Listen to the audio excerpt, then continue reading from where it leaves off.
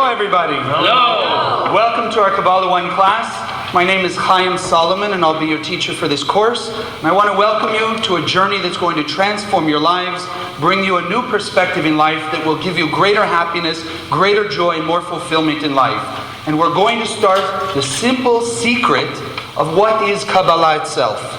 And so we just take the word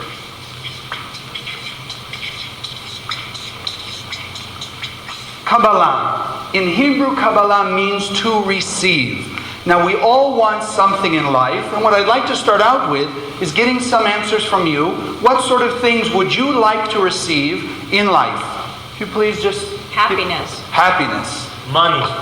Second. Happiness. Inner peace. Love. Money. Not so fast, I can't write that quickly. Love. What else? Inner peace. Inner peace. Health. I'm sorry? Health. Health. Great. Most important. Guidance. Guidance. Peace. Joy.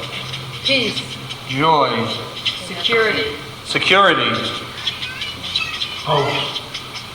Hope. The reason why we're here. The reason why we're here. Okay. Well, at least we have money down there. Anybody else want anything physical? Nice cars. Ah, there we go. Cars. Okay. Okay, so at least we have a couple. I just want to show you, most of the things we have here are not things that are very tangible. But I'd like to just give the example of the tangible things that we also want in life. Food, clothing, shelter, houses, money, etc. If we really ask ourselves, why is it that we want money? What is money going to do for you? Buy things.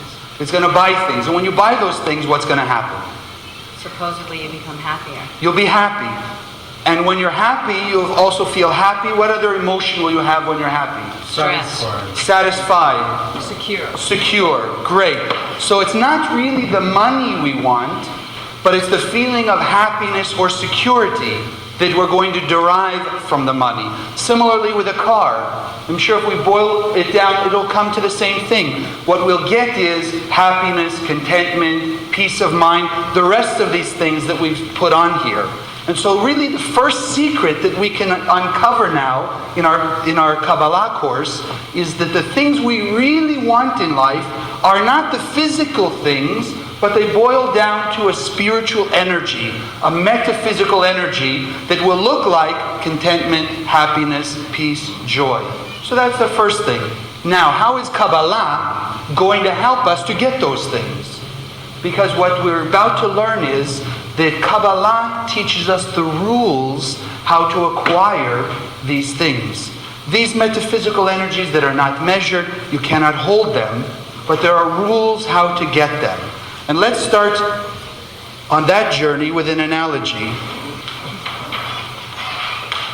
Because the sages of the Kabbalah teach us that every single one of us have within us already everything that will make us happy, content, secure, with love, good health, all the talents and abilities. The trouble is we haven't learned the rules how to express them. So let's use the example of a baseball game. I hope everyone's familiar with baseball. So let's say we take 18 of the greatest players in history and we put them on a baseball field. So we have the talent, the ability in these players, right? And we will give them the best equipment that money can buy.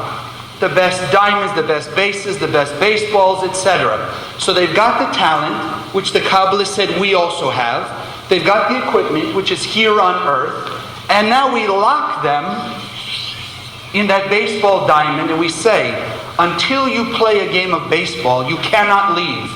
There's only one thing we're missing. We didn't give them yet the rules. So they don't have the rules, right? No rules. Everyone understand it? You have the picture in your mind? Now how do you think these 18 people who have potentially the talent are going to feel now that they're locked in this field and they cannot leave without playing baseball? Frustrated. Frustrated, great. Angry. Frustrated. Angry. Resentful. Resentful. Great. Confused. Resentful. Unhappy. Confused. I'm sorry? Unhappy. Unhappy. Wonderful. And? Stressed. Okay, that's a good list. Now, let me ask you, does that sound like any of your lives? Sometimes. You ever feel frustrated, angry, resentful, confused, unhappy, or stressed? And yet, you have the talent and all the equipment is here. The thing is, you don't have the rules. And so that's what the Kabbalists are sharing with us. When we don't have the rules to life, then everything that we have within us and all the resources around us become unmanifest. We are not fulfilled in life. We don't have the benefit of all those talents. As these players, and we could list them, 18 of the greatest players, Babe Ruth, Hank Aaron, this Marco McGuire, etc. Imagine if they didn't know the rules of baseball, they would be like this. And yet what happens the instant we give them the rules? Now we throw out the rule book and we say, here's the rules to the game of baseball. Now go out on the field and now play the game of baseball. Now how do you think they're going to feel? Great.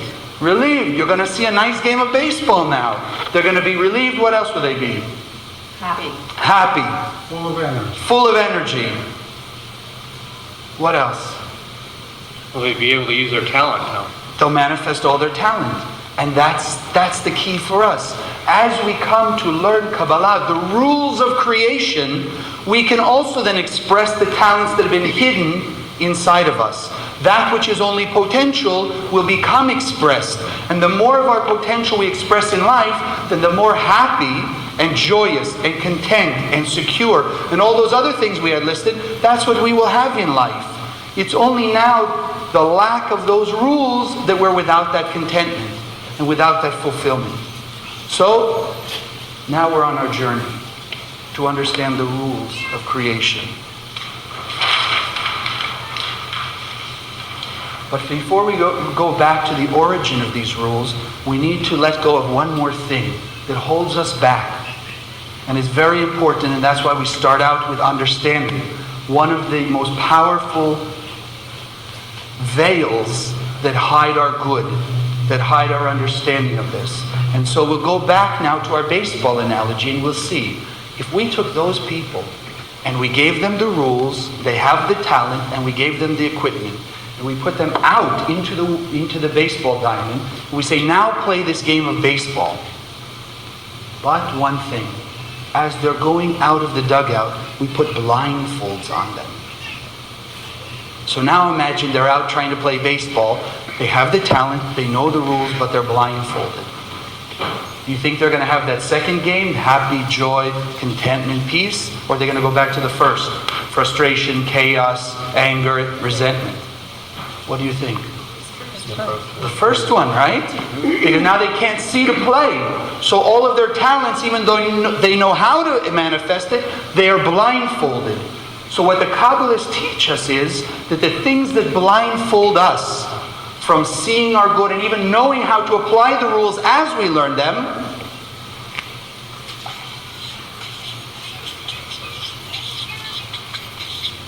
our own five senses. Our own five senses. And yet, isn't it amazing how it's our five senses that we perceive the world? We make decisions in business based on our five senses. We make decisions about our health based on the five senses. We make decisions about relationships based on our five senses. And yet, Kabbalistically now we're learning that our five senses create a limitation. They cause us often not to see. And let me give you a very simple example that we've all probably experienced. Have you ever gone home and set, whether it's your keys or a book or your wallet down on the table, as you walk in the door, you go into the kitchen, you fix yourself something to eat, suddenly you realize you've got to go out to your car and get something. You walk over the table and you don't see your keys. Ever happened to you? And now you're looking around the house. Where are my keys? Who took it? Did the kids run off with it? I'll get those, no good, you know what? They took my keys, and you're running, screaming and yelling. And 5 minutes later you go back to the table where you thought you put them in the first time, and guess what's there? The keys are there, or your wallet, whatever you're missing. Now, why didn't you see it? You took your eyes, you looked at the table, and you didn't see it. Why? What else are we going to look with if it's not our eyes? But we've had those experiences of not seeing what's right in front of us. You're at your desk. It's a day at work, and you're looking for a piece of paper. Suddenly the boss calls up and said, you know that report I gave you? I need it now. And you're flipping through all the papers in your desk. And again, you can't find it, but you're sure you laid it right there on your desk. And now after you're worried what's the boss going to say and what's going to happen, etc., suddenly someone else comes along, your secretary or friend, looks right there, pulls it right out. It was right in front of your eyes. So how do we explain that?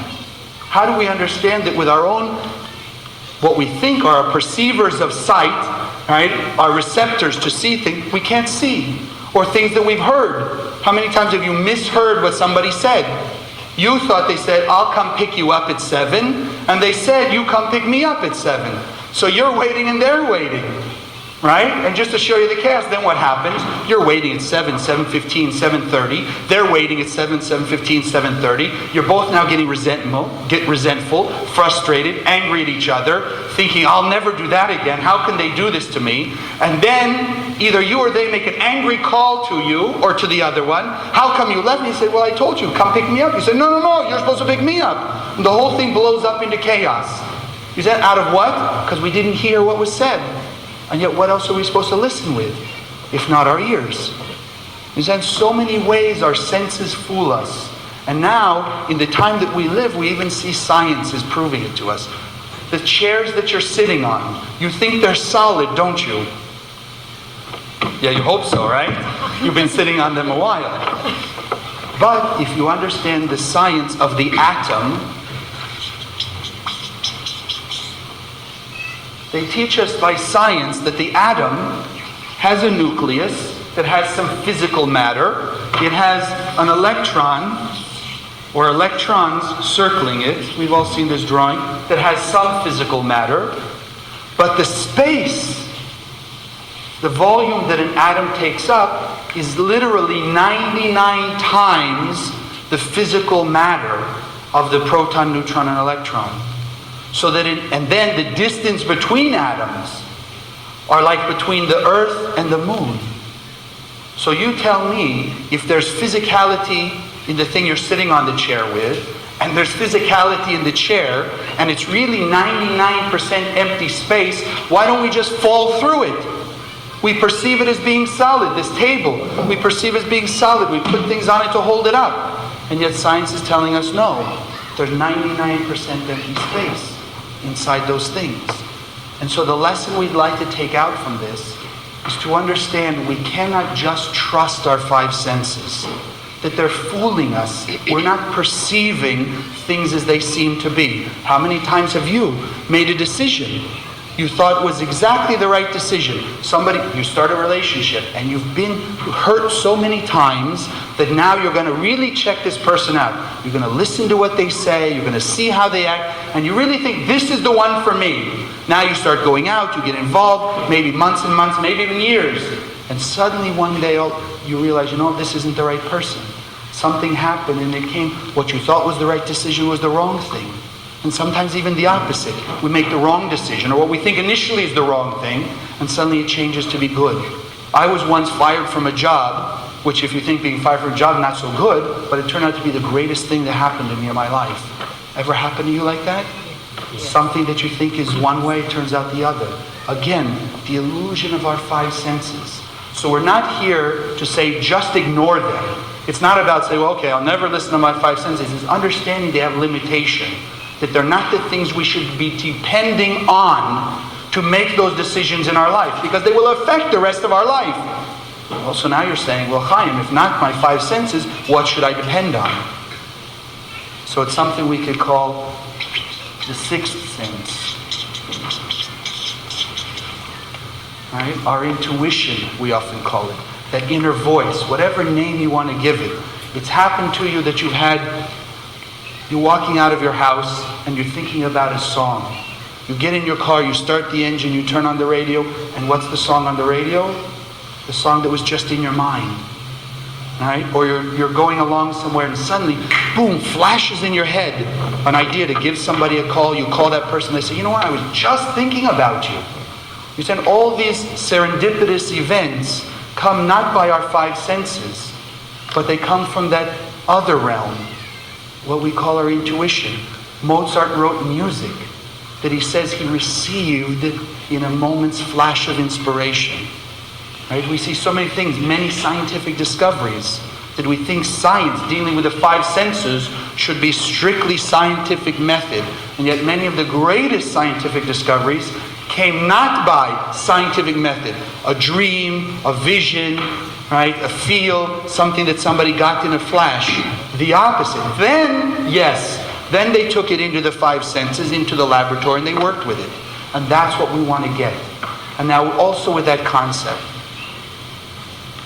everything that we're going to learn in this course, I will ask you not to believe. Because when a person says they believe, it's back to the five senses. I believe in something, so I have a feel it exists somewhere, and so I'm okay with the fact it exists somewhere. We don't want Kabbalah to just exist somewhere as an intellectual pursuit, as a philosophy, or as a theology. We want you to know Kabbalah. Because knowing means that every moment of every day, you're acting Kabbalistically. You're putting to use, not the five senses, but that other realm, the sixth sense, so that in everything you do, you're getting inspiration from a realm where there's not accidents, chaos, and confusion, but there's harmony and order and peace. Because as we've all had those experiences, when we listen to that intuition, to that inner voice, invariably it turns out for the best, even when it goes against what seems logical, our five senses. Now, I just reminded myself, one of the main rules of Kabbalah and of all spirituality, cause and effect. Cause and effect. For every action, there's an equal reaction. Going to the analogy we just used, the reason we don't believe often in cause and effect, we don't see it. We cannot perceive from the effect when it comes to what was the cause. And therefore there are things in the five sense world called accidents. There are things that happen randomly. And there are chance events. Or, another way we've said it, things happen suddenly. Business is going well, 5 years, 10 years, 15 years, boom! Suddenly there's a bankruptcy. Health is going well, the person exercise, diet, whatever, and suddenly now there's a heart attack. You said the relationship going, seems everything's wonderful, happy-go-lucky couple, boom, one day a divorce. How do things happen suddenly? Well, that's what we're here to understand. They don't. They don't. There was cause, there was effect. Because we cannot see the cause, doesn't mean there wasn't. When two cars meet at an intersection, doesn't mean it was random. We just don't see the cause that brought the two together. And that again is the limitation of our five senses. But when a person lives by those five senses and lives out a random life, can you really expect to have happiness, joy, fulfillment, peace? Cannot. Because you'll never know what's coming next. What Kabbalah is teaching us, how can we take control over the events in our life by working with cause and effect. By understanding how to set up a causation that will bring us the effect that we want, so we're not caught up in the suddenlies of life. But we have to break those five senses. We have to realize that they can be limiting us in many of the things that happen, and now start working with that sixth sense, that inner realm, that other realm. And so I'd like to just define those. Anyone have a question on this? Please. Is that controlling your fate? Yes. Yes, because in essence, cause and effect is fate. We have done actions that have set up that have started a cause that automatically have a certain effect.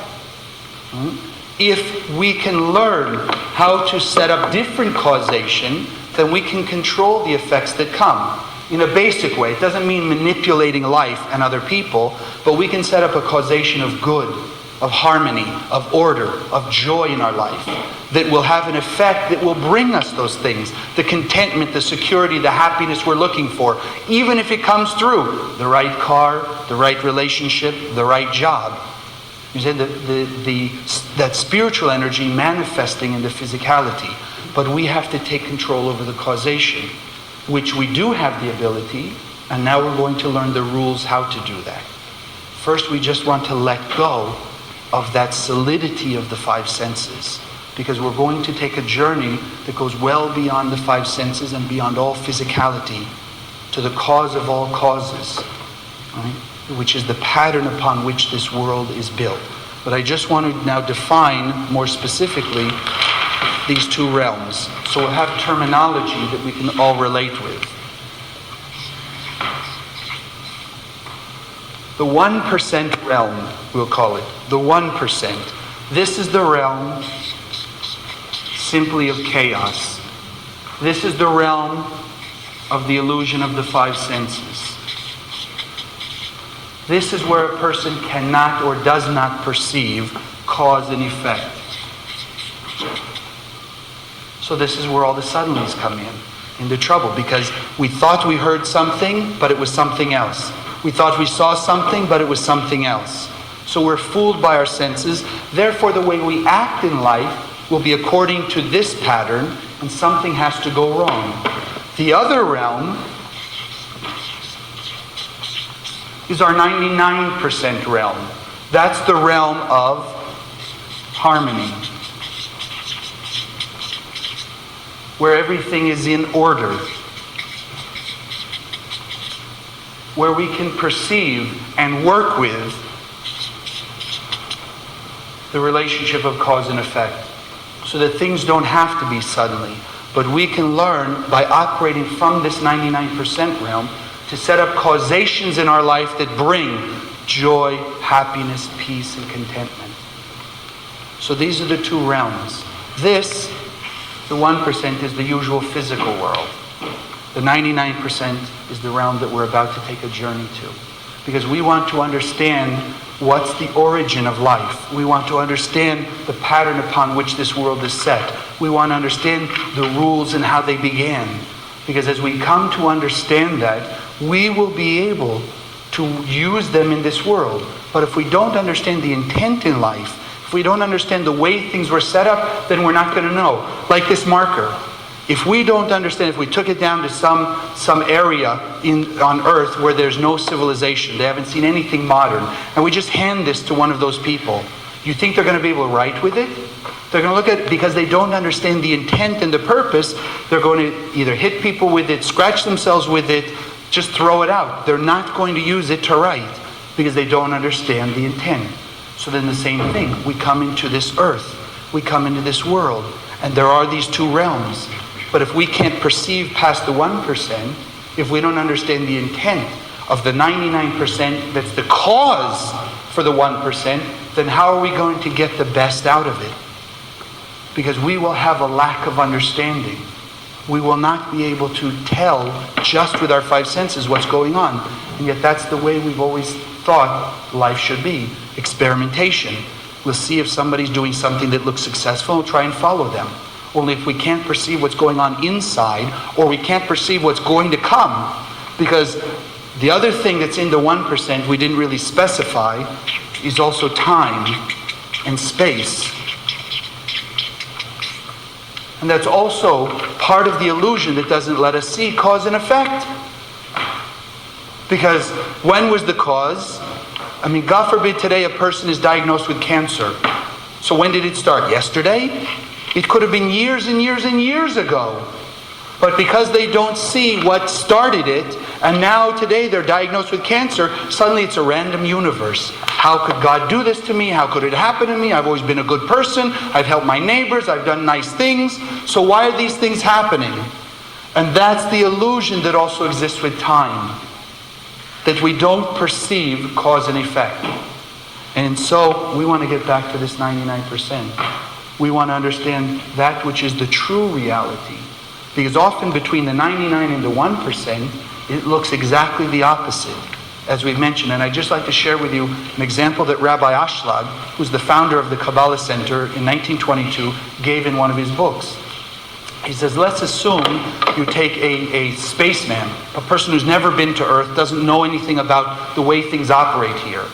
And they're just using their sensory perception to see what's going on in this world. So they come upon a farm, and in the farm they see a cow giving birth to a calf. And now the calf comes out, and they're observing it for the first few hours, the first couple days. What do we see in the calf? Gets up, starts to walk around, starts to go after food, starts to feed itself, take care of itself, etc. in the first few days. Now you take that same entity and you put it in a hospital where it's watching a woman give birth to a baby, a human being, right, an infant. So out comes the baby. What's the baby doing? Crying, going to the bathroom, crying, and eating, right? A day goes by, a week goes by, a year goes by, sometimes 10, 15 years go by. Right? And they're still out, they're still dependent. You understand? They're not out on their own. So now if we ask that space person, which is the most evolved entity on Earth, which do you think they'd say? The cow. Right? And yet we know that's the paradox. What seems to be with our five senses is often the opposite of reality. Because as we get older and that human being develops, it becomes then more advanced than the cow. The same way we see also with trees, fruit trees particularly. The more they say the fruit is bitter in the beginning, when it's first budding, the sweeter it will be at the end. And the more sweet it is in the beginning, the more bitter in the end. So we have to realize this paradox of the 99 and the 1, and which one do we want to work with? Which would we like to control our lives? The 99 or the 1? The 90. Great, good answer. We want the 99 to control us, no? Or be in control here. Because this is what will bring harmony and order manifest in the 1%. We're not ignoring the 1%. That's the difference with Kabbalah. Kabbalah maybe versus some of the other spiritualities doesn't say you have to give up all your material things. The opposite. Learn how to get the most contentment and fulfillment out of the things that you've got. That's going to be a very big change in people's lives. So now, let's take a journey beyond the 1%, back to the origin of everything. Let's start to look at what brought all of this into existence. And I remember we were talking about that first Kabbalistic rule, everything we really want in life is spiritual energy. So now we're going to give a name to that spiritual energy. And instead of calling it God, the Kabbalists gave it the term light. Light. Or in Hebrew. Or. Now, why wouldn't they call it God? I mean, we're all familiar with the term God. Why call it light now? Almost seems impersonal. But if you think about it, the Kabbalists are here to teach us in ways that we can relate and understand and put to use these spiritual concepts, these spiritual laws of creation, so that we can benefit. Then there had to be a reason for the term light and not just God.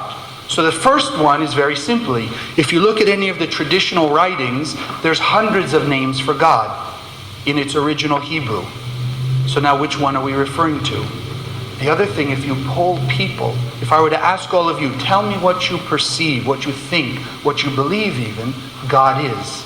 You think we'd all get the same answer? No. Each one of us has a different perception. Some people have been raised, God is a very tough taskmaster. He's beating us, He's making us do things like we're in slavery. Other people see God, as like a grandfather, big smile, wants to give us everything we want, put us on His lap, play with us, and take care of us, etc. So which God? But when we use the term light, and we look at the lights around, we all have a similar concept. What's the first thing? You walk into a dark room, and you turn on the light. What's the first characteristic of the light? Physical light. Is there friends? Okay, it expands, meaning it wants to spread out and fill the room, right? So we have a common experience of it. So when we say that creative force, the cause of all causes, is the light, so the first we can say, it expands, or how we call it Kabbalistically, It's the energy of sharing. It's the energy of sharing. It seeks to fulfill with goodness, with beneficence, right? Whatever's around it. Whatever's around it. This is the nature of the light. It's an infinite force of sharing. Infinite. No end. Because remember, we're in the realm beyond time and beyond space. We're in the realm beyond the five senses, beyond all physicality. So there just is infinite light. This infinite force of sharing. The infinite force of fulfillment. Going back to our other example, money. Why is it we wanted money? Because we wanted the contentment, the security in the money. Well, what's that security and that contentment? It's the light. It's the light. The light is the force of the fulfillment, the contentment, the peace, the harmony that's inside the physical things. You like a certain type of clothes. You like certain furniture. You feel good with it. Why do you feel good? Because the internal energy that's clothed in that physical furniture, in the material of the clothes, right, is the light. And the light is just the energy of sharing, the energy of good,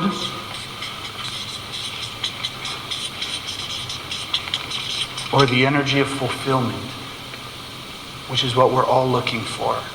This is the nature of light. The only thing that there's not in the light is emptiness or lack. The light just shares. It's totally fulfilled and wants to manifest, wants to spread this fulfillment. Now, in order to spread or to manifest this fulfillment, this energy of sharing, there has to be something else. Anyone have an idea? A recipient. Has to be something to receive from the light. In this world that we call the endless world, beyond the five senses, there's this infinite light, but in essence, it's invisible. You said it's give you an analogy, let's say the coffee pot. You go out here on the patio, there's a coffee pot. So in essence for us, the coffee in the pot, it's invisible. It's there, it wants to share, it wants to be revealed. Right? So it's not lacking itself, but in order to be revealed, we have to put a cup. Right? We have to have a recipient.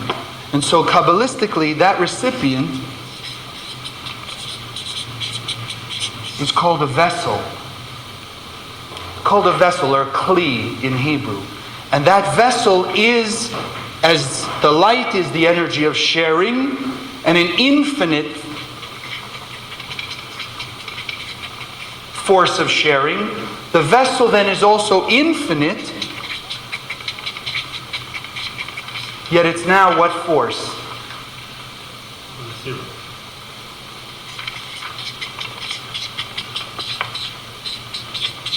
The infinite force of receiving. And as it receives, it also reveals the light. Just like when we went to that coffee pot. You put your cup underneath, you fill up the cup, what happens to the coffee? It's received in the cup, it's also revealed in the cup. Everyone understand? Causing the revelation. So now in this endless world, we have an infinite light, force of sharing, united with an infinite vessel to receive and to reveal that light. So it looks like everything's great now. Between these two, which do you think we, human beings, are more closely related? Great! You guys are already Kabbalists, see? We're more the vessel because we have a greater desire to receive. We even want light. Easiest way to see it. We want things in our life. We want to receive good. We want to receive money. We want to receive a good relationship. We want health. And so in essence, desire becomes our vessel, our container to hold those things. Think about people that you know, and some things happen in your own life. If you don't have a desire for something, can you really receive it? No. And if you don't have a desire for something, you think you're going to be motivated to go after it? No. So let's say we have two people, as an example. Two people in a sales office. And each one, they're working the same 8 hours, making the same amount of phone calls. But one of them has a desire just to get by, pay the bills, have some nice vacation, things like that. And the other one has a desire to make 10 times that amount of money. Who do you think is more than likely going to receive more money? Make more sales? The one who has the desire. Because the desire becomes the capacity, the container, to hold, in this case, the more sales.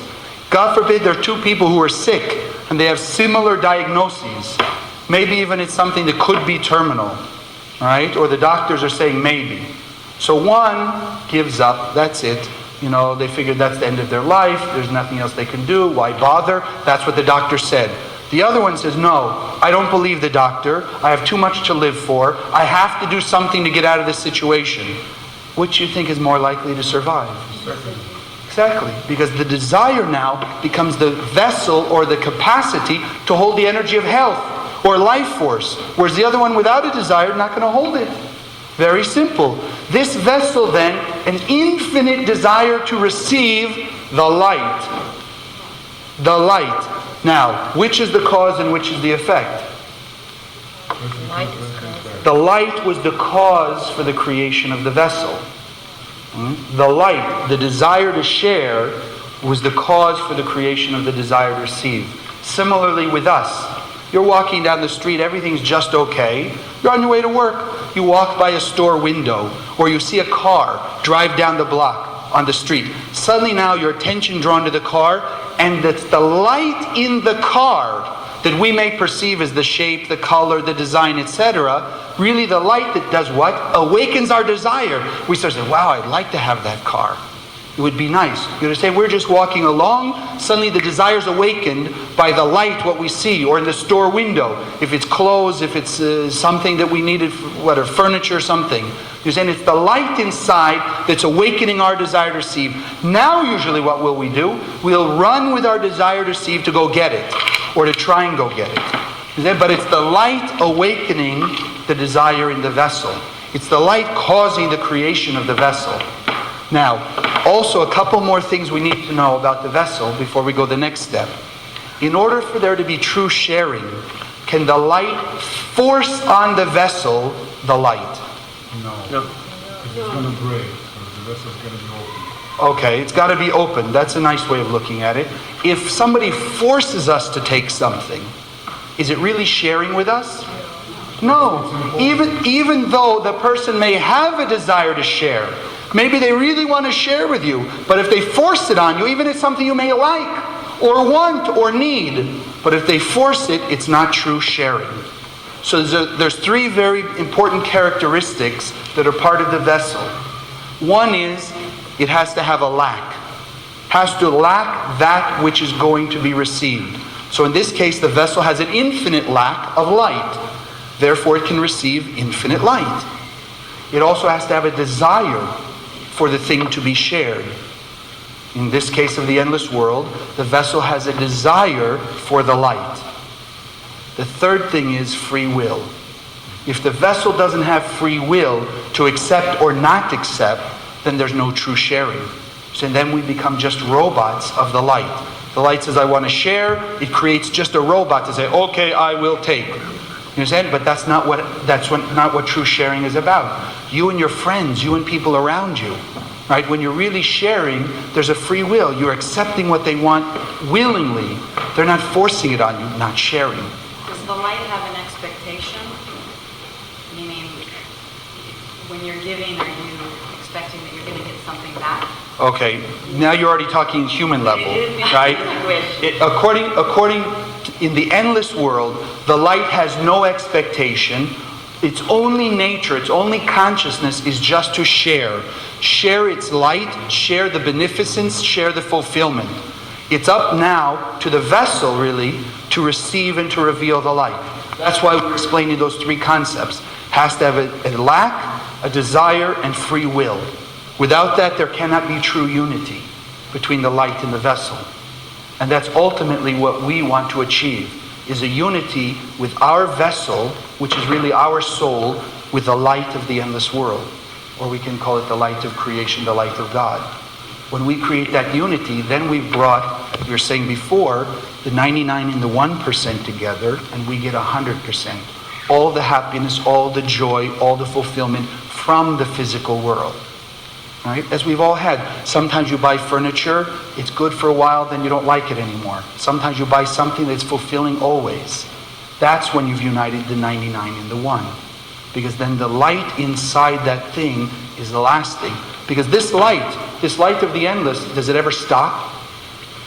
No. So if we can connect to the endless light in something, whether it's a person, an object, an experience in life, then the good from that, the fulfillment, should also be lasting forever. And so when we buy something, we get in a relationship, it's good for 6 months, and then I got to go on to the next one, then obviously we didn't get true light inside of it. Right? Which shows us when people are only looking at the physicality of something, whether it's a person, an object, and that's all they're connecting to, can they have lasting fulfillment? No, they cannot, because they're just getting the material without a life force or the light force inside of it. So it's got to dissipate in fulfillment and happiness, which is why then the businesses break up, partnerships break up, relationships break up, and even health breaks down. Because we weren't deriving all the light that was inside.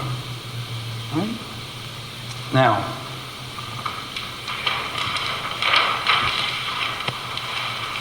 we're going to use this notation. This is the light, L, and the vessel is the V.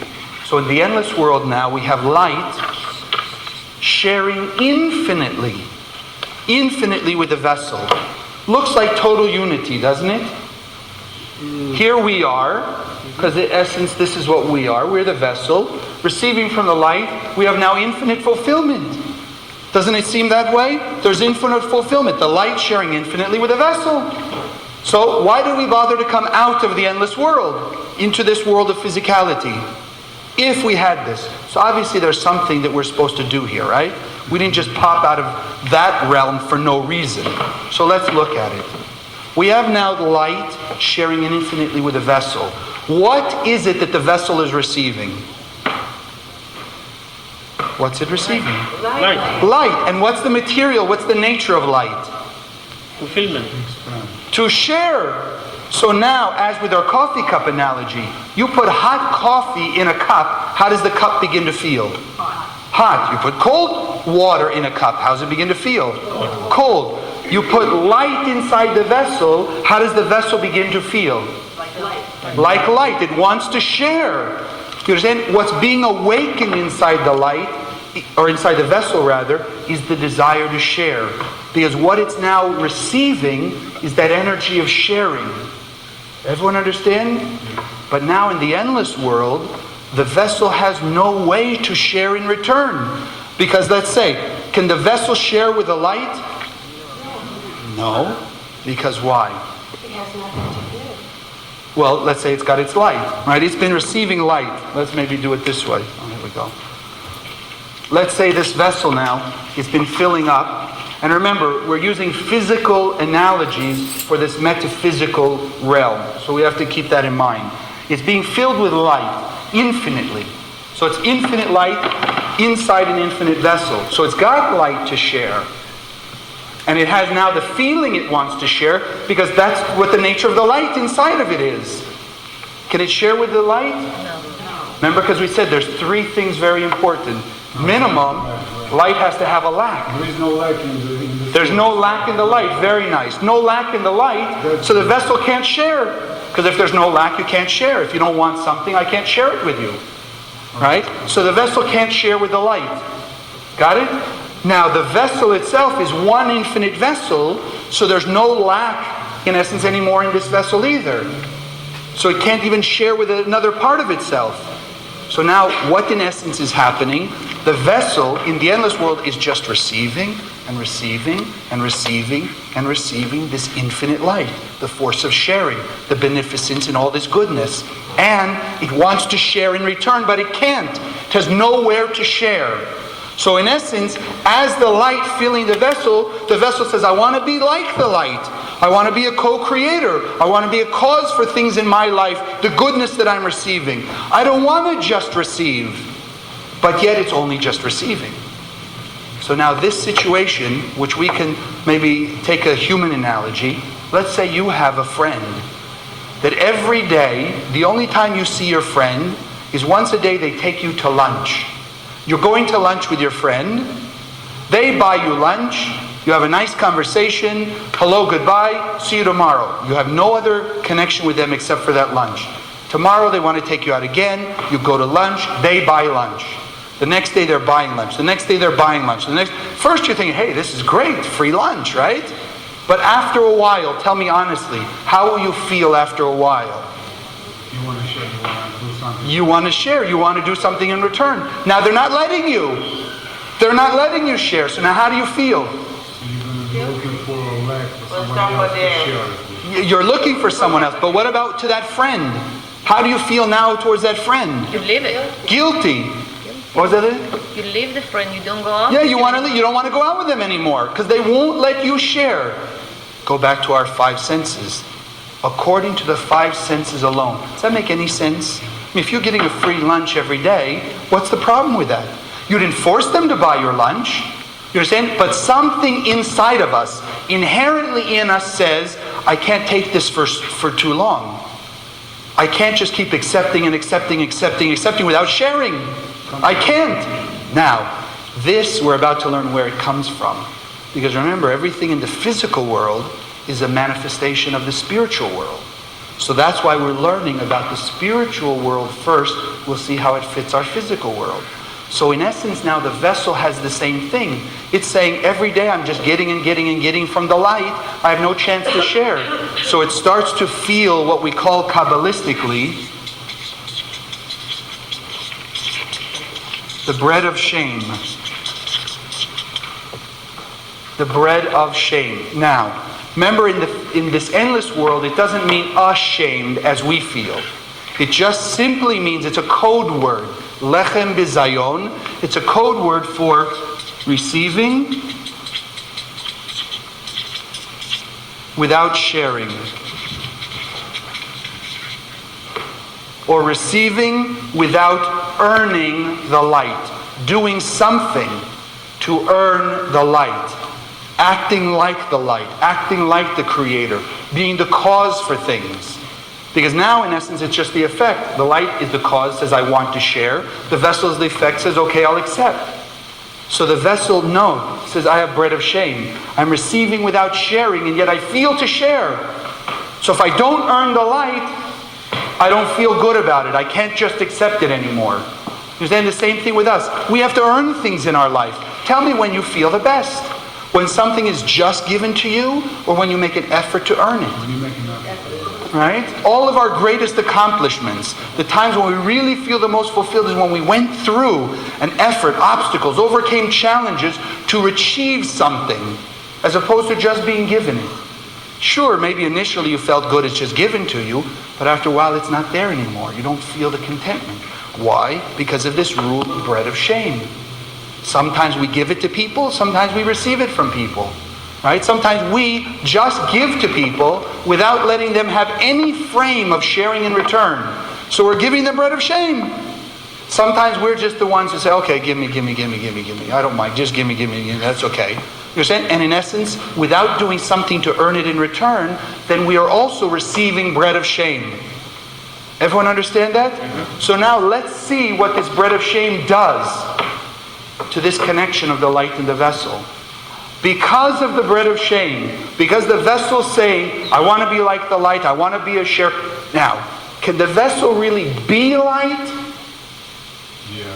Can it be light? No. It can't be light. It can act like the light. It can emulate the light. It can imitate the light, which is what it wants to do. Yeah. But it always is going to be a vessel. Very important point. You and I will always have a desire to receive. That's the nature of our soul. But we can emulate the light. We can act like the light in this world, which is what we're here to do, as we'll see. Everyone got it? So the vessel says, I have this bread of shame.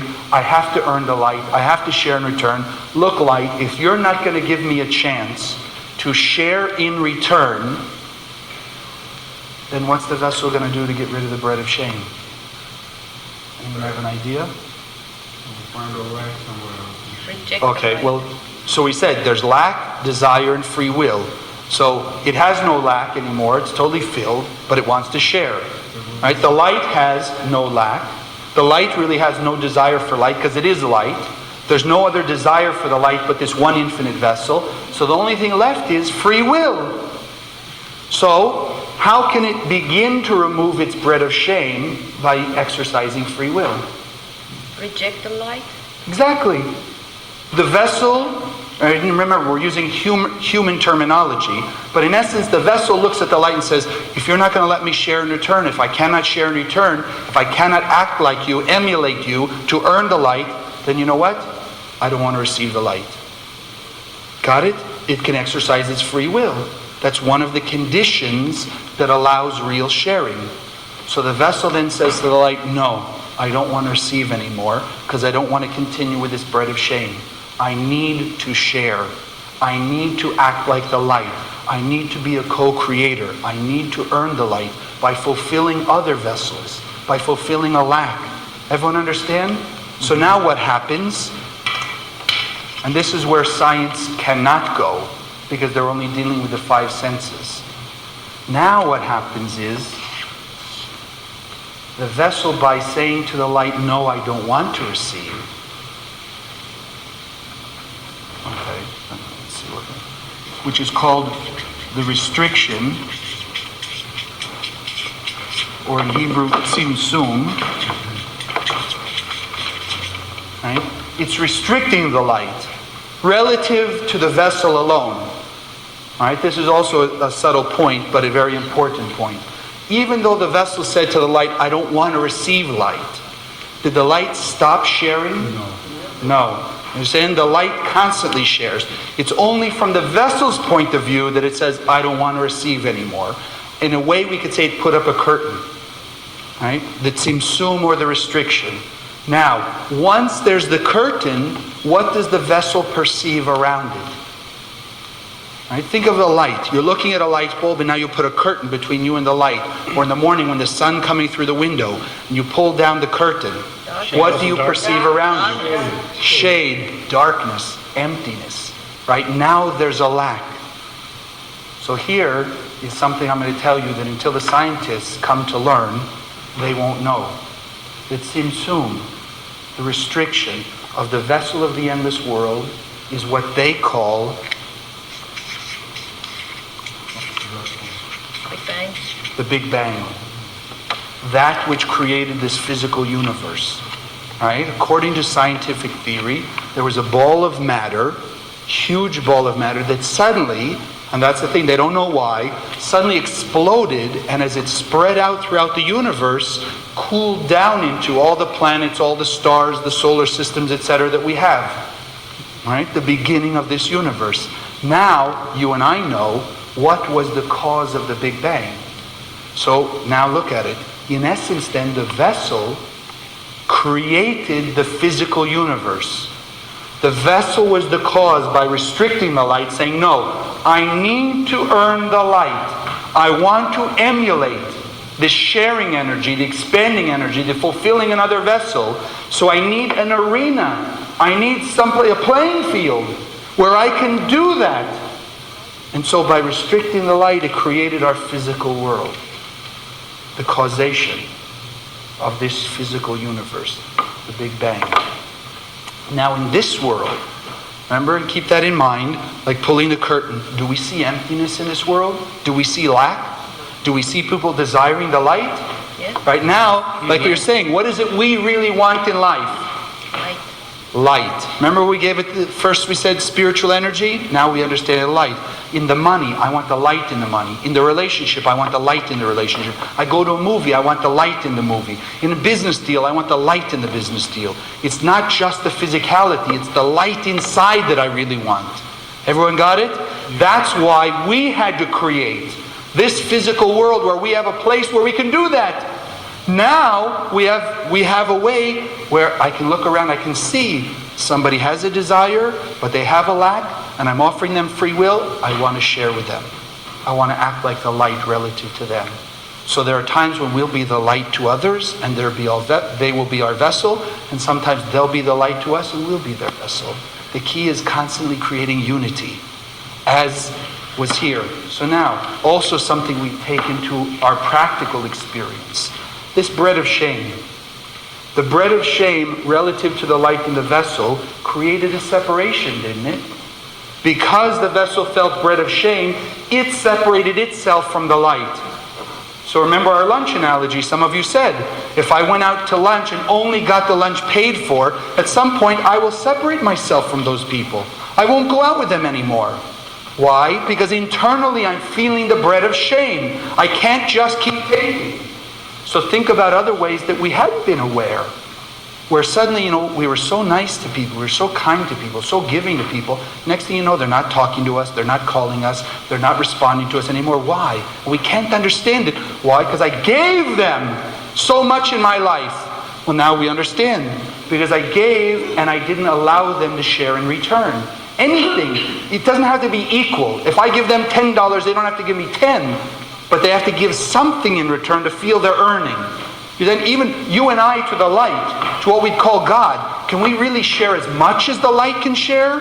No. But if even I feel I'm sharing something, I'm already overcoming my bread of shame.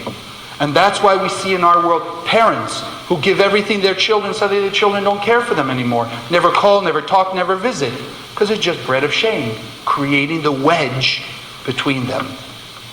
Business, friendship, health, it's all the same thing. When there's bread of shame, there has to be separation from that source of light. Because we said, I want to earn the light. I don't want just to receive it for free. So like we say very, tritely, no free lunch in this universe. You got to earn it all. Okay, anyone have a question? The vessel, Yes. if it's not receiving the full amount of light that it was before, Right. that makes it kind of not a vessel anymore, because it's not being used for what it was created, or it's not fulfilling Okay.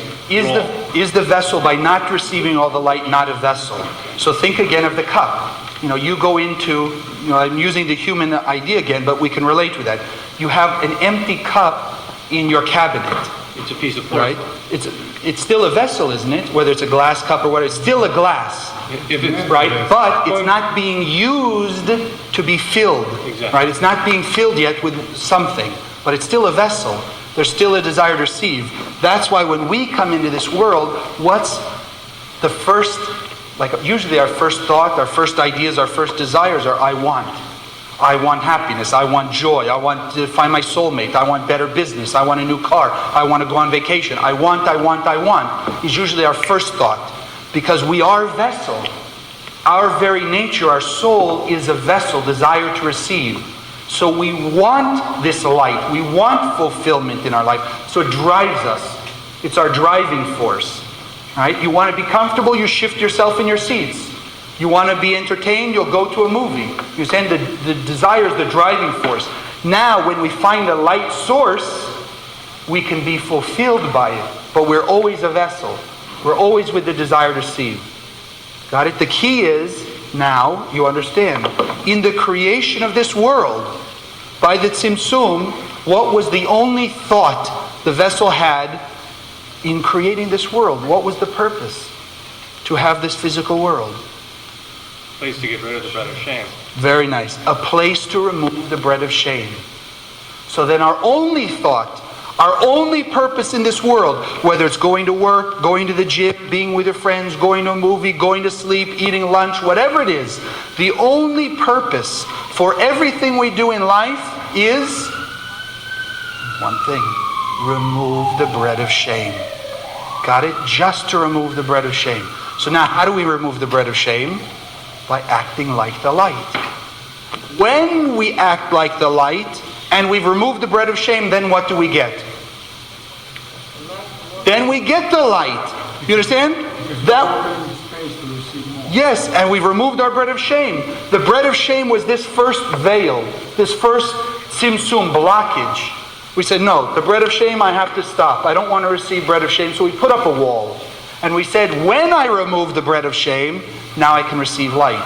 When I earn the light, when I'm sharing and emulating the light, then I can receive light.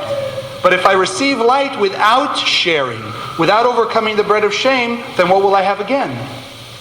More bread of shame, right? Let's say for a week you didn't go out with that friend. And suddenly you're going, oh, okay, what the heck? Why don't I just go out? It's a free lunch anyway. You understand? So I go out with it, again, I'm just receiving, but am I sharing now? I'm still not sharing, so it's still bread of shame. You understand? So until I do something to share, to earn the light, to act like the Creator, to be the cause for revelation of light, to be a causation, creating a new situation, then I'm not going to receive light. Everyone got it? So very important. Up to now, the first and most primary thing to work on from this class is bread of shame. Bread of shame. Recognize everywhere you go and everything you're doing, the sole purpose is remove the bread of shame. Find a way to share in return when you're receiving something. You'll go to work. I mean, in a certain way, that was the original idea of work. Someone's going to pay you money to go to work. How much effort are you putting into that work to act like the light? Or are you there just, oh, okay, this is my way just to receive money? You said maybe it's bread of shame because I'm not really putting the effort. I can be doing a physical action but not removing the bread of shame. You understand? And that we're going to see in more detail as we go along. I can do the physical action of being at work, but if I'm not in the thought, it's to remove the bread of shame. How can I be more like the light? How am I acting like the light to reveal more light in this business? Then it can be bread of shame just getting the money, even though I was there 40 hours. So eventually, if there is bread of shame in the job, what eventually will happen between the employee and the employer?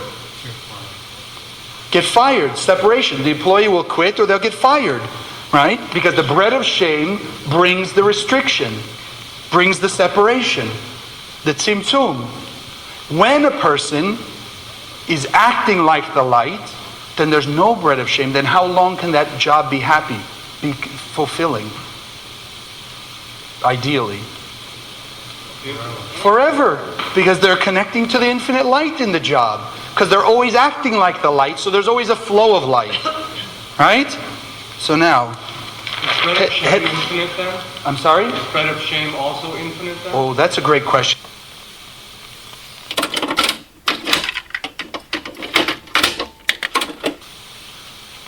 Infinite then? I'm sorry? Is bread of shame also infinite then? Oh, that's a great question. Is the bread of shame infinite?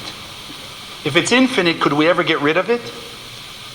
Well, it would leave us but pass on to the next stage. Okay, so let's see. What was our whole purpose in this world? Why did we create the physical world? To remove the bread of shame. Right? So by definition, there is a limit to the bread of shame. For us, sometimes it seems infinite, right? It's been going on for quite a while. But there has to be a limit because we said, I want to come into the physical world to remove the bread of shame. Then I can go back to the endless world and receive all the light. And so there is a finite point, which we're going to get to in the last class of this course, right? To understand how that works, right? But so now, our purpose in everything we do to remove the bread of shame by acting like the light, by expressing the light nature within us. Because we have that feeling, that fulfillment from the light of the endless world, we also have a drive not just to receive, but also to share. We have what we could call that godly nature within us. And as we finish this class, just to express the deal, we made a deal with the light. Because our purpose in this world was remove the bread of shame by acting like the light. So now, again, we didn't stop the light from wanting to share. The light's still sharing, still shining, but relative to the vessel, it's not revealed yet until the vessel is willing to receive it. Remember, free will. The only way we're willing to receive the light is how? When we do something first. Restrict, remove the bread of shame, and share. You said we're willing to receive the light. We want the light. The only thing we said is one condition. When I remove the bread of shame, when I'm acting more like the light, when I'm sharing with others, then I will receive. That's our deal.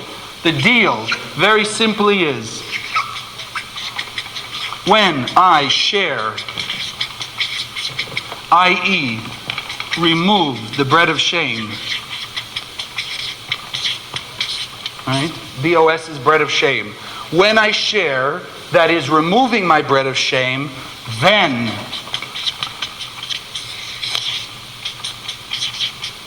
I will receive lasting light. Okay, very important. Mark it down. When I share, when I act like the light, when I'm emulating the light, when I'm fulfilling another vessel, which is removing my bread of shame, that's when I will receive lasting light. All right? So the light still wants to share with us, and eventually we're going to receive all that infinite light. We just wanted to come into this world to remove this bread of shame. So this is the deal. So now, according to the deal then, if in your, well, we said in our business, let's say in a relationship, if you're in a relationship and you're just receiving, you know what, I want to be in this relationship with this person just so I can receive. I have companionship, I have friendship, they're nice looking, so I get some good ego satisfaction, etc. Right? If I'm just receiving the relationship, what am I building up? Bread of shame. And eventually what will come from that bread of shame? Separation, which is why suddenly there'll be a fight. Suddenly there'll be an argument. Everything can be going along very easy, smooth, seems to be everything going well. Remember the illusion of the five senses. And one day, boy, we just start fighting over something, arguing over something now starts to bother me suddenly. Right? Suddenly it's irking me. They've been doing it for all these years. We're in the relationship. Suddenly now it's bothering me. Why? Not because of something outside, but because on the inside, I'm still feeling the bread of shame because all I've been doing is taking, and taking. No sharing. So the bread of shame has to drive that wedge between us until I wake up and say, I got to earn this light. I got to earn the relationship. You know what? I have to put more energy of sharing. I have to care about them more, see what I can do to fulfill their needs, even more so than mine. That's when I remove the bread of shame, and now between us is a wonderful relationship, because it's a circuitry, like we had in the endless world. Light sharing with a vessel, circuitry. Right? I'm sharing with them, they're sharing with me, we're sharing with each other. It's a constant flow. If light stays in the relationship, it's good forever. If light stays in the body, if a person's constantly with the realm, let's say, of health, they're doing things to share. They're not just going to the gym and just dieting for myself. Well, I'll feel better. You understand? I'll receive from the diet. I'll receive from the gym. I'll receive. If I'm not thinking about bread of shame while I'm at the gym, how to share. If I'm not thinking about while I'm eating and dieting, how to share, what can I do to remove the bread of shame, then even then in the frame of health, what has to happen to a person? There has to be separation from health. Because when there's separation from health, now what? Suddenly we wake up, we say, uh-oh, something's wrong, got to do something. You understand? When there's a problem, that's when we wake up and we realize something's wrong, we got to fix it. So as long as a person's under the bread of shame, meanwhile it seems like everything's okay. Suddenly will come a problem and they say, oh, now I got to fix it. What are you and I learning? We're learning already how to change our lives by understanding the rules. This is the deal. It rules everything in our life. Everywhere you go, this is the deal. It doesn't matter whether you believe, not believe, what religion, background, where you come from. This is the deal. Every human being on earth made with the infinite light. So every one of us in everything we do have to operate this deal, which also then shows us how can we see the future. Right? Here's the tool to see the future. If a person is only receiving, just getting bread of shame, do they get lasting light? So if there's no lasting light, what has to happen in their life? Some darkness. And what's darkness? Could be some kind of problem, right? Some kind of chaos. So now we know, if we're doing anything that's receiving bread of shame, then there has to be some chaos come up, some darkness. So we already know the future. If in whatever event, in whatever relationship, in the business, whatever, I'm now sharing more, I'm acting to be more like the light. You understand? Sharing, fulfilling others, etc. So, do I get lasting light? So then I know my future is good. There'll be contentment, harmony, joy, etc. So look at that. Class 1, we're already learning to see the future. Right? Pretty amazing what Kabbalah will do for you, isn't it?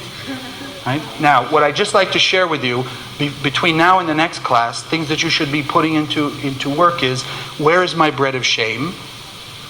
Right? Which will come at the same point, where am I being fooled by my five senses?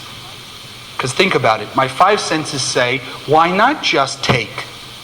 They even want to give me, remember the lunch? They want to give me, I want to take, what's wrong with that? That's the illusion of the five senses, because I'm not seeing cause and effect. I'm not seeing this deal in operation. So where my five senses are fooling me will also invariably be the places where bread of shame is building up. And as we've just said, when there's enough bread of shame, then what happens? Some form of separation. Between people, in a business, in health, something has to happen.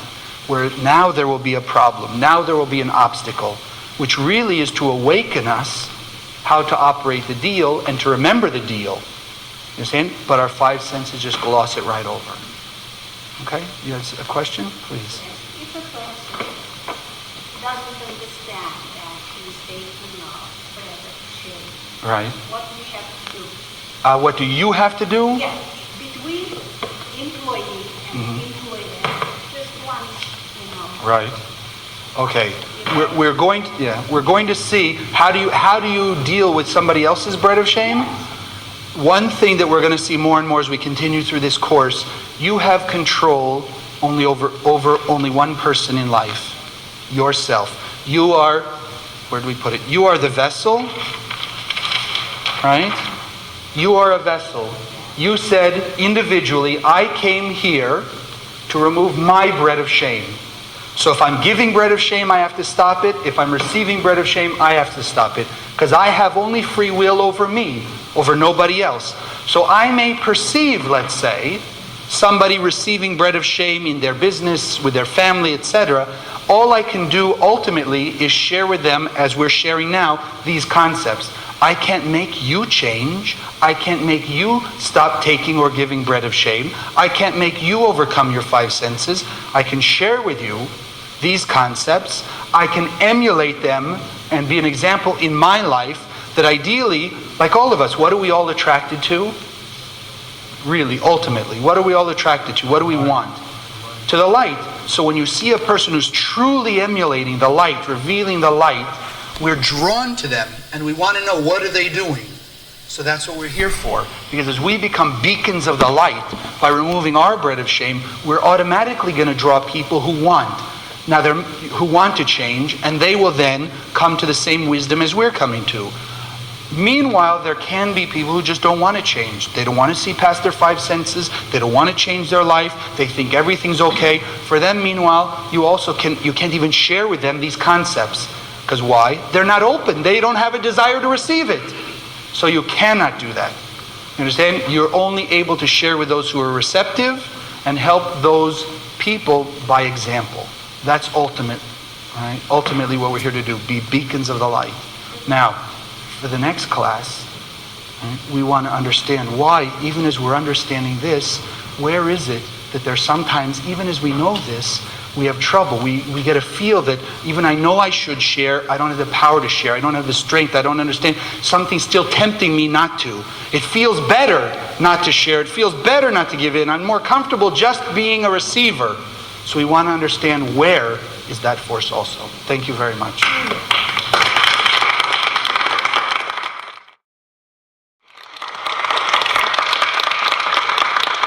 Thank you. Welcome back. We're now in class 2 of Kabbalah 1, and what we're going to understand tonight is, why are we still stuck in those bad habits? We know they're not good for us, but we're still stuck in them. And why can't we start those new habits that we would like to do? But before we begin that, just a quick review of the things we've learned so far. One is simply the 1% realm. Remember the 1% realm of chaos, confusion, the illusion of the five senses. That's in essence our physical world, and it was created by the Big Bang, which came from the Tzimtzum, when the vessel of the endless world said, I need an arena in which I can share. I need a place where I can act like the light. So it restricted receiving bread of shame from the light of the endless world, created our 1% world where there's emptiness, lack, separation, fragmentation from our good, fragmentation from other people. The 99% realm, that's the realm of the light. That's the realm of harmony, order, fulfillment, joy, happiness, all the good things we want in life. And now we learned the deal. And I just want to give us some new terminology of what it means to act like the light. The first one is simply, as Rabbi Berg calls it, proactivity.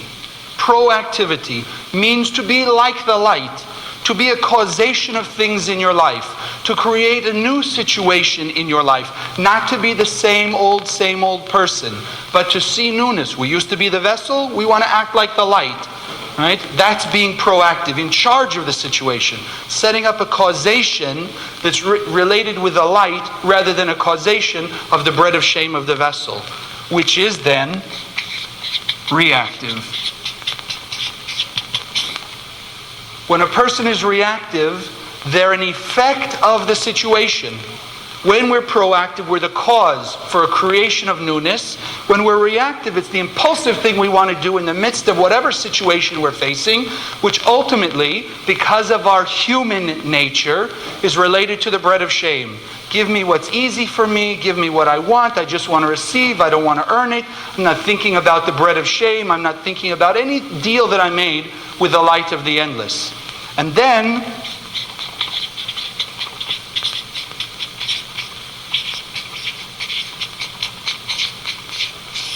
transformation.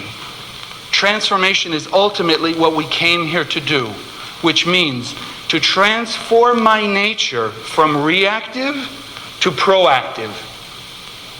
To change from being just the vessel, impulsively, what I want to receive, give me, to be like the light. How can I share? How can I overcome the bread of shame? How can I change this situation?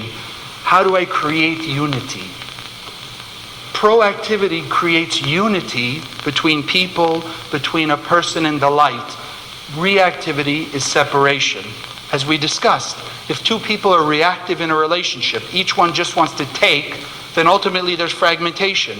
But if each one is thinking how to share what they can bring into the relationship, then there'll be unity. And that's what we're here to do. So the essence then of the deal we made with the light was, when I transform my nature from reactive to proactive, then I will receive light. See how we had it last time. Right? Our deal. We said, when I share, meaning remove the bread of shame, then I'll have lasting light. Now, as we just said, sharing, removing the bread of shame, is transforming my nature from reactive to proactive. So ultimately, as I change my perspective in life, as I change the way I see what's going on, as I overcome the limitation of my five senses, it will automatically begin to lead me towards proactivity, which is changing from receiver to acting like the light, from reactive to proactive. And that's when I'm going to get lasting light. The restriction that we do, and I just want to review that, because often when people hear the word restriction, they think limitation.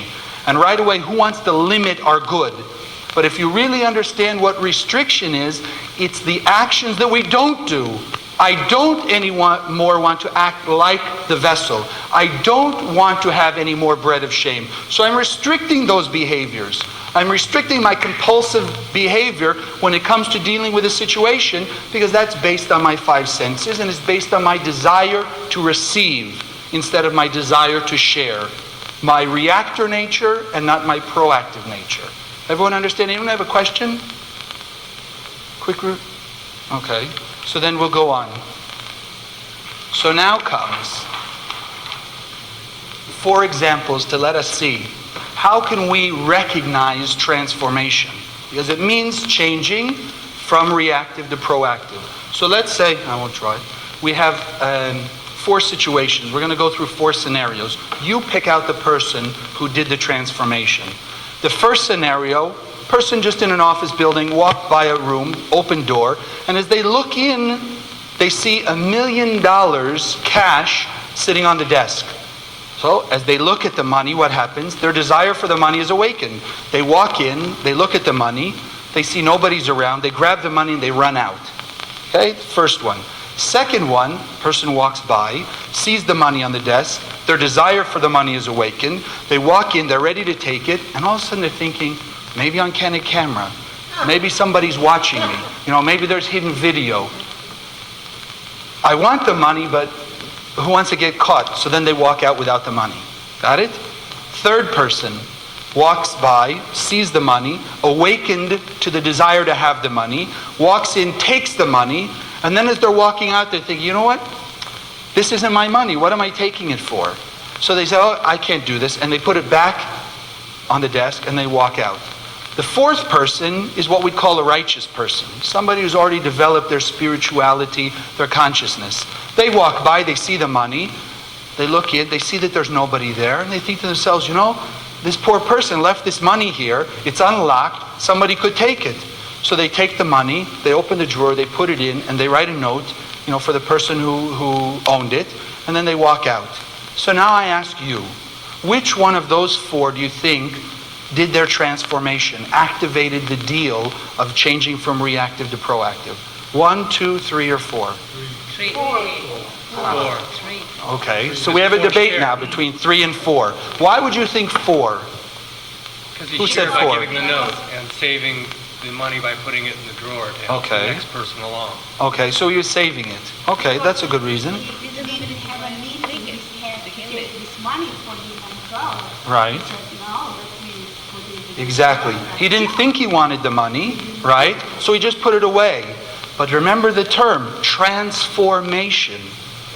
Remember the deal? The deal is when I transform myself, when I change from reactive to proactive, when I change from wanting to be the vessel to acting like the light. So the righteous person, did they have a desire for the money? No. So when they came in, they didn't want to take the money. When he left, did he want to take the money? So where was his transformation? It was done before. We're not saying it wasn't a good thing to do, right? Don't mix that up. But there was no transformation. He was the same walking in as he walked out. So then what about number 3? Did number 3 want the money when he came in? Yes, so he wanted to be reactive. He saw the money. He was now the effect of the money. Oh, I want that money. Why not? You understand? But when he walked out, he had transformed his nature. So no longer was he just with the desire to receive, but he was with the desire to share. It belongs to somebody else. I can't take it. That transformation is what activates the deal. Because he was overcoming his bread of shame. Think about it. Taking the money, isn't it bread of shame? With no effort. He didn't earn it. What's the earning it? Picking it up and walking out with it? Making sure that he doesn't get caught? You're saying that's not earning the money. Because remember we said money is light with the 1% material of paper. But it's the light we want, and the light we only get when we earn it. So that's why number 3 was the one who transformed his nature. And that's our job, to transform our nature daily. Because now we also can understand, if a person doesn't change from being more vessel to less vessel, they start out more desire to receive and changing it during the day, less desire to receive and acting more like the light, then what comes in a person's life? What will be there if they don't change? Darkness. More darkness, chaos. That's what we were saying at the end of last class. Right? We see the future. If we don't change our nature, then darkness has to come from it. Right? So, if that's the case then, why is it that good people still suffer? Age-old question. Why do good people suffer in life? Because we usually think a good person, like that righteous person, they're just nice. You ask them to help, they'll help. You ask them to borrow something, they'll loan it to you. They're just nice. But we didn't come into this world to just be good. We came into this world to be better. That's what transformation. So if you think you're a good person today, you have to be better through this day till tomorrow, and the next day and the next day. Because every day we're not transforming our nature, then in essence we're being reactive. and reactivity leads to chaos. So if we want to constantly remove that chaos, we have to be constantly transforming our nature. Now, let's find out what this other force inside of us that keeps us in bad habits. So I would like to ask you, think for a moment of things in your life that you are doing now that you know you'd be better off not doing them, but you're still doing them anyway. Okay? Can you think of something? Okay, procrastinating. Right? You know that it'd be better if you didn't, but you're still doing it. All right? Yes, please. Eating chocolate. Okay. You know you would feel better. Right? I want to make it specific. It's something you know you'd be better off without doing. Right? I mean, you consciously know it's better off not to, but you're still doing it. Anyone else have something? Yes. Getting angry. You know you shouldn't get angry, but you still find yourself doing it. Okay? Anyone have the opposite? Right? Something they know they should be doing, that they'd be much better off doing, but they just never get around to it, or they don't want to do it, or something's always tempting them not to do it? The laundry. There we go. Okay, that's nice. You know you should do it, but you just don't want to get around to it. The Kabbalah. Well, now you're here, so you finally got over that one. All right? But everyone understand the point? We know that there's a light nature within us that wants us to have good, wants us to activate this deal that will transform our nature, because the light always wants to share. Remember, the light never stops sharing. And so even though we have the illusion of this 1% physical world, where is the 99% world? It's right here also, isn't it? It didn't leave. We're not outside. If the 99% realm is the endless world, so where can we be outside of that endless world? We're in it, so why don't we experience it? Why don't we have all good all the time? Our five senses. Remember, we have the illusion. We're caught up in the five senses. We don't see it. As we said, sometimes I can't find a paper on my desk. How am I supposed to find the endless world through all of this illusion? And it's our five senses that hold us back. But we still have that force of light in us. Now, let's understand, why is it that we're tempted to do the wrong things? Why is it that we don't just remember, right, the deal we made? Where is this blockage? What is this force inside of us that makes us go the opposite way from transforming our nature, that keeps us in chaos and illusion and fragmentation and unfulfillment? And so I may shock you, but this is the code word for what we call the desire to receive for oneself alone. Like we said, when I just want to take, I don't care about sharing, I'm not thinking about, just keep me reactive. Right? I'm angry, I'm upset, I'm greedy, I'm envious, I'm jealous, I'll fall into sadness, depression, all of those things that happen automatically out of my reactive behavior. There is a force inside of us that competes with and battles against the light force inside of us. Because think about it, why do we need a challenger? Let's call it a challenger meanwhile. Why do we need a challenger to the light? Why not just have a light nature and we'll just always express the light nature? Why couldn't it be that way? Why do we have to have a challenge against the light's nature in us? Pushes us to grow and to overcome the problem. Why do we need that? That's what I'm asking you. Why do we need something to overcome? We wouldn't do it. We would be just self-content.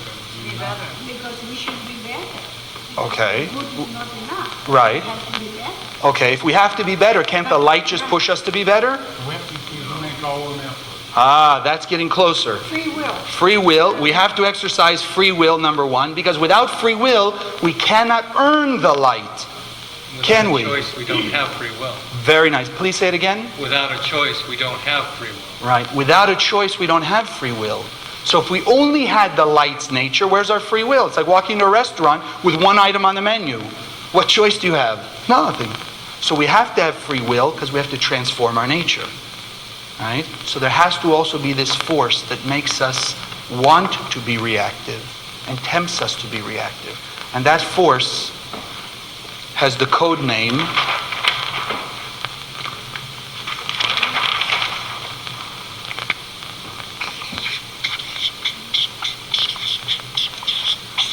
Satan. Now it's not the Satan of tradition with the horns, with the pitchfork, the devil. It's Satan. That's the Hebrew pronunciation. Satan, which simply means my ego, my selfishness, my reactivity. That force in me that says, take the money. Why not go out to free lunch? What's the big deal? You understand? Just react to the five senses. Forget anything else. That's the Satan force in us. And I'll give you a nice story that Rabbi Brandwein, who was Rabbi Berg's teacher, taught him. Because it's showing us how we can forget our purpose in this world because of Satan, because of the illusion. So he says there was a candle maker. And this candle maker, he lived in a little town in Europe where there were a lot of candle makers. He was very poor because it wasn't it wasn't so needed. Everybody could make candles. One day though, a friend comes to the candle maker. He says, I know an island where there are diamonds, right, all on the beach. Just like sand we have on the beach today, diamonds. And you can go there. It's a year to go there. You can spend the day there, and then the ship comes back. So you collect your diamonds, you come back, you'll be wealthy. So candle maker thinking, wow, this is great. Of course, why wouldn't I want to do this? So he gets on the ship. He takes the year's journey. Gets close to the island, and sure enough now, he sees diamonds everywhere. So he jumps off the boat. He starts to collect in the bags. It's only spending a day. So he had a trunk with a bunch of bags. Filling up the bags, diamonds, diamonds, diamonds, diamonds. He's getting picky now because there's so many of them. Only the biggest, the best, the brightest, etc. Collecting, collecting, collecting. Suddenly, he realizes that time disappeared. And now he finds himself like 6 miles down the beach, and the ship is leaving in 5 minutes. So how's he going to get there? So obviously, he starts to run, the ship leaves, he's stuck there. So what can he do? He'll have to collect more diamonds. So it's a year there and a year back. So while he's on the island, he's collecting the diamonds, and suddenly now it starts to get dark, and his stomach's starting to growl. He's getting hungry. So he starts walking into town, and sure enough, when he gets to town, he walks into a restaurant, he's ordering food, and he wants to pay with the diamonds. And the guy in the restaurant saying, what's the matter with you? Diamonds, they're nothing here. It's like, paying with sand. So he says, well, then I don't know what I can pay with. And as he says that, he notices that as the sun is setting, there's no light in the town. So he thinks to himself, what is he? He's a candle maker. So he goes out, he makes some candles, and sure enough, everyone in the town is coming to find out, who is this guy? He's making candle, bringing light in the darkness. So suddenly everyone's around him, he's getting all this attention, everyone's giving him respect and honor, and all of a sudden, from being a nothing in the town where he came from, suddenly he's the head man, the leading citizen of this island. And he spends his 2 years there making candles, different sizes, everything, being honored. Every time he walks down the street, people are bowing to him, tipping their hat and all these things. 2 years later, the ship comes back, and it's time for him to get on. Red carpet treatment, he goes out, he goes on the ship, he's going away.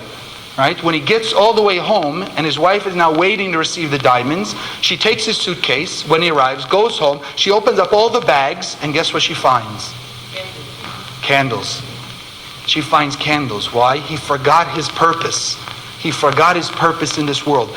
That's the essence of what the Satan in us wants us to do. It wants us to just be reactive, because the minute we're reactive, we're not thinking about what our purpose here is, which we said, we have only one purpose in this life, is to do what?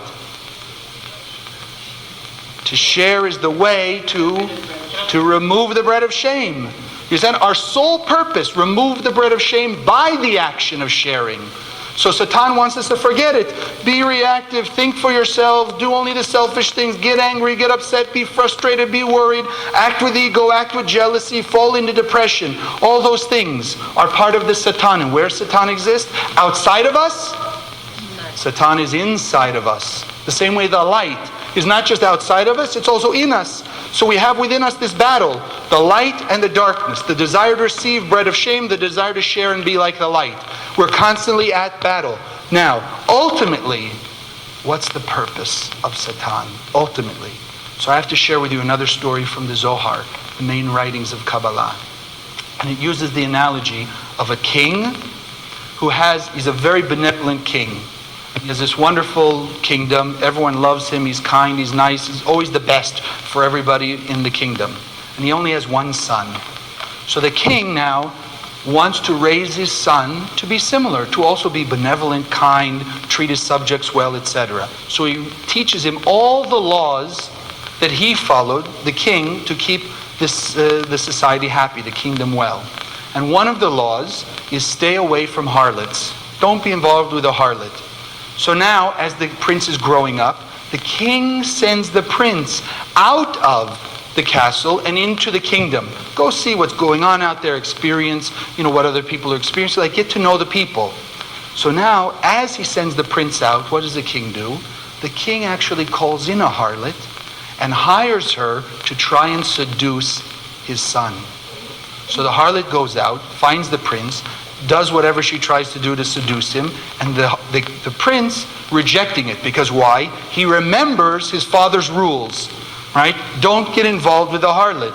So now by rejecting the harlot, he actually then becomes closer to the king, right? Because now he's going to receive the treasury, the kingdom, all the power of the kingdom, etc. Because he followed the rules of the king. And now the Zohar asks a very simple question. Who caused the prince to be closer to the king? The harlot. The harlot, right? Because by her tempting him and his overcoming, he's now closer to the king. So what is it saying about us? Satan is like that harlot. Satan is the challenger, our opponent that makes us earn the light. So ultimately then, it's Satan, through the temptations and the challenges, that can bring us closer to the light, because it's giving us free will.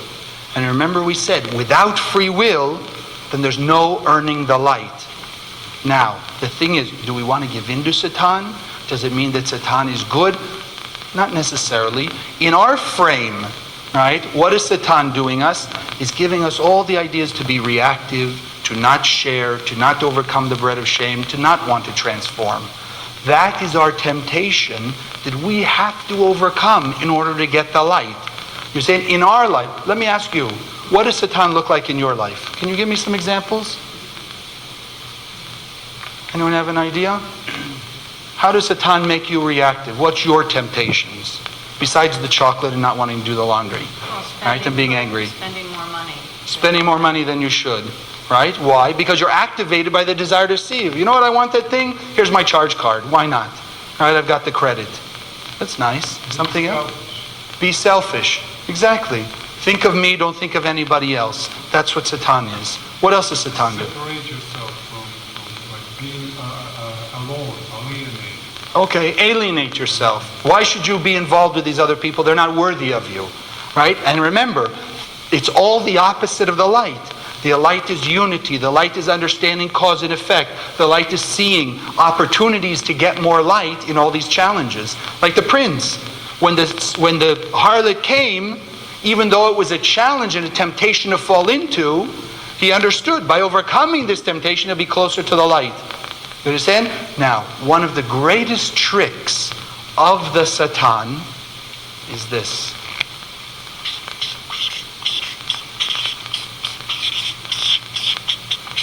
To make us think he doesn't exist. To make it seem like it's invisible. Because now think about it.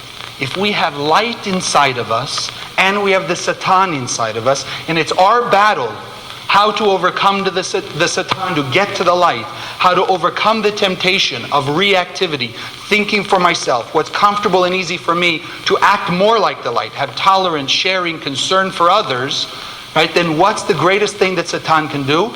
Make himself seem invisible.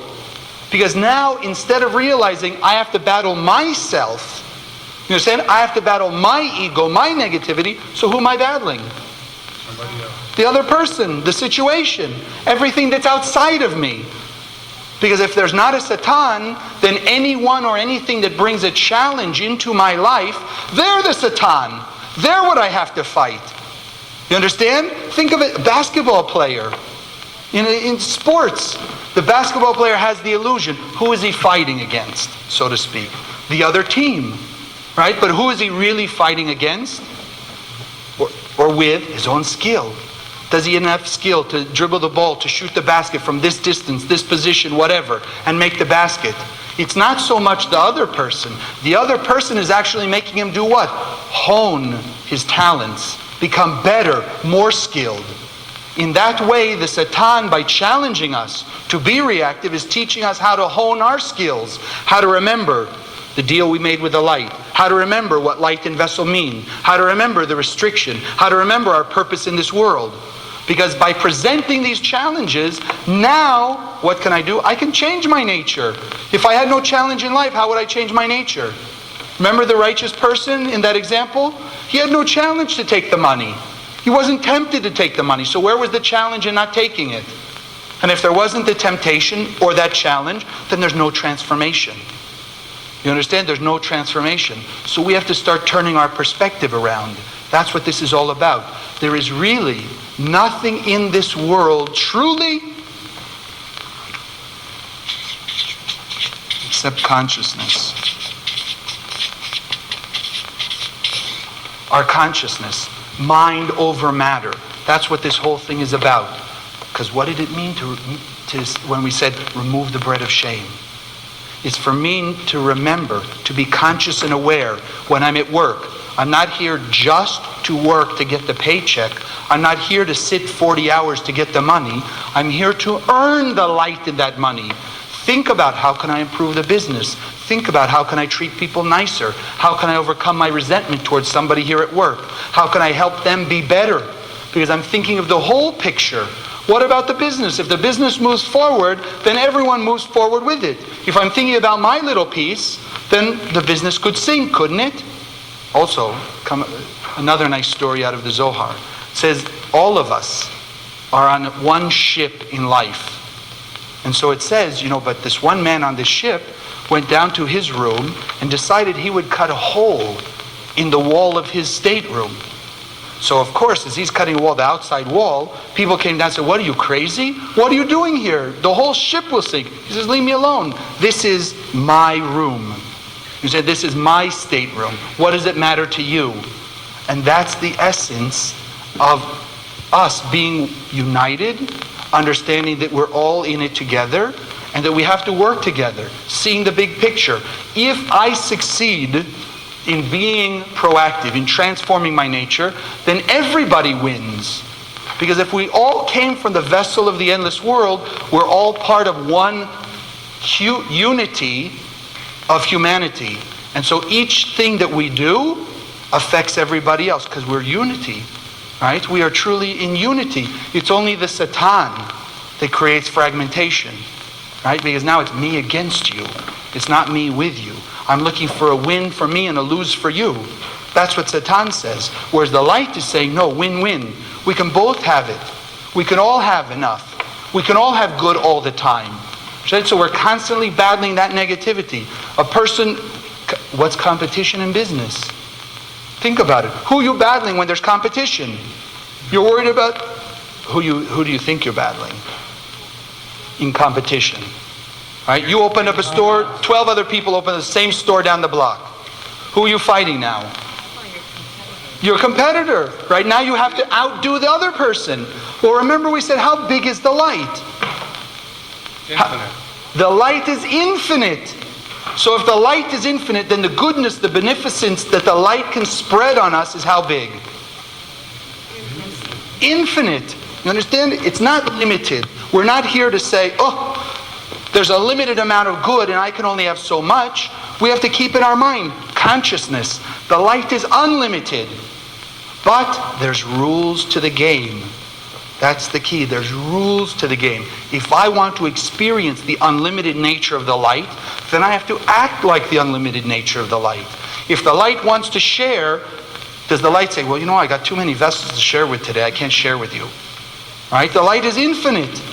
So when we look and we say, well, I've got this one store, there's 4 other stores like this, and we want to say, well, I don't want to share with them because now there's a limited market. There's a limited amount of resources. That's not true. The light is unlimited. You understand? And the light only wants the best for us.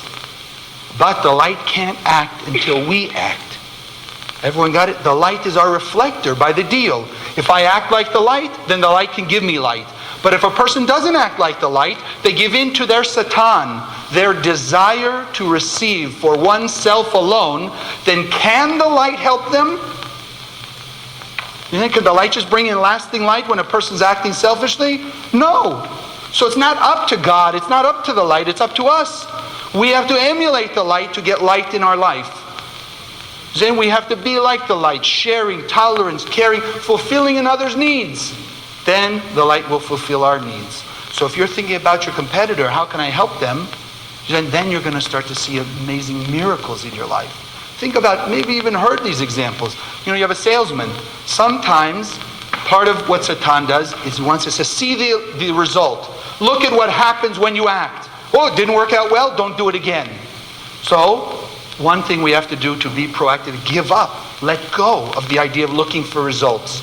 So let's say you're a salesman somewhere, right? And somebody comes in to buy, let's say it's a computer, not that I know that much, but they were coming to buy a computer and you have a certain brand of computer. So they come in and they say, I would like this and this and this, I want to do this and this and this with a computer. And you're thinking to yourself, well, I could sell them this computer. It won't do everything they want, and they probably ultimately won't be happy, but you know what? They won't find that out for a few months, and I'll already receive my commission, everything will be great. Does that sound like a sharing person? No, that's the reactive one, isn't it? In came the customer, they're reactive to the money they might make. What would happen if they say, you know what? I'm not going to be limited, controlled, the effect of this customer. I'm going to be like the light, and I'm going to tell this person, you know what? Down the block, there's somebody who has a computer that will do exactly what you want. He's going to get fired. Aha. You think so. But now, according to our deal, if he's truly thinking of the best for the customer, and he's offering the customer a way to truly be fulfilled, then what's going to happen to that salesperson? Spiritually. Get the best for him. He's going to get the best for him. Why? Because what did he overcome? Satan. His nature. He changed his nature. He transformed the nature of human nature, desire to see for oneself alone, to the God nature, the spiritual nature. At that moment, what does he receive from the endless world? Light. And what does the light want for him? Good, bad, or indifferent? Only the best. So now, the light will just find 10 other customers to come in and buy what he's got. Because someone needs what he's got. You said, and it's our illusion. It's our Satan, it's our limitation that says that those customers aren't here, they're not around, they're not out there, they'll go somewhere else, all those thoughts. But who really determines? Think about it. Who determines which customers walk in, what things happen to you, etc.? You're saying the light is helping to arrange this whole thing because the light never gives up on us. Remember we said, where's the 99% world? Where is the endless light? Right here. Everywhere you go, there's endless light. The only reason we don't experience it are 5 senses. And the ultimate, let's say, creator of those 5 senses, that's Satan. Satan makes us feel the 5 senses, believe in the 5 senses, trust the 5 senses, because then it's fragmentation, right? Then it's separation. And as long as there's separation, we don't get the light. And as long as we don't get the light, there's chaos, and yet also chance to transform ourselves. Please, you have a question? Isn't that what karma is? Karma is when you do good, you'll receive. Yes, in a way. Yes, karma is understanding cause and effect. Right. What goes out, what goes around comes around. Yes. But if we say that, why don't we live by it? You understand? If we understand even science tells us cause and effect, doesn't it? Every action, there's a reaction. So if we understand science, and we even understood karma, or that idea of we should be good, because good will come back to us, so why haven't we been? If it's really so simple. You understand? That's one of those age-old questions that we just answered. Because when they say the devil, who wants to believe in the devil? Another guy with a pitchfork and all of that. But if you understand the Satan is in us, the Satan is part of us, and the battle is going on within us. How do I overcome my Satan? Because why? Sometimes we just don't want to be challenged. We don't want to make our own effort. Right? I don't want to remove the bread of shame. Why? It's too comfortable the way I am now. That's why he said, why do you have a bad habit? Because something is good about it. You're eating the chocolate. Okay, so meanwhile I'm enjoying the chocolate. Part of my mind is saying, I know I shouldn't be. But right now my body is saying, yeah, but go ahead. You know how good it feels. How good it tastes. You understand? We're in this battle between the body and the soul. Between the 1% of our being and the 99% of our being. Between the light and the vessel nature within us. Between our God nature and our Satan nature. It's a constant battle over and over and over again.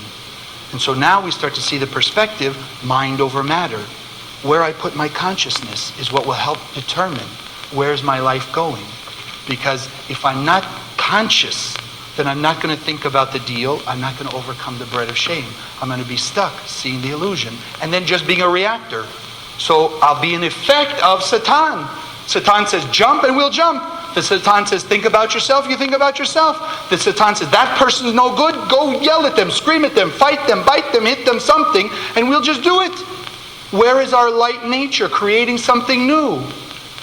It's not there. It's not there. And you know what the ultimate place? Where's the battleground? We have Satan. We could say the light is in our soul. Right? It's our connection to our soul.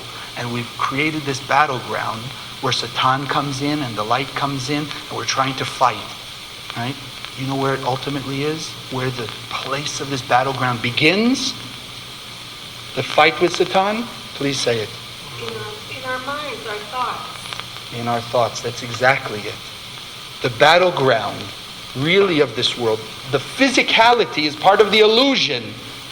Our true battleground in our mind. Because think about it. Somebody comes to criticize your work.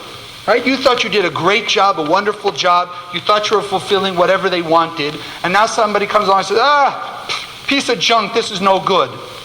So what's the first thing that happens? You get upset. But why do you get upset? Because in your mind, you're saying, how could they say that? I spend so much time. You're saying it's all the battle going on in your mind. Before you do anything, before you say a word, it's already a battle in your mind. They're saying this, I put so much effort. Who are they? Yeah, they're just trying to ingratiate themselves with the boss, blah, blah. All the things going on. Meaning what? We have two streams of thought going on in our mind. And now I'm going to surprise you. We don't think our own thoughts. We don't think our own thoughts. The battleground is the mind, but the mind is simply an antenna to receive thoughts. Because there are two forces in this universe.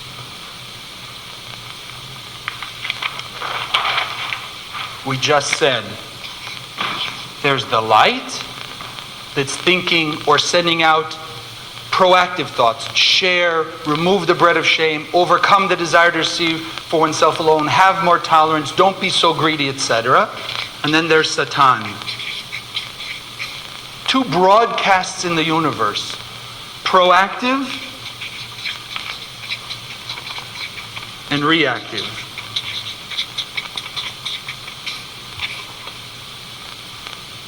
And where are those broadcasts going?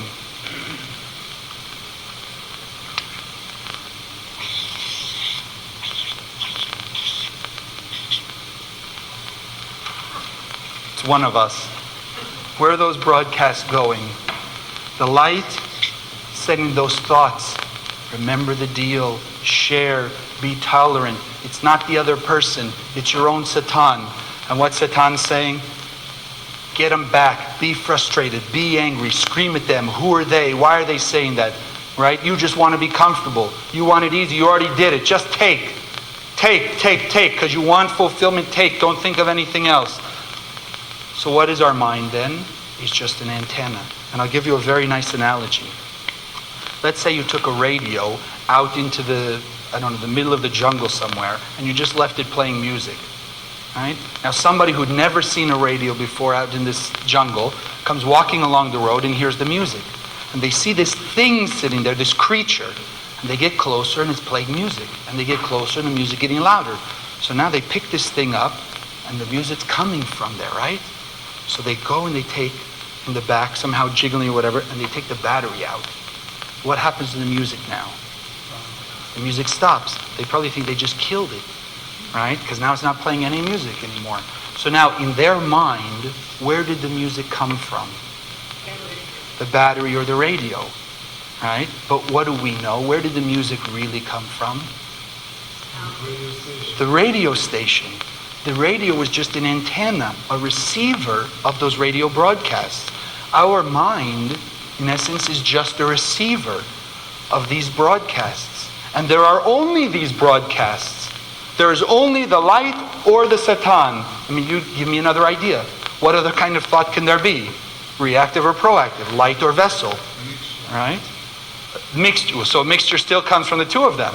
And in fact, that's why we often sit there, we go, no, my mind's going too much, right? Because they're like bombarding us and bombarding us and bombarding us. You understand? So now, where's our free will? These things are bombarding our mind. We get thoughts in our head all the time. What's our free will? To choose. Which one are we going to listen to? Which one are we going to follow? Which one are we going to carry out? Which one are we going to manifest? That's it. That's what all of life is about. Now you see the picture? It's not so difficult. The picture, right? To realize, light vessel. We're here to remove the bread of shame. We're bombarded with these thoughts all the time. All I have to do is pick the thoughts of the light.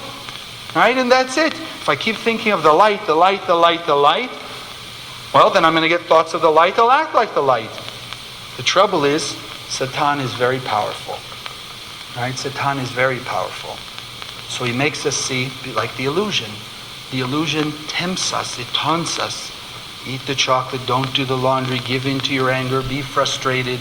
Don't see that person anymore. Scream and yell at them. Fall down and cry. All those things. What do they do to fix the situation?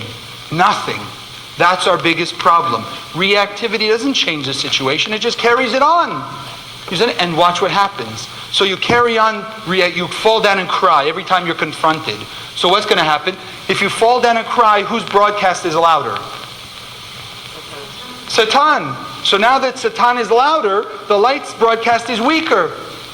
So now the next thought that comes in is going to sound more like Satan. It's going to be easier for the Satan to get in there.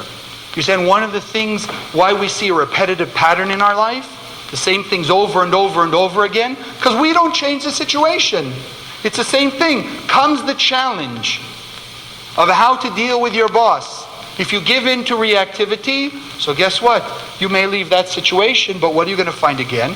Because if you left reactively, then the reactive broadcast is louder. So now you even go to a job that let's say objectively could be a much better job. But if the Satan's broadcast is louder than the light, so who are you going to tend to listen to more? The Satan. So now it may not be the boss in the new job, but you know what it'll be now? It'll be the co-workers. You know what they're doing to me, and they're cheating and lying and taking credit for the things I do and all these things. Another way to do what? Separate you from that business. Then you'll go to another business. But meanwhile, giving into reactivity, you're saying, because what's the reactivity? So the co-workers. Let's say the co-workers are challenging you. Wasn't the boss, now the co-workers. What's the purpose for that challenge? Just to be challenged? Cause transformation. To cause transformation. Right? But if we run from it, instead of embracing the challenge, then what do we also run from? Transformation. Transformation, which brings us light. So then we run from that, and guess what? It's going to come again and again and again. The repetitive patterns are the things that we'll tend to see happening again and again and again. We think of Satan, Satan will come in. We have to break it. That's why Kabbalah is not an easy spirituality. It's an effort, as you see. First of all, first class we learned, you have to earn the light. Earning doesn't mean just sitting back and waiting for it to show up. You said earning is making an effort, work. Transforming your nature is not an easy thing to do. But when you earn the light, how does your life look? Beautiful. It starts to become more fulfillment, more joy, more happiness, more contentment. And those things, joy, happiness, contentment, how do they manifest? What do they look like in your life? Or what can they look like? Light. They can look like light. How does the light manifest? Success in business. Love, a good relationship. Health, good physical well-being. Lack of chaos. Success, lack of chaos. Yeah, and what does fulfillment look like? What I'm trying to drive at is that we don't just keep it a metaphysical, an invisible concept. Fulfillment, happiness, joy. But to see, it becomes in the material. Your job will get better, you'll get paid more money so you can do more things. Not because that's your focus, but because you're connecting to the light, so the light will manifest in physical ways for you. You see, we can't eat invisible, metaphysical food. But when we eat the food, we want to get the light from it. You understand? And not just get the physicality. The Satan says, see only physicality. The light saying, get the spirituality, and you will have also the physicality. It's a very nice analogy we used once. I don't know if I can do it here so easily, but like a shadow. You know, if you see your shadow on the ground or something, if you look at the shadow, it has a similar outline to you, right? And if you try and move your shadow itself, can you move it? No, because it's only like the 1%. It's the illusion. It's the reflection of you. But if you really want to move the shadow, where do you have to focus? On the 99%, the reality, which is the you. As you move, your shadow will also move. You understand? So it's not that we're only going to get 99%. The beauty of all this is, as we act like the light in the physical world, related to the physical experiences we have in life, we're going to get 100%. We'll have the light and the physical manifestation. But we have to remember, consciousness. We have to keep thinking, I want to draw the thoughts of the light. Because we have that free will, don't we? The Satan can't stop us and the light can't stop us. We have the free will. We have to keep thinking constantly, I want the light, to think like the light, to act like the light. Situation comes up, what would the light do in this situation? How can I be the light? That's what it's about. Not giving right away into the Satan impulsive and compulsive nature. Now, we want to understand. Even though I know this, and I understand, okay, now I'm getting a better idea. The two broadcasts, I should act more like the light and less like the Satan. So if I know this, why is it still so tempting and so difficult to overcome Satan? So there has to be something that Satan is using to pay us off, to not look for the long run, but to see only the short run. And that we're going to get next class. Okay. You have a question, a quick question before we go, please? Where does Satan, the Satan, originally come from then? Good question. Where does Satan originate from? Is from the Tzimtzum. Because Satan is only in the physical world. Right? In the endless world, there's no darkness, is there? So that darkness or that limitation can only be here. So when we restricted the light, we also left the space where that Satan could come. Because we need a challenger. Remember, we created the arena and we also created the challenger. Trouble is we forgot. Right? That's part of his tools. Part of the ultimate plan of the creation. Okay, Satan, see, this is where you have to be careful. The ultimate plan of creation, we used to think one way. Now as you're seeing Kabbalistically, who created this world really was us. The vessel said, I need an arena to remove my bread of shame. So yes, in that way it was part of our plan. We needed a challenger. Because if I'm not willing to hone my own skills, remove my bread of shame by myself, then somebody's got to push me to do it. So that's where Satan comes from. Okay? One other question, please. If our mind is only an antenna, does Right. that mean the only thing that's really up is truth? Yes, very nice. If our mind is just an antenna, like we have here, just to receive these broadcasts, then we really are only exercising choice. And if you think about it, remember we said there's three things that the vessel has to have: lack, desire, and free will. Well, we were created with the desire for the light. In essence, we're also created with the lack of the light. So the only thing we can really make a change in is our free will. Right? To fulfill the lack, to fulfill the desire, is exercising free will. Because once we exercise our free will and choose the thought of the light, we're going to act like the light. Once a person doesn't use their free will, let's say, and hears only the Satan, they're going to act like Satan. So that's almost like hardwired, if you will. Our choice is just which one. Like a switch, it's on or off. We can decide on or off, but once we decide, the electricity flows or it doesn't flow automatically. So Satan is good. In the Because big it picture, creates- Satan is to push us towards the light. But in the smaller picture, we want to battle Satan. You say we don't want to give into that desire to receive for oneself. Okay? Yes. And if Satan becomes stronger, we become stronger. Oh, that's a nice question. What happens to Satan as we get stronger? Let's say we're really transforming our nature, etc. So think of as you went through school. When you were in first grade, certain things were challenging. 1 + 1 is 2, etc. As you get to second, third, or fourth grade, you have a new challenge. You say math gets higher, science gets harder, etc. So similarly, Satan has to be at our level to challenge us at each level. We can't outgrow Satan per se. He's got to be there as we grow. The difference is, don't forget, as we're beating Satan, what do we keep getting more of? More light, more fulfillment, more happiness, and more strength to choose more often the light's broadcast than Satan. Okay? We'll see you next class.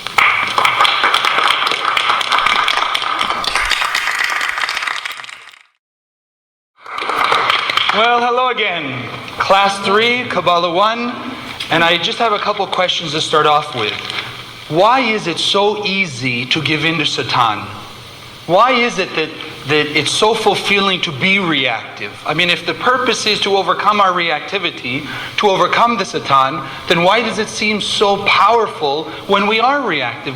Why do we feel so good? And why does the light seem to come in and go out of our lives? And so that's what we want to answer tonight and end up with a formula, how to handle every challenging situation in our life. Because ultimately we know the challenges represent opportunities to get light, and we're going to see that. And hopefully have some very powerful transformation in this class. So let's just go back, quick reminder about Satan. Satan is the code word for the part of us that is reactive. The desire to receive for oneself alone. It's our ego, aggressiveness, our intolerance. All of those things are part of Satan. It is there to challenge us to be more like the light, because we want to transform from reactive to proactive beings. So there has to be free choice. And the free choice really is supplied by Satan. Having the ability to be reactive gives us also then, when we exercise our free will, the benefit of being proactive. And that's when the light will come in, when we're activating the deal. So now, as we talk about light of the endless world, we also want to understand the spiritual concept that they say, as above, so below. Or as we discuss the endless world, how does that manifest in the physical world? So since we're discussing light, it's going to help us to understand what we see in this physical world in the light bulb. Because it's a very good analogy for how we operate to receive light, how light comes into our life, how the reactivity fits into this pattern. So we see here in the light bulb, there's three main parts. There's a positive pole, there's a negative pole, and there's the filament. Right? In spirituality, we could say the positive pole represents the light. Right? That which is supplying the energy. We have the negative pole, which is the vessel. And then the filament in between was the restriction, the tzimtzum, from the endless world.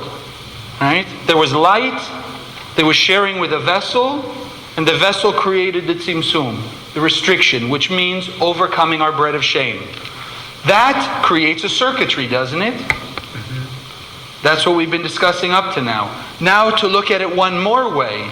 For you and I, more on the physical, this being more, let's say, the metaphysical or the endless world level, in our human level, the negative pole is our desire. Whatever it is we're looking for, we want something, we feel a desire, we felt a lack, and now we have a craving to get something. So the negative pole is our desire. The positive pole, therefore, is the fulfillment.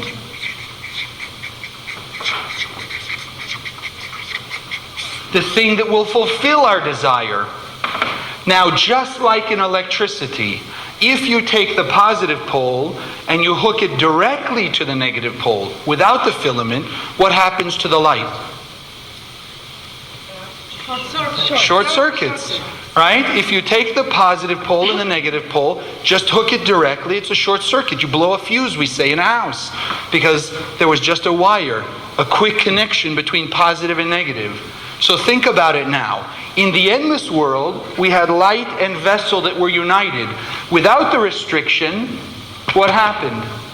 The vessel said, I don't want bread of shame. I have to separate from the light. Right? Which is how we created the physical world.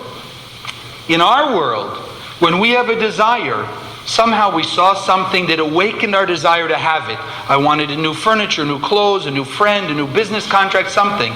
If I just run after it with no restriction, no thought of bread of shame, no activating the deal, no thinking about the other person, no thinking of being like the light, being a causation to create a new situation instead of my same old pattern of acting and behaving in different experiences.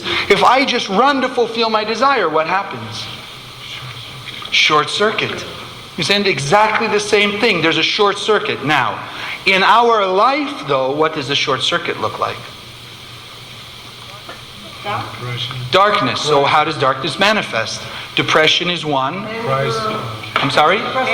Frustration, anger, diseases, procrastination, chaos. What does chaos look like? That's all I'm asking you. It's very important we keep thinking in our terms, because it has to be something, if we feel it, if we understand how it relates in our life, we're going to want to be more proactive. It's going to motivate us. Because if we just say darkness and light, so what does it mean? But if you understand happiness, more money, better business, peace of mind, more fulfillment in your relationships versus disease, divorce, bankruptcy, those kinds of troubles, we feel it more, we experience it more. So that's what happens when a person just keeps running after their desire. They have a desire. They want a new relationship. Run and grab somebody new. They want a new business. Go run and find a new business. What's the problem? Well, that is the problem. If we don't insert the filament aspect, then it's going to be a short circuit. So what happens? Yeah, you got the new business. You got the new relationship. It's great for a while, and then it disappears. That's how we see light comes and goes in our life. You go home after a hard day at work, and maybe you were even working. You were doing your job. But after those 8 hours, 9 hours of work, you go home and you go, I'm so tired, I just want to rest. Well, how much light did you get then in that job, in those 8 or 10 hours? If you're getting light, if you're really creating a circuitry like in the light bulb, does the light go out? No. The light keeps going. So when you get home, you may be on one hand tired, but there's a difference between tired, I'm so happy to be relieved of this 8 hour or 10 hour day, versus when you're going home, you say, boy, that was a powerful day. I'm physically tired, but boy, am I excited. Such light I received, such joy I had at work, such happiness and fulfillment. I can't wait for tomorrow, even though I know I've got to work and make effort. You understand the difference? The difference is what? And here's a good point. Is the difference the physical action that was done? In those two cases, the one who is exhausted and tired from the job, or the one who is exhausted and excited about the next day? What's the difference? The amount of light received. Yes, and so what's the difference in the person? They did the same physical work, didn't they? So it wasn't just the physical work. Where was really the difference? Like we said, the battleground? The mind. Because one in the mind was exhausted and tired, probably because there wasn't so much circuitry in the work. I have to go to work because I have to get paid. So where's the idea of sharing? Where's going the extra mile? Where's extending oneself? Which is what transformation is about. When we said a good person who suffers because they don't go the extra mile. They're just good. They're naturally good and they're not going beyond their nature. Transformation, proactivity is going beyond our nature. And so that's the distinction. It's while you're at work, are you thinking about removing the bread of shame? Are you thinking about how to help other people? Are you thinking how to make the business go better? Or are you just thinking about how do I do my job so my boss doesn't bother me, so I get my pay at the end of the day and I can go home and that's it? You understand? The distinction is only in consciousness. It's not only in the action. A proactive and a reactive action, physical behavior, can look the same. The difference is in the consciousness. One person who's thinking about sharing with somebody else can still criticize them, say something that they need to hear because they truly care about the other person. Somebody who's reactive, who's confronted by somebody, is just yelling and screaming to suit their own ego, right? To fulfill their own discomfort with having been criticized. Same physical action, the difference is in consciousness. Here it's similar. This is only consciousness. We can run to fulfill our desires, but we have to add proactivity, transformation. Because when we transform our nature, then we've got circuitry, like here in the light bulb, and the light will be forever. Everyone understand it? Now, this is where the Satan gets in though, and it works just like the light bulb. Because as we've seen, it often seems more powerful to give in to our reactivity. And it is true. It is more powerful to give in to reactivity. When you behave reactive, you seem to get more light. The trouble is, like in the light bulb, it's temporary. Temporary. One of the tools of Satan is making us seek temporary fulfillment, instant gratification. Give me now, I don't care about tomorrow. Give me this instant, doesn't matter what else will happen. Remember, we said proactivity creates harmony, reactivity creates chaos. But sometimes the immediate thing we see looks the opposite, that paradox. Sometimes when we restrict, we're not as immediately fulfilled, but in the long run it works out better. When we don't restrict, we get a lot of light immediately, but then it goes away. How many of you ever, sometimes you're in one of those moods, you're a little sad, your friend says, come to a party. You go to a party, you're drinking, and you're having a good time, and you think you're really high. It feels great, wonderful. You think you're relating with everyone, having a wonderful time. You go home, the next day all you got is a headache, and you can't remember what you said half the time. You're saying it's like all the fulfillment left. So now what do you have to do? You have to go back to another party atmosphere to try and get that energy back. Then it comes back, then it goes away. It comes back and goes away. That's what we see here in the light bulb. Think of the last time you saw a light bulb explode. Right? You turn the switch on and pop, it went. That 50-watt light bulb, for one instant, before it blows up, how bright does it glow? Very bright. Hundreds of watts, maybe 1,000 watts, but it's only a 50-watt light bulb. You're saying, how come?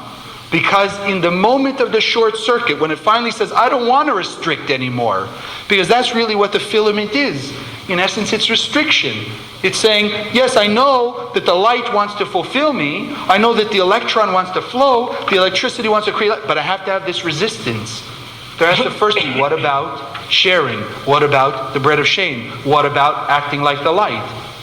And when it finally says, I don't want to restrict anymore, the electricity flows, boom, blows it up. But for a second, it's a huge flash.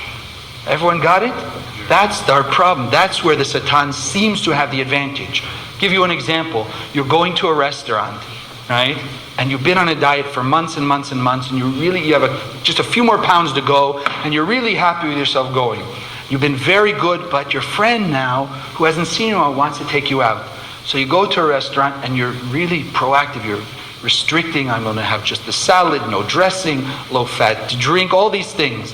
Now at the end of the meal, just so happens that the waiter walks right by you with the dessert cart. And on that cart is the most delicious cake, just mouthwater. You can almost taste it just by looking at it.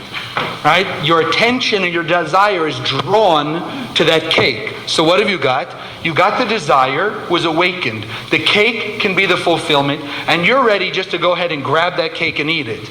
Now honestly, if you just grab the cake and you eat it, how are you going to feel in that moment? Wonderful, no? It's going to be the best, most salacious, delicious cake you ever had. But when you walk out of the restaurant, having eaten that cake, how are you going to feel the minute you walk out? Miserable. I gave in, I ruined my diet, I have to go exercise more, all those things. So how long was the fulfillment? Few minutes. You're saying, if that long. Now, like the flash of the short circuit. Think of it the other way. Now you're tempted. Here's the dessert cart goes by again, and you're looking. You say, no. Restriction, proactivity. I can't do it. I can't have it. So you order the fruit cup. Now also be honest. At the moment you eat the fruit cup, does it really taste as good as the cake would have? Not at all. Right? But when you walk out of the restaurant, and for the next week or month or whatever it is, how do you feel having had the fruit cup instead of the cake? Wonderful. You feel much better. So the analogy works like the light bulb. As long as there's that restriction there, the filament is there, yes, the light may only be 50 watts, but it's 50 watts forever. Whereas the short circuit, the desire to receive that fulfillment for oneself alone, for my own pleasure, for my own comfort in this moment, forgetting tomorrow, it's going to be a huge spark of light, thousands of watts, but it's going to go away very fast. And when it crashes, what will we end up craving again? Light. More light, more of the same. Give me another quick fulfillment. Give me another quick fulfillment. So instead of a light bulb that glows brightly and consistently, people tend to live their lives like the old strobe lights. Remember in the disco days? The flashing, it's on, off, on, off, on, off, on, off. You can't live like that. When you go through those, you get sick if you stay in it too long. It's the same thing. If we stay in that reactive, the light up, the light down, the light up, the light down, we also make ourselves sick in life. And then all of the negativity comes. And so now we want to see, with all this opportunity, every challenge then becomes an opportunity to get light. Every time I want to be reactive, every time I'm tempted to be reactive, what is it really? An opportunity to get more light. It's not about God is testing me. Right? We have to lose that notion. It's about me testing myself. I came here to be proactive, so I have to test myself. That's why the dessert card has to come by. That's why sometimes, you have to have an opportunity to cheat a little bit, to lie a little bit, to get something to your advantage. Because if you don't have those temptations, then where's the transformation? No choice to transform if you don't have those temptations. So now we just have to learn how to convert the challenges into opportunities to get light and how to get the light. And so that's why now we're going to begin with an exercise. So what I'd like you to do is take one of your pieces of paper and divide it lengthwise into 3 columns.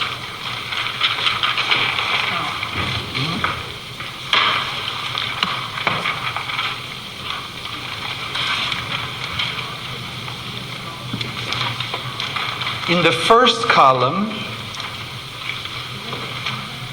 I'd like you to write about a situation that you have with somebody, a situation in which you're reactive, a situation where, whatever, they were argumentative with you and you reacted to them. Ideally, we want this to be something that you're currently involved with, not something you felt you already handled well, but something that as you look back, you could now say, I was pretty reactive. Because the more current it is, and the more real it is, the more benefit you're going to get from this exercise. Right? So think of a situation with a person that you are reactive in, and then I'll direct you after that. So in the first column, you're going to put, I didn't like, or I don't like when.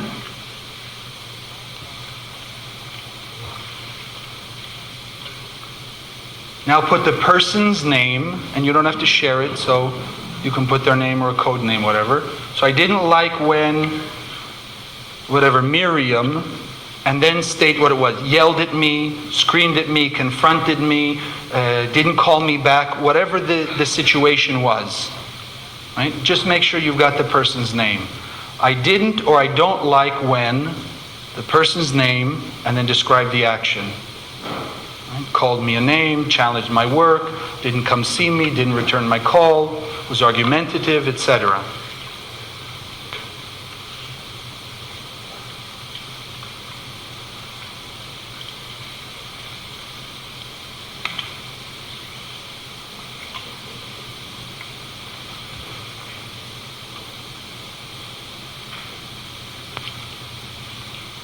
In the second column, you're going to write about the emotions that you felt.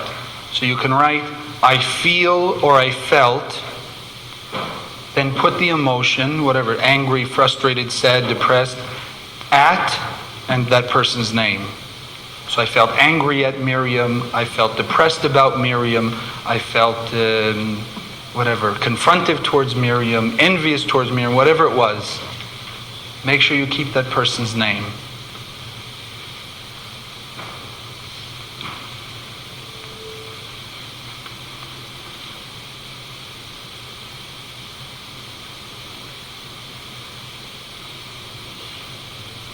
And then in the third column, you want to write about your behavior, right? Whatever it is I did, I yelled at Miriam, I screamed at Miriam, I ran away from Miriam, I cried at Miriam, and make sure you put the person's name. It was what was your behavior after having felt that emotion. Just make sure in each one you have the person's name.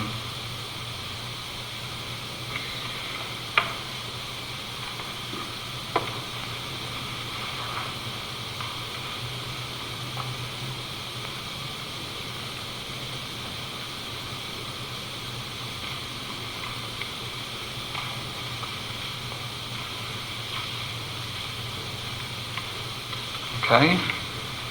Everyone's finished? Yes, yes, yes. Okay. Now, before we come out with the formula, let's just sort of think out or work out from what we've been learning, how can we begin to see a new way of looking at these challenges? Because that's what this person presented to you. They brought you a challenge in life. Right? Your challenge was to be reactive or to be proactive. So going back to the light bulb, let's first take out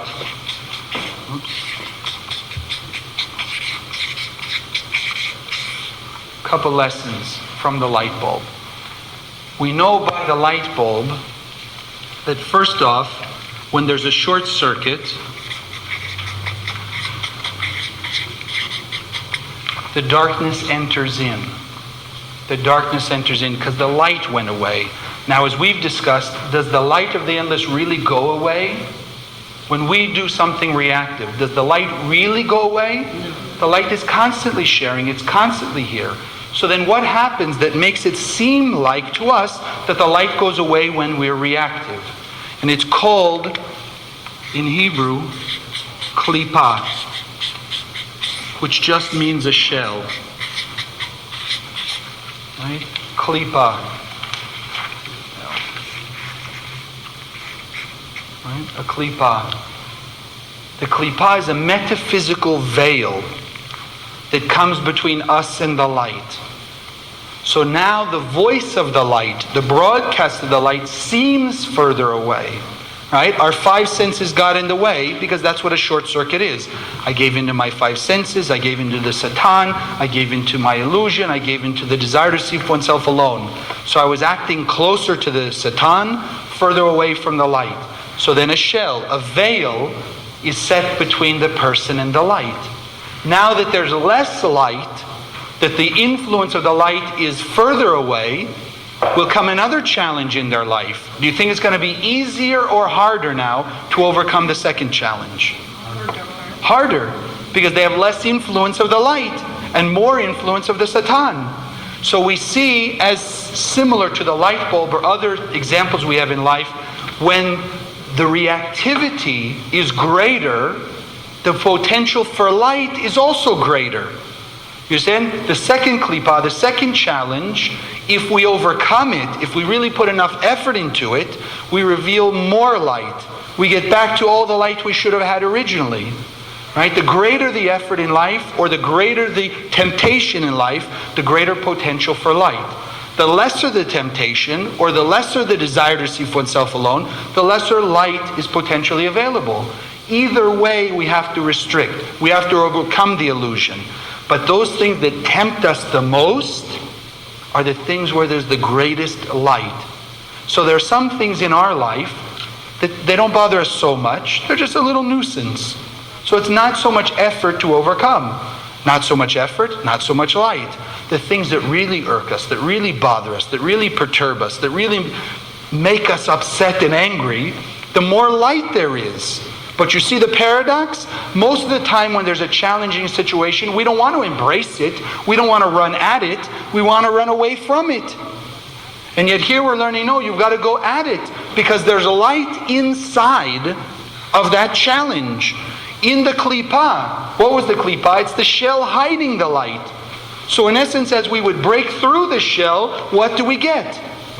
Light. So our ego is a shell. When we break our ego, what do we get?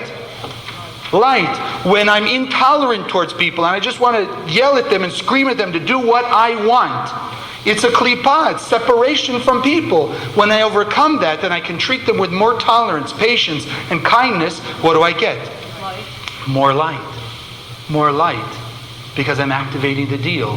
Now, let's even say though, that I activate the deal. I'm more tolerant, I'm more kind, I'm more patient towards these people. What about their side? What if they don't respond to me? Do I lose my light? You shouldn't. I shouldn't. Why shouldn't I? Who's the deal between? The deal we made with the light of the endless. Who's it between? Who are the two parties? Ourselves and the light. never says when I transform my nature and my neighbor listens, or I transform my nature and I get my way, or I transform my nature and now my children will listen to what I have to say, or I transform my nature and my friends will follow my lead. It has nothing to do with that. It's simply when I transform my nature to stop being reactive and being proactive, I get light from where? From the endless. Not from the other person. And it's not about the other person. You can never look at the other person as the source of your fulfillment in life. If you do, it's misplaced. Because the only source of fulfillment is the light of the endless. It may come through how I interact with other people, how I interact with my business, how I interact driving down the street, how I interact at all the places I go. But the essence is between me and the light, battling my Satan with my light nature. Everyone understand that? So then, when we overcome, when we don't give in to the klipa, to that reactivity, and we break it, we get more light. But it's very powerful. It's very powerful because we've been feeding it again and again and again. So we see, almost like the slingshot. You ever seen a slingshot? The further back you pull it, the further forward it goes. So the more we're tempted by the klipa, means the more light can be revealed when we break it. Got it? Because the klipa is just hiding the light. So the more klipa, the more light. We just have to overcome the illusion. So now, looking at the things that you've been writing, we said that we could exercise free will in this world. We have the ability to say to the light, no, I don't want to receive, or we can say, yes, I want to receive. And with that free will, we made this deal. I transform my nature, then I'll get light. So as we also understood, when we come into this world, we usually get lazy. We don't want to transform. We don't see other people transforming. We just want to follow whatever the easy path to get what we want. Right? So we're going after the easy way, the easy way, the easy way. And in essence, then what are we doing? Making more and more and more klipot. So the light, did it ever stop sharing? No. No. So the light, in essence, looking at us and say, how can I help these people? Right? They're not listening. They're not remembering the deal, right? What can I do to give them light? So then the light says, I have a contract. What's the contract we made with the light? You know what? When they change their nature from reactive to proactive, then I can give them light. But what's the problem? The Satan doesn't want us to think we're reactive. Because if you and I are aware of where our reactivity is, and we know that reactivity breeds chaos, what will we do immediately with that reactivity? We want to shut it down. We want to change it. Because if I know a certain behavior, if you could see with pure clarity that every time you were frustrated or angry and yelled at somebody, you lost something valuable to you, how much are you going to be angry and frustrated? Especially when you see that not being frustrated or angry gives you something valuable in life. You understand? So it can't be so clear. That in essence would take away our free will. So Satan comes in to cloud it. Says, here, you know what? I'll pay you to stop being or to keep being reactive. You know that cake? Eat the cake. Go ahead. What's the difference? You've been on a diet 6 months. What's one piece of cake? You're saying you've been so good, you've been so nice to this person, and now look what they're doing to you. Yell, scream, put them down, etc. You got an order, somebody gave you an order, you got to get a product out, your employees aren't following, listening to you, scream, yell, fire them, threaten them, all those things to get the product out. What's the difference? You're going to get the product out and then you can pay them. You understand? Satan will give us all the ways to rationalize our reactive behavior and even pay us to do it. Because when we're reactive, we get more energy initially, don't we? And then it goes away. Then we got to get more, etc. Like we've been discussing. So the light now, in the midst of all this, doesn't stop sharing. So it's saying, look, here's the contract says, if I can point out to them where they're reactive, then at least now they really have the free will to change it. Because if you've been thinking about it, when we give in to Satan, what do we do with our free will? We gave it up. Right? We lost our free will. We're not exercising it. And that is human nature, to not exercise our free will. Just go with what's easy, comfortable, selfish, self-fulfilling, instantly gratifying, temporary fulfilling. And that's what we want to go with. To exercise free will means to transform our nature, overcome that reactivity, instead to get more light. So now the light has to point out to us Where are we being reactive? Because the Satan keeps telling us, you're good, you're great, if everyone were like you, the world would be wonderful. You understand? So the light has to show us where we're reactive, where we still have negativity. So what is it going to do? The light can't just come down invisibly. Remember, the metaphysical has to manifest through physicality. So if the light's going to send us a message, there has to be a messenger of that light. There has to be something physical. So the light, in order to point out where is our reactivity, what does it send us? A person or a A situation. person or a situation that makes us reactive. And we should be able You got it? to read it. We're going to get, you understand the first point? The light sends something or someone that will make you reactive, because when you're reactive, now you're going to say, there's my klipa, there's the shell. When I break it by transforming my nature, restricting my ego, I'm going to get more light. Got it? So now look at your papers again.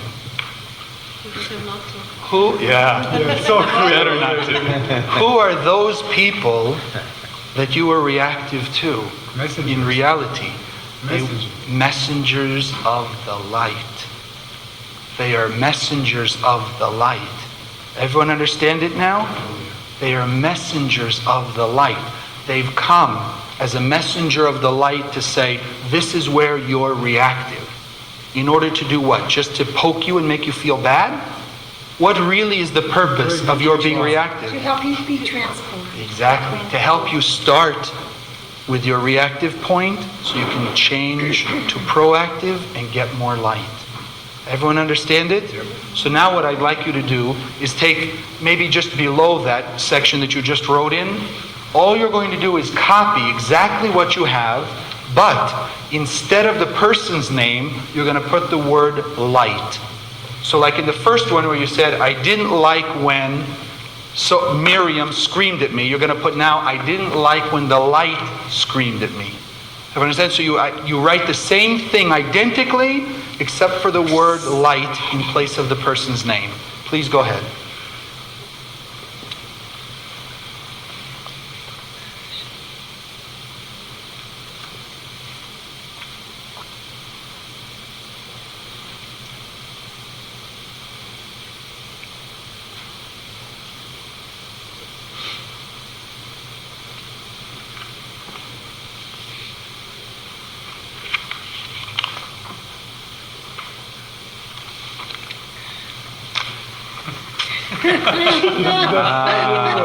That's what I'm waiting for.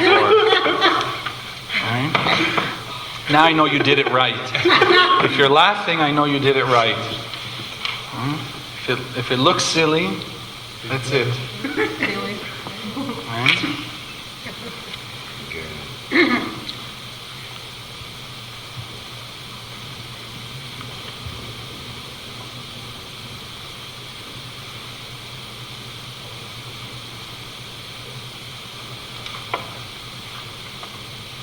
Such a simple transformation, right? And it's, again, where? It's not in the thing that the person did, it's in your consciousness.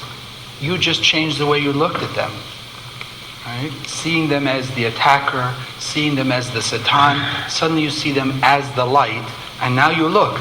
Because if you see how you've been treating them, which in essence is how you're treating the light, look at your third step there. How did you behave towards the light? Someone would like to volunteer? How did you behave towards the light? Please. I distanced myself from the light. Okay, I distanced myself from the light. All right? Somebody else? Yes. I turned away from the light. I turned away from the light. I ignored the light. I ignored the light. You understand? If you ignore the light, you turn away from it, you distance yourself, and then we wonder, why isn't there more light in my life? You understand? Because I've been pushing it away. The light keeps sending me opportunities and opportunities and opportunities. Tell me when you don't have an opportunity. You're driving down the street and somebody wants to cut in front of you. Right now you have the opportunity. Battle with your ego. Should I let them in front of me? And the light says, oh, go ahead, what's the difference? One more car. And the Satan is saying, no, your ego, they have to go behind you. Why should you let them in front of you? You understand? And now you're in a battle. But it's really an opportunity. Give in, let them share. You said share, what's the big deal? They're a messenger for you. Because in essence, in that challenge is some gift, some light, some fulfillment you've been looking for. You just have to break the klipa of your ego or whatever it is. You break through the klipa again, you got the light. That's it. Now, I just want to make a very important point. We are not excusing the behavior of those people. All right, that's very important. Remember we said the deal is between us and the light. So when I overcome their challenge, right, they're pushing my reactive button and I realize it's me and my Satan, and I break my Satan and I act proactively, sharing, caring, tolerant towards them, I get light from the light. You said their action that was probably reactive is cause and effect for them. They're going to have to deal with their own klipa by that action in their own timing. You said everything is the right timing. The light sends you the exact challenge at the exact moment you need that piece of light. That's why, because if you think about the things that you wrote, there are probably other people in your life who could have said or done a similar thing and it wouldn't have bothered you at all. You would have just gone on. But this particular person who said that thing got you reactive. So you realize in another way, how involved is the light in our life? If the light has to think, what is our negativity? What klipot do we have? How can I find a messenger of the light for that person? You understand? Every second of every day, the light is involved in our lives. And there are a lot of people out in this world that say, where's God? God's not here. God's not with me. God didn't help me. How come God left me? But you understand, every challenge in their life, which they're saying means God's not with them. When a challenge happens, usually the first thing we say is, where's God? Why is it happening to me? You understand? And God's saying, I'm right in the midst of this. The light is right in the middle of this. The light sent you the challenge because you said, I have to activate my free will. I have to overcome my negativity. I have to transform from reactive to proactive. So the only thing the light can then do is show us where we're reactive. So the light's trying to help us. Now we're looking at how do I get it? Right? How do I get the light? First thing, not to react. And now you see why. You've got more encouragement, more impetus to deal with embrace every challenge. Don't run away from it.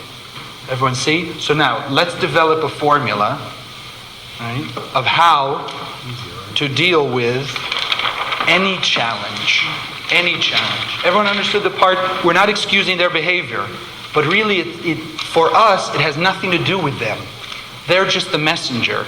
Think about every time you receive a bill in the mail. Who caused the bill in the first place? You. You did. So how many of you beat up the mailman for bringing you the bill?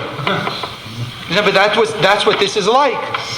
Because this person's delivering you a message from the light. You said to the light, I want more light, I want more blessing, I want more fulfillment. And the light says, okay, but because of the deal, I have to send it through a challenge. And then when the challenge comes, we say, so God, where are you? Light, what happened? Why'd you leave me? You understand? And now we're fighting the messenger.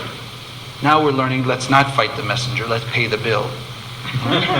So the first step, let's call it our proactive formula.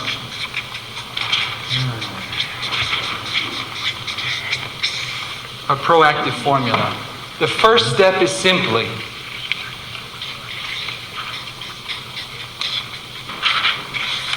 the light, right? Remember, because it comes from the light. The light sends you a challenge.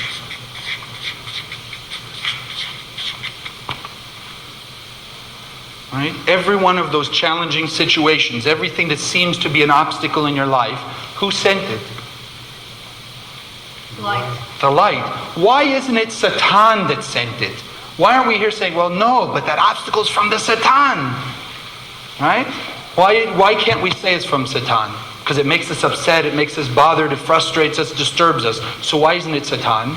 Makes us think. Makes us think. Makes us conscious of our reactivity. And Satan doesn't want us to be conscious. Satan wants us to be unconscious.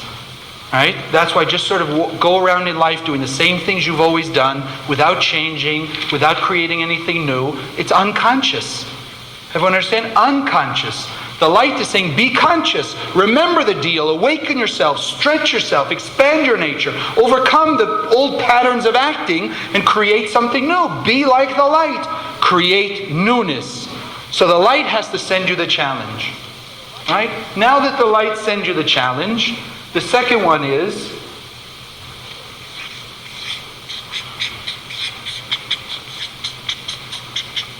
you want to identify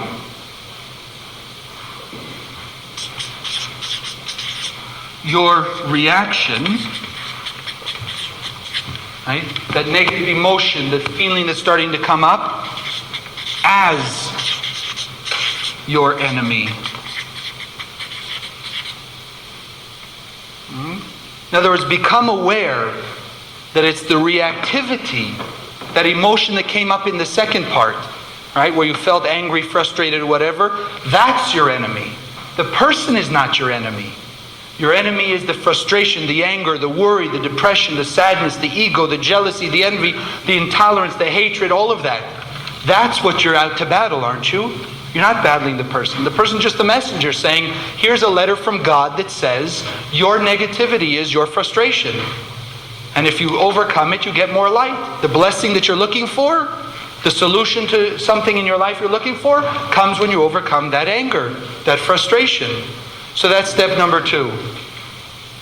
Number 3.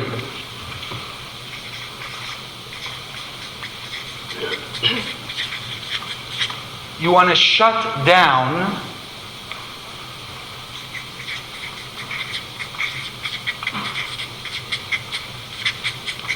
your reactivity. Now the third part of your paper was your reactivity. You behaved in a reactive way. You yelled, you screamed, you distanced yourself, you turned your back from the light, etc. Right? That's what you want to stop. First thing is to stop. Everyone understand? Because if you just let your reactive feeling become behavior, then you're just a robot to Satan. Everyone got that? When you're angry and upset, and you're not exercising free will, you're not seeing a free choice.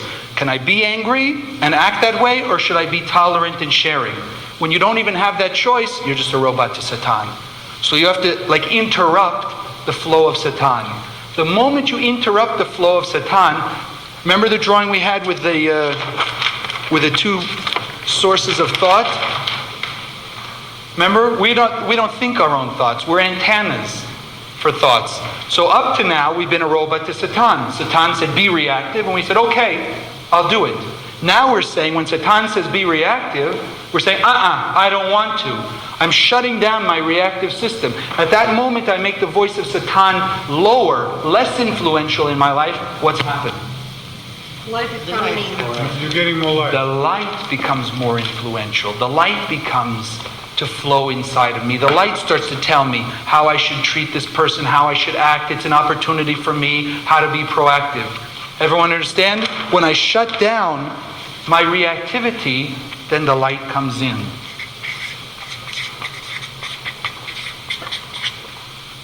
And what does the light have with it? Has everything, has all the good, has the answer. Because you still have to now do something in this situation, right? You still have to behave in this situation. The key is you can behave reactively or proactively. We want to act proactively. But that means we have to interrupt Satan's thought, Satan's flow. Because Satan's had us in its grips for so long, and suddenly now we're trying to break free of it. So it's going to be a battle. That's why this is all about effort, work, constant awareness, constant thinking. Where's the light? Where's the Satan? Where's he trying to come at me? How can I overcome him? How am I changing my nature? Where can I share more? Where can I be more tolerant? Where can I be less frustrated, angry, worried, depressed? All of those things. Everyone got it? So when I shut it down, the reactivity, and the light comes in, now the light has all the answers. And so now what's number 4?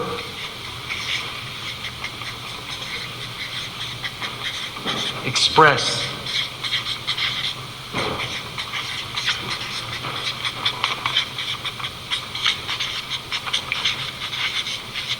Express your proactive nature. Right? Do the action that's proactive. How can I take this situation that wants to create separation between me and the other person, and how can I create unity? How can I bring more light? How can I be like the Creator? Because remember, as much reactivity as we do, as much, in essence, bad things that we bring to the light, does the light ever stop wanting to share with us? No. So if we want to be more like the light, then it shouldn't matter what a person does to us, what they say, etc. We have to detach from the five senses, detach from our reactivity, and treat them like the light wants to treat them. Still share with them. Now again, if they don't respond, does it change my reward, my benefit? No, because it's my deal between the light. They're a messenger to me from the light, they're a messenger from me to the light. So if I just treat them proactively, sharing kindness, tolerance, right, with human dignity, as Rabbi Berg says now, we say it's common, it's not, unfortunately not so common, but if we just treat people with common dignity, caring about them, then even unknowingly, they're sending the message back to the light that we were proactive, we transform our nature, and what do we get? Then we get the next message from the light, right? Some blessing, some goodness, some fulfillment in our life. That's the way it works. But think of how much effort that is. And as we said before, like with the light bulb, the more effort it is, the more light there is. The more these people make you reactive, then ultimately when you transform it, the more light that can come in. The more light that can come in. Everyone got it? So we should now be looking, how do I embrace these opportunities? Where can I see challenges in my life that I could activate this formula to overcome the Satan, to break my klipot? Everyone, and the key is also, just as to make sure it's clear, the problem is not what you put in number 2. The problem is not your emotional feeling, the reactive feeling. Somebody does something to you. If you're not reactive, do you have something to change? No. Right? So it's no problem to have the initial frustration, to have the initial worry, to have that negativity awakened. Because Satan doesn't want you to have it awakened. The light wants you to say, be aware you've got it. So to just have the anger, frustration, feeling sad, wanting to cry, etc., that's not the problem. The problem comes when we go back to this, and we're acting, we follow the reactive thought with a behavior when we're not interrupting the cycle. You see, what we really are doing, if you think about it, transformation means we took Satan and we transformed Satan into light. Think about it. When we learned first about Satan, ultimately Satan is to push us closer to the light. So we want to take the energy and how many of you, when you're angry and upset, don't feel energy? You're angry. You're shaking with energy. Yeah. Right? That energy can be used negatively to bring more chaos, or it can be used proactively to reveal more light. Same energy. What's the only difference? Consciousness. Consciousness. Again, it's consciousness, it's awareness, it's mind over matter. Think of it, the person is presenting matter. They're bringing physicality. Our job is to have our mind in control over the matter. I'm not giving into this illusion. I'm not giving into my five senses. I'm not giving into my reactive feeling. I'm going to take that energy and now I'm going to use it for the light's benefit, for the sake of the light, to reveal the light in me, to act like the light. You're saying it's just fuel. The reactive feeling is fuel. I determine which way I'm going to drive with it. That's the only key. That's what it's all about. Right? What am I going to do with it? That's my only free will. Because now even again, I had only free will to choose which thought. Once I behave according to the light, do I really have choice how the light will manifest for me? No, it's automatic. But the beauty is, what does the light want for us? Only the best. So whenever the light sees an opportunity to give us light that we'll need, the light will bring it in. Our reactivity says, but I shut down the Satan, I acted like the light, where's my reward? Where is it? God, give it to me now, I want it now. You understand? That's again reactivity. Because I'm expecting payment this minute. And that's our problem. Like they say, sometimes what we want is not what we need. And what we really should be thinking about as far as getting from the light is what we need. Imagine there are people, like we mentioned before, because of their karma or the past cause and effect, maybe on the way to work one day, they're supposed to be in a fatal car accident. But on the way to work, they're thinking about how to get to business, something going on in their business. What do they really need from the light? How to make bigger business or how to be saved from the car accident? How to be safe from the accident, right? But do they consciously know that? No. That's why it's only exercise our free will to activate light and let the light do its job. Our job was one thing, remove the bread of shame by acting like the light. The light's job is to bring us what we need. And if we do that, so then the car accident won't happen. Then we'll get to work and what we say, see, it's another day at work, same thing. And then we're wondering, where's the light? You understand? But we have to keep working.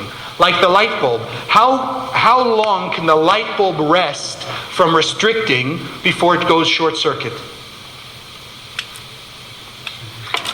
It can't, right? The filament, can you ever take the filament out for a second and now keep the light bulb working? It's going to explode. Exactly. You've got to keep restricting. You've got to be aware. The thing is, think about, because everyone, oh my God, so much work, I have to be aware all the time.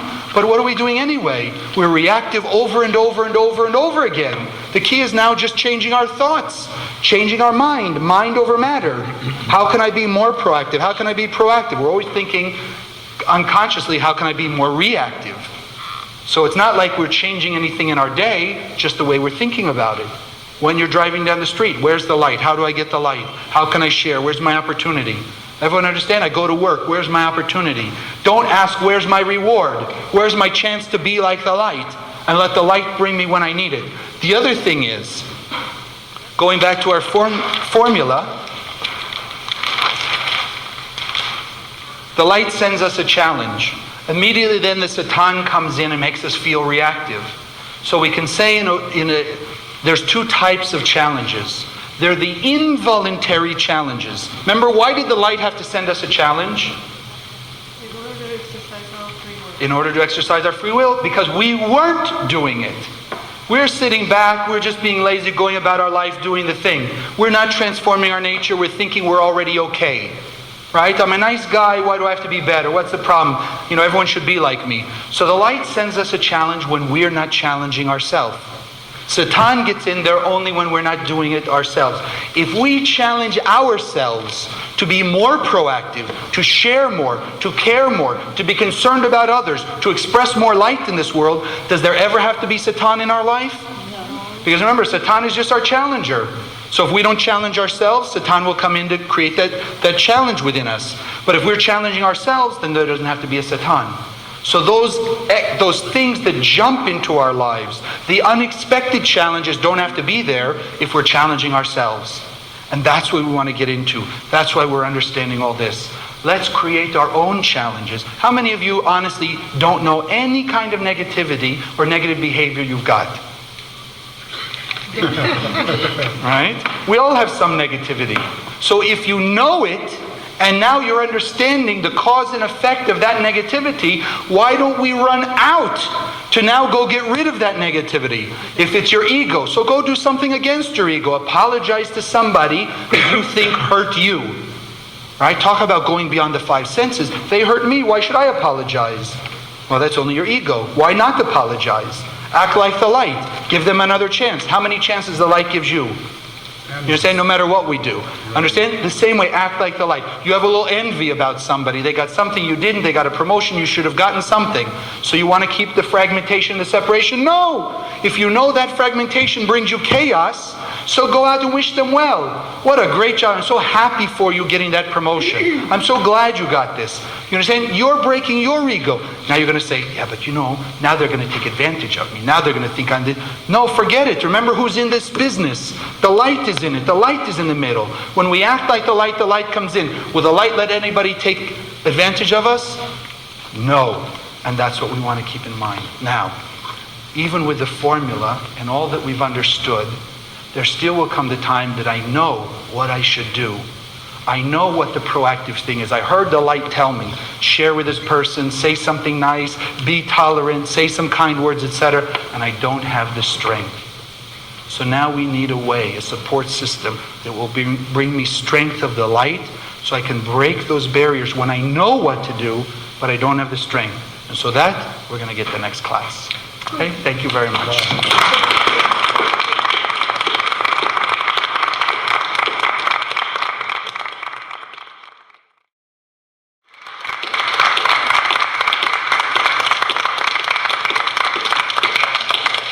Well, hello again. We're in class 4 this time.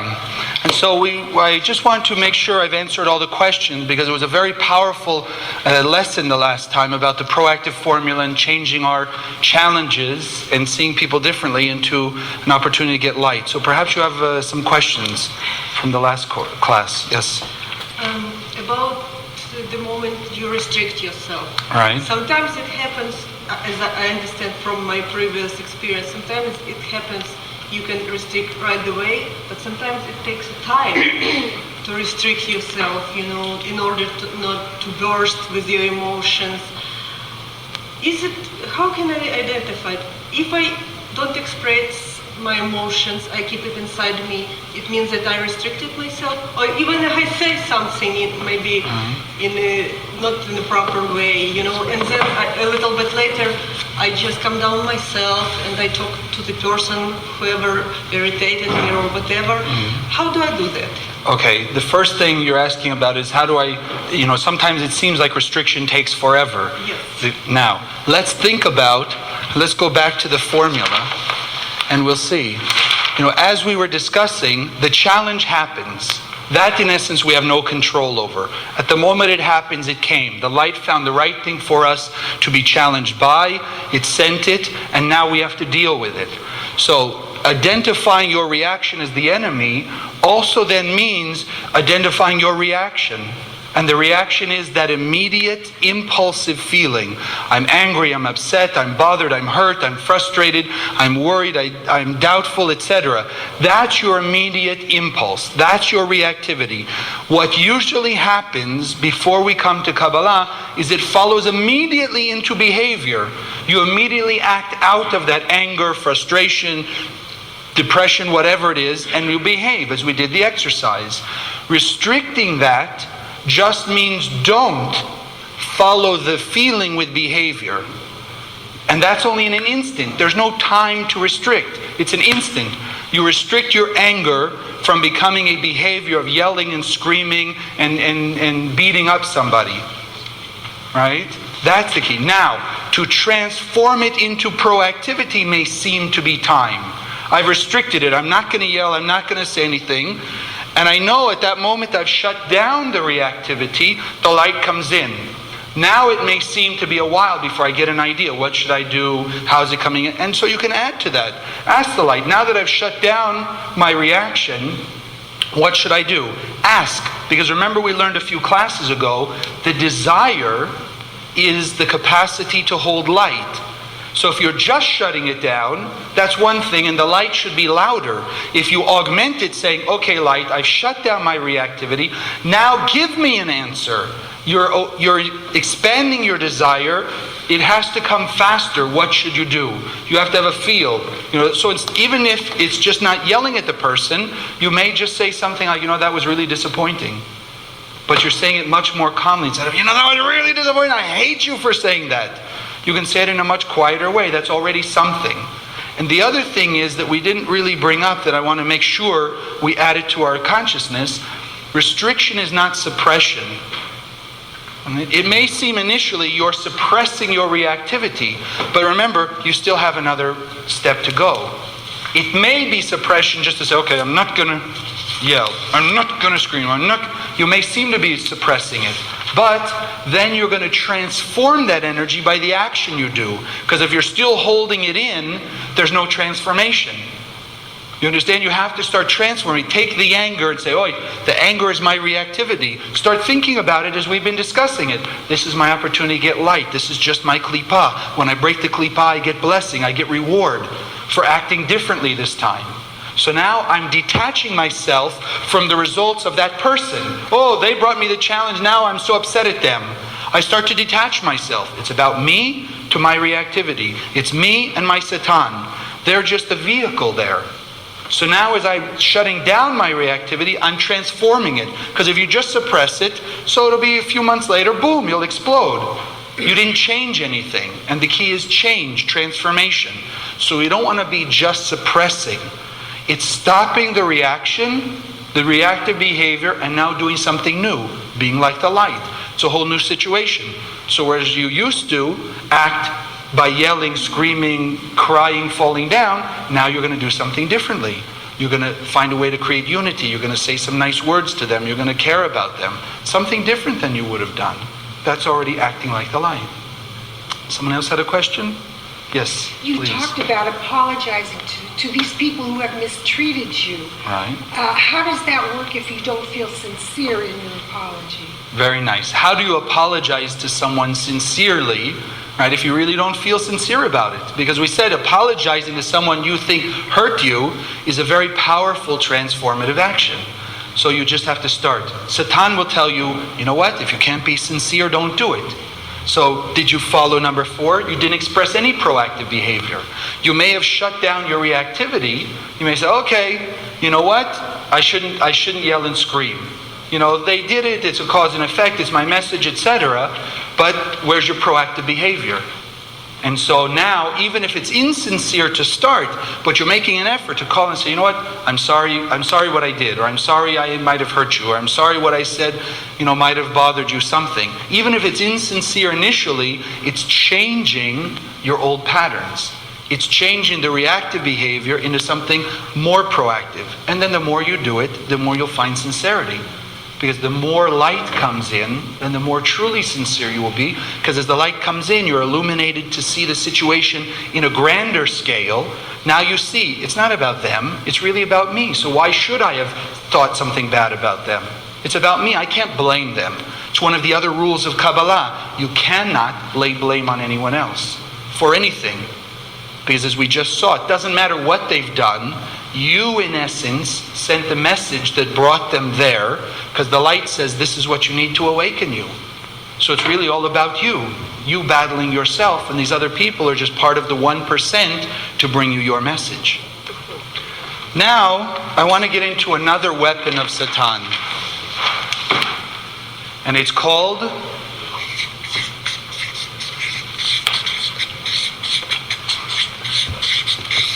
complacency. Complacency. The essence of complacency is when we don't change, when we don't make spiritual transformation. And I just want to show you how it can look very different and yet be the same thing. Because it's one of the tools Satan will use against us. Let's say in business you have a person who's like very type A, is very aggressive, very intolerant, just doesn't tolerate anybody who doesn't listen to what he wants to say, doesn't believe the way he wants to deal in his business, doesn't accept any discussion about his opinion. So he's screaming, yelling, manipulating, everything else, but it looks like the business is doing well. Right? So why should he change? If the business is doing well, why should he be any different? So he continues to be what we would consider reactive. But reactive in a very loud, aggressive way. Right? Manipulating, forcing, screaming, firing people who don't agree with him, bringing on people who just say yes, etc. And it looks like everything's going well. So he's complacent. Spiritually he's complacent because he's not saying, you know what, I shouldn't be treating people this way. I should be kinder, not so abusive, etc. Why? He's getting paid for it. Right? There's a payoff. Business is getting better. Business is doing well. You have somebody else now who's just a nice person, a kind person, goes to work, does their job, is nice to all the other employees, nice to the boss, goes home, nice at home, everything's great, sits and watches a little TV, has the meal, invites some friends over, goes to sleep, etc. Like a very nice, leisurely life, let's say. Now, is that person changing themselves spiritually? Are they transforming? No. Why should they? The health is good, the family's good, the business, his job is okay, everything's okay. Why should I change? You see the distinction? They're both complacent because they're not transforming their nature, but they look externally very opposite. In fact, a lot of people might say, if they're only using their 5 senses, the first one is not complacent, because they're pushing, trying to expand the business, all those things. Whereas the one who just goes to work, comes home, has dinner, watches TV, goes to sleep, gets up, goes to work, that would be the complacent. We're seeing, no, they're both complacent. Because complacency is about spiritual change. Now, why aren't they changing? Because no matter what they're doing, Satan is paying them off. Satan is giving them. Here, as long as you're reactive, you can have good business. As long as you're dealing with your family reactively, here, I'll let it look like everything's okay. So Satan is paying people off to be reactive, to keep them from transforming their nature, which really in a way is one of the biggest challenges, isn't it? Because when everything's going well, we always say, why should I make a change in my life? If it's not broken, why fix it? But we know we have to. We have to make those changes, right? We cannot just stay the same. So Satan goes along and he keeps paying us and paying us and paying us. You understand? It's artificial support. Artificial support. No matter what we're doing, Satan just says, okay, don't worry, don't change, it's okay. Because remember the klipa? As long as we're reactive, Satan keeps getting the energy. It goes right to the klipa, to the Satan. Now, at a certain point though, we understand the light cannot let us stay that way, can it? If a person were just complacent all their life and they're digging their spiritual hole deeper and deeper and deeper, more and more klipot, further and further and further away from the light, then ultimately they'll never be able to get back to the light. So the light can't let it go on for too long. Right? And so we also know reactivity brings chaos. What we usually consider chaos is challenge. We learned the last class, every challenge is an opportunity to get light. So now while a person's staying complacent, suddenly the light will come in at the right moment and throw a glitch into the whole thing. Make the business suddenly go down. So here's the first case, the type A boss yelling, screaming, everything, doing the same thing that they've always done, and maybe now the business doesn't start to work out. Right? Or could also be maybe something at home is not working out. Or maybe starting to feel pain in the body. There has to be some reminder of his reactivity. The light can't come directly, make it too obvious. It has to come through challenge. Same thing could happen with the other guy. Just the nice guy, this sort of serene guy, just going about his business day in and day out and day in and day out. Suddenly the same thing. The light says, hey, can't be this way, because the purpose is to change, to be better every day. So again, throws a glitch, gets fired from a job, has a little trouble at home, maybe one of the kids has a problem, maybe something in the health, etc. The purpose of those challenges is to awaken them to their reactivity. And in this case, the reactivity is, I see with my five senses it's good, why change it?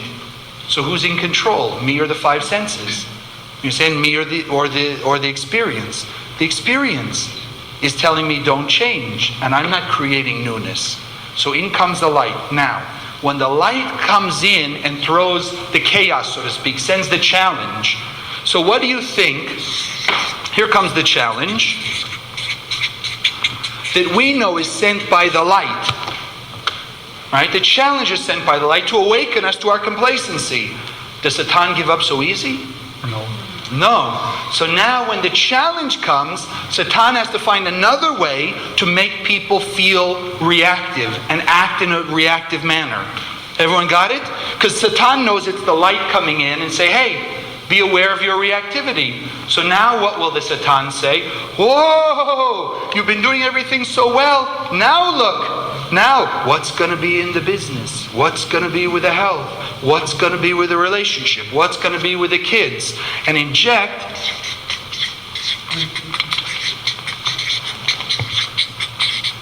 uncertainty. Uncertainty. You understand? Uncertainty about the future. Uncertainty about the outcome. Uncertainty about the result. Now we see both of these have nothing to do with light. The light is never complacent. It's constantly sharing. It's constantly expanding. To be uncertain. Is there anything uncertain with the light? No. Nothing. You say nothing is uncertain with the light. And so now we have Satan battling us here to be complacent. That's why they also say, when everything's going well in the economy, all the synagogues are empty. As soon as let there be a little bit of depression or something in the economy, suddenly everyone's coming in to pray, right? Now I got to go find God. But even then, the way they pray, because it's coming from the uncertainty. When everything was good, now it's not good, so now they're running to pray. Are they praying proactively? They're praying out of reactivity. Oh, please God, it was going so good, now help me.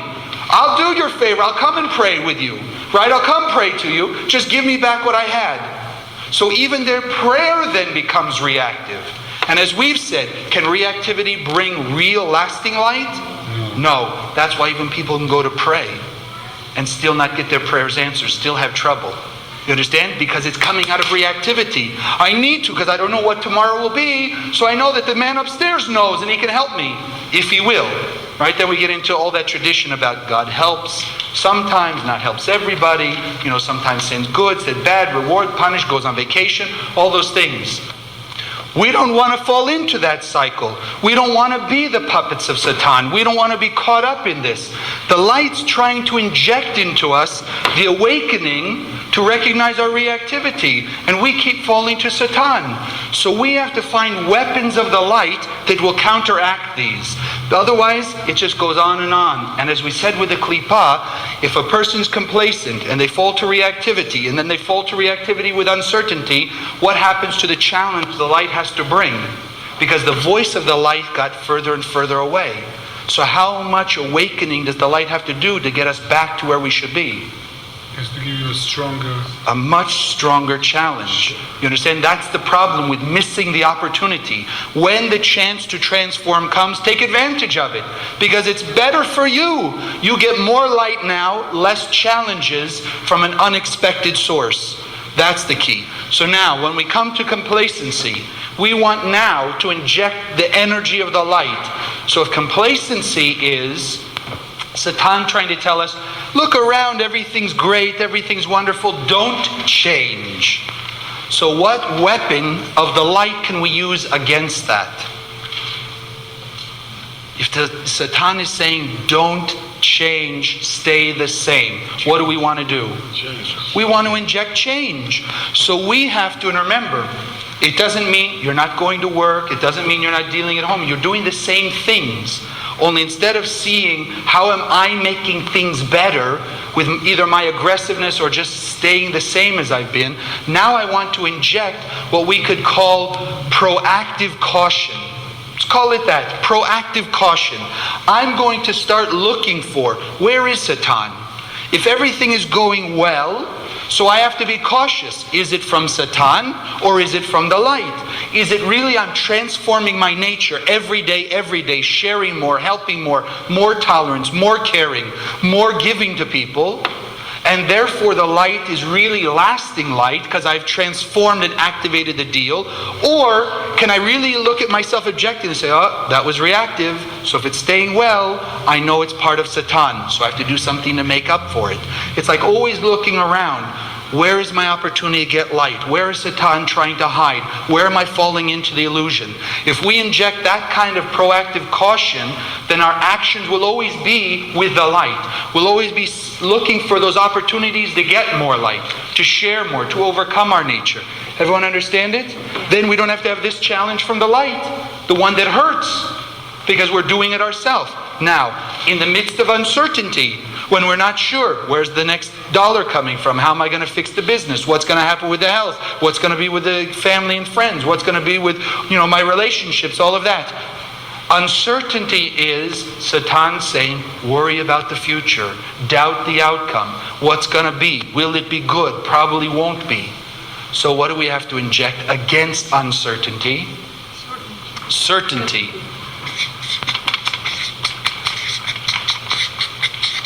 You want to inject certainty of the light, which means what? Every chance I get, certainty. I know the light is here with me. I know that this is an opportunity. And certainty doesn't mean that if I owe money in 2 weeks, that the light is going to bring me the money. It doesn't mean that. Because as we've said in other ways, maybe the best thing for me is to be out of that business into something better, out of that house and into a better one. And the light knows that. I don't. I have to work, to try and pay the bills. But if it doesn't look like I'm going to be able to pay this bill, I have to have certainty. This is what the light wants for me, and the light's going to send me the best result ultimately.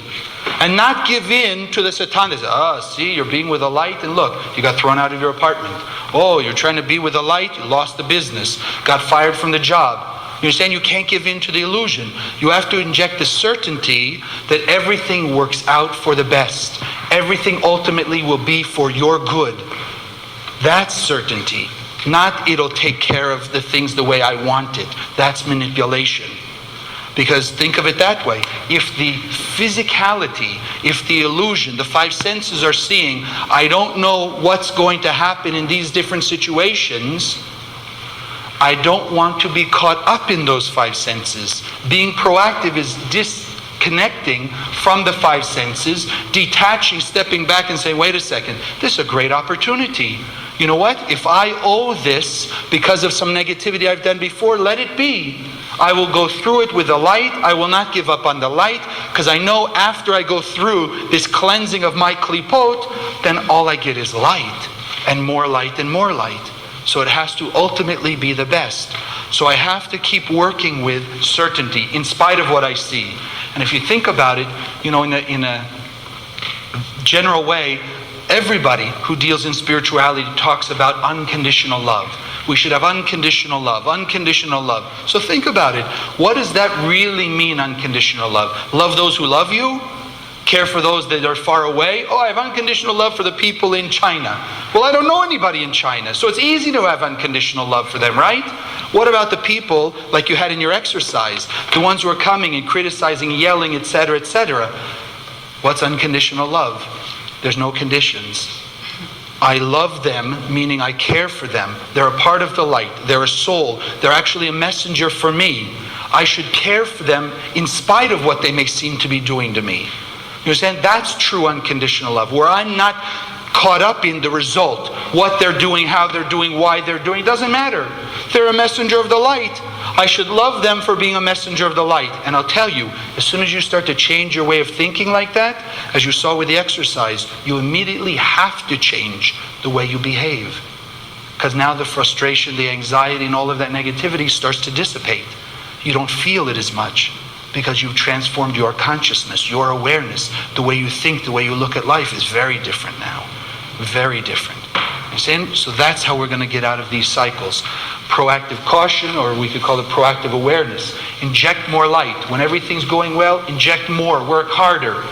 See more opportunities to share, to overcome, to transform. Here, when the uncertainty comes, don't give in to the Satan that's trying to inject doubt, fear, anxiety, worry. Certainty. I know this is the right thing. Because remember, cause and effect. There's nothing that's random. It's not accidental that these situations came up. Now I just have to stay with the light to ride them out into the ultimate goodness. That's all. Sometimes the problem is we get out halfway. Right? We're willing to stay with the light while it's going okay, and then when the tough times come, now we get out. Well, it can't be. You see? You got to hang in. Certainty. Certainty. Trust in the light. Now, along with this, everything we've gotten into, we know the formula now, we know the deal, we've talked about this. Now we want to add one more aspect from the light. Let's say there are times in your life, as you're starting to follow the formula, and you get this inspiration what you should be doing. Even now you're thinking, you know what? There's some of those people I should apologize to. There's some situations in my business that I haven't been so proactive, so sharing. So I know I should do something about it. So tomorrow you wake up, you start to walk into your business, and you're thinking about this one person that you have to deal with, and you really feel like you're ready to go deal with this person in a very sharing way. Now you look at that person, and suddenly, just the minute as you're looking at them, as you walk in their office, all that old reactivity comes up. And you're thinking, no, I don't want, I know I have to be proactive. I know I have to ask their forgiveness, apologize, something. You're saying, but I don't have the strength. And so now ask yourself, if we've said the formula to change, if I am proactive, I can get light. But what does it take to be proactive? We just said, now look at me. I know what I should be doing, but I don't have the strength. So what would help me overcome my barrier, the limited energy that I have? What energy force could help me? Light. So if I could just inject more light here, when I'm having trouble being proactive, well, then I could be more proactive. But what's the formula? I have to be proactive to get light. So it's almost like a catch-22. I can't be proactive even though I know what I should do, because it's very difficult and this reactivity keeps awakening, but I can't get more light if I can't be more proactive. You understand? So that's why we learn Kabbalistically there's a secret. There's a secret weapon that comes from the endless world. From the endless world. It's an objective way to just get light, connect with light, to boost us in those times, to help awaken our soul. It's not a magic pill, although as you hear it, it may start to sound like one. But it's a way that we can awaken energy inside of us so that we have added strength to perform our transformative behavior. You understand? It's not in place of transformation, but it's to infuse this extra energy. Everyone understand? So now, Abraham the patriarch, 4,000 years ago, wrote the book of formation. And in this book of formation, he says, as we see in a white light of a light bulb, and you put a prism up to that white light, you see out the other side of the prism a rainbow. Right? That the white light, in essence, made up of 7 colors. So in a similar way, we know the vessel of the endless, if we put it up to a certain prism, is made up of all of us. All of our souls are part of that. Right? We're all one. Now he says, if you take a prism and you put it up to the light of the endless, there are 22 primordial forces of light. Everyone understand? Like the white light has 7 main colors, and from those 7 colors, you can mix them to create all the paintings that we have, all the pictures we have, everything in the physical nature we have that has color to it. Everyone understand the idea? You mix those 7 primary colors, you can get any color in the universe, but there's 7 primary. So Abraham says there are 22 primary forces of the light that manifest in our physical world with a particular form. As we've said, well, look at us. Our physicality is a manifestation of the spirituality of our soul. Right? First, the spiritual energy exists, and it manifests in a physical body. We've said, as we transform our nature to be proactive, that spiritual energy has a manifestation in proactive behavior. Every thought we have has a physical way to manifest. Everyone understand the concept? So now, what Abraham says is, there are 22 major forces. Let's just put it here. 22 forces that in essence make up the light itself. Now when that invisible metaphysical energy comes into the physical world, it takes on a form. Everyone understands that concept? If now we could access those forms that come from the endless, what else comes from the endless that we're connected to? Light. The light and our soul, right? Our soul, our piece of the vessel of the endless world. So if we could access these 22 primordial forces in this world, we could use them to awaken the light of our soul, so that, like we've just said here, when I know what action to do but I don't have the strength, those 22 forces could be used to help me have the strength awakening my soul over my body, my proactive nature over my reactive nature, my light nature and godly nature over my Satan nature. Everyone get it? And then I would have the energy to behave proactively and get more light. And then I could use it as a constant support system to keep awakening more light, to battle the energy that Satan keeps trying to bring into my life. So now comes the secret. You want to know what these 22 forces are? Anyone interested?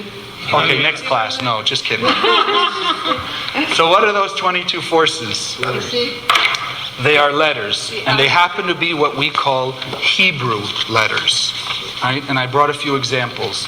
This is one. This is one. This is one. And this is one. There are 22 Hebrew letters. What I would like us to keep in mind now is not to call these letters as we think A, B, C, D, but to think of them as energy forces, period. Like we just said, Abraham calls them energy forces. So they are primordial shapes that can awaken the light of our soul. That's their first characteristic. Then if you think about it logically, if these primordial shapes, which also have a sound and a numerical value, are primordial, existed with our souls in the endless world, then when we came into the physical world, in order for us to communicate with each other, what would be the primary system that we should want to make use of? These shapes, right? These shapes that each have a sound, and thereby creating what we call a language. You understand? But first their energy forms in and of themselves, because these shapes are not man-made. They are man-discovered, we could say, but they're not man-made. These are the shapes as they exist in the endless world. And as we can interact with them, we can awaken the light of our soul. Everyone understand? Now I just want to show you a couple unique things, because, as we start to get into this, people say, well, if it's language, I should understand, etc. It's not about understanding. And I'll just show you a very simple thing for some of you who may understand or be familiar with the letters. If you look at this letter, in and of itself, it's called the letter Chet. But if you look at the way it's made of the letter Vav, if you're familiar with the Hebrew alphabet, Vav and Zayin, connected. All right? So in essence, it's three letters. It's made up of Vav and Zayin, which connected make the letter Chet. So if you take a word with the letter Chet in it, and let's say you want to translate it to another language, what about the energies of the Vav and Zayin? You don't get them, do you? You can translate the word, but you don't get the energy. You got it? One of the other ones, here. This is called the letter Pei. The letter Pei. Now, if you look at the black, you see the letter Pei. And again, you can write a word, you can translate it. But if you look at the white part, you see what's called the letter Bet, which looks something like this. You see the similarities to the white inside the Pei? So again, translate the word with the letter Pei, fine, but you lose the energy of the Bet. And if each one of these energy forms has power to awaken our soul, then we need to use it in their original forms. Because again, it's not about language. And I want to show you a very prime example. I brought this chart here. This is called the 72 names of God. And those of you who may speak Hebrew, read Hebrew, if you look at them, except for maybe one or two, they are not Hebrew words. They are simply combinations of three letters, three energy forms. That is the key how Moses split the Red Sea. Think about overcoming physicality. Our five senses say water has a certain nature, and that's it, right? It flows. It doesn't pile up. You can't, split it. It doesn't split. But if we can go back to that which created water, because in essence, these 22 forces are like the spiritual DNA of everything in this universe. So water is made up of a combination of these energy forces that manifests physically as what we call water. Everyone understand? Our bodies are manifestations of combinations of these energy forces that we've called Hebrew letters, right, and manifest the physical form.